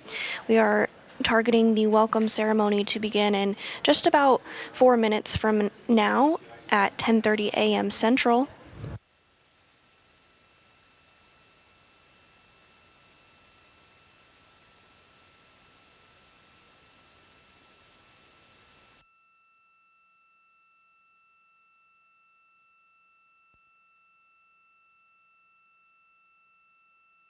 And we are in a brief expected handover period between satellites, but will regain communications here shortly, and our video will return as well.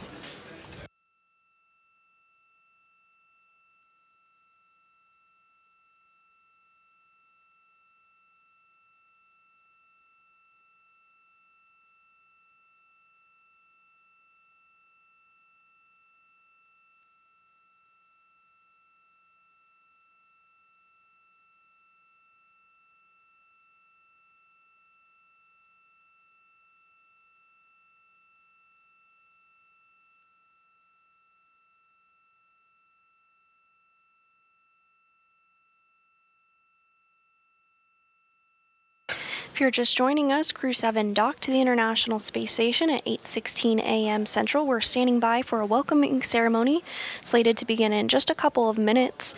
Those hatches were opened at 9:58 a.m., at which point Crew-7 floated aboard the International Space Station, and at this time they're just getting settled, making sure everyone is able to be seen in the view that you see here. 11 people now on board on the International Space Station.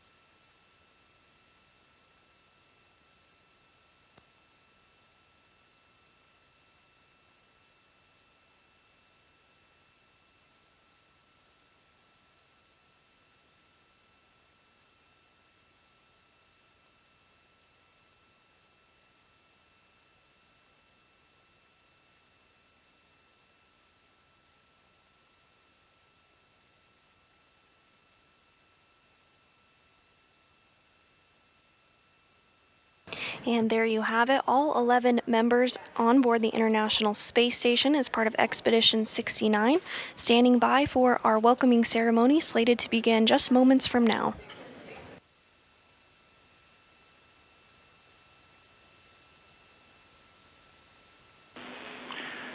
Station, this is Houston. Are you ready for the event?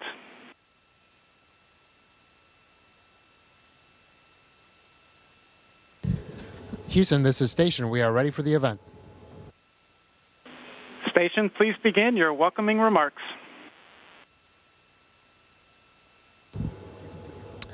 Okay, on behalf of Expedition 69, welcome to the ISS, and it is an honor to have Crew-7 with us. Congratulations to the NASA and SpaceX teams. Amazing job once again on successfully and flawlessly getting our crewmates up here to us. So thank you so much. I'll now pass it off to the Expedition 69 commander, Sergey. Good afternoon, everybody. Expedition 69 is very glad to greet new crewmates on International Space Station. First of all, I want to say congratulations for arriving.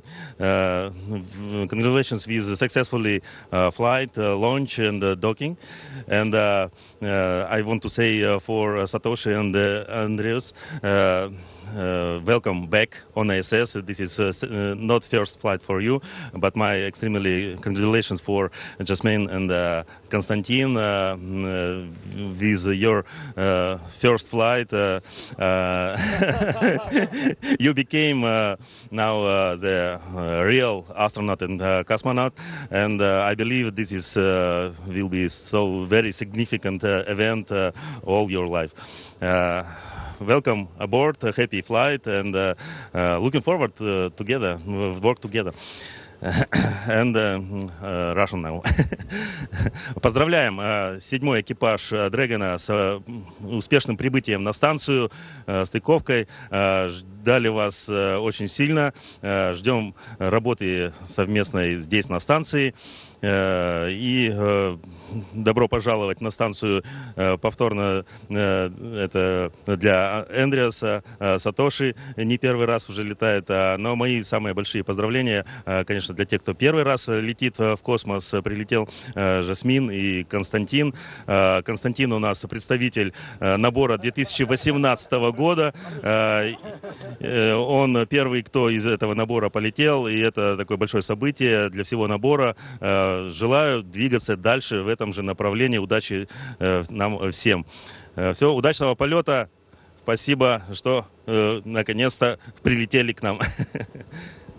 Next one. Thank you, Sergey and Frank, for the welcome. It's so good to see all your smiling faces. As you know, we've been training together for a while for this exact moment where we could join you and continue the amazing work that's done on the International Space Station. I want to echo the thanks to all the teams, SpaceX, NASA, ESA, JAXA, Roscosmos, and CSA for preparing us for this moment. I think we represent a good crew to be coming to the International Space Station. And I know for three of you, you've seen a lot of different crew come through, so we hope you teach us how to do things efficiently and effectively, and we're proud to join this team. Yeah, I can only echo Jasmine's words. We are incredibly happy and proud to be on board the space station with Expedition 69. We're looking forward to an incredible mission. Personally, I'm looking forward to continuing the work of the last many ESA astronauts. I have a lot of European experiments and Danish experiments, and I want to thank ESA for all of their hard work in preparing to get me here, and also everyone involved in Denmark. This is going to be a fantastic mission. And finally, just a few personal words til Cecilie, Emily, Frederik og Jakob. Jeg håber, I ser med. Jeg ved ikke, om I er på vej tilbage til Houston fra Florida, men jeg håber, I nød opsendelsen, og jeg glæder mig så meget til at tale med jer snart og se jer igen. Hej, jeg elsker jer.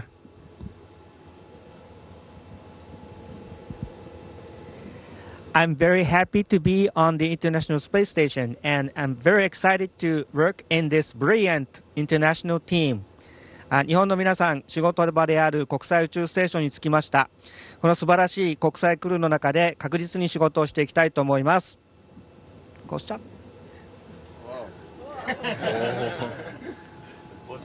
Yeah, it's possible. I'm glad that I didn't ruin this first time. Very excited to be here. It's so hard to explain the feeling of seeing these guys here floating so easily. Very excited, looking forward to long duration flight. And also I want to point out again how important it is to work together in unity. And this is International Space Station. We are the most international SpaceX flight. Right now you see 5 nationalities here, and we are looking forward to work together, continue ISS 79 and ISS 70 expeditions. Now a few words in Russian. Очень рад здесь быть. Спасибо большое. Всех очень приятно видеть. Здесь такая домашняя атмосфера. Неожиданно просторно после того, как мы летели на корабле. Очень благодарен всем, кто участвовал в подготовке к полету. Все агентства, и Роскосмос, НАСА, Европейское и Японское космическое агентство. Отдельное спасибо SpaceX за корабль, за то, как мы классно долетели. Неожиданно легко. Я ожидал, что будет тяжелее. И своему набору, вот то, что Сергей говорил, 2018 года, ждем всех здесь. Надеюсь, что будет такая передача эстафетной палочки безостановочная, в которой мы все окажемся скоро на МКС. Спасибо всем большое.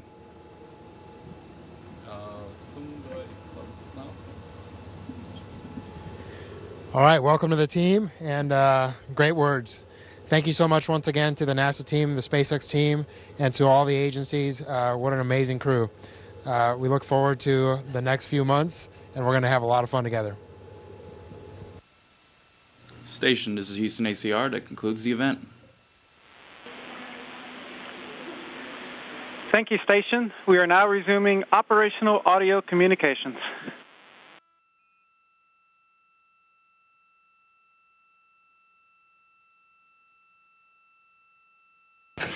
And there you have it, a truly international crew now aboard the International Space Station. It has been an incredible few hours, and it's so great to see Crew-7 on board safely. In our welcoming ceremony, each of them spoke about what it took to get to this moment to welcome 4 new astronauts to the space station, bringing the current population on board to 11 human beings as part of Expedition 69. We have been with you from the very beginning. We saw a spectacular launch at 2:27 a.m. Central on Saturday morning. Following liftoff, the first stage separated and came back to Earth, landing on the recovery ship, while Dragon separated from the second stage. stage. We had a good nose cone deploy and several major burns took place as Dragon made its way to the space station.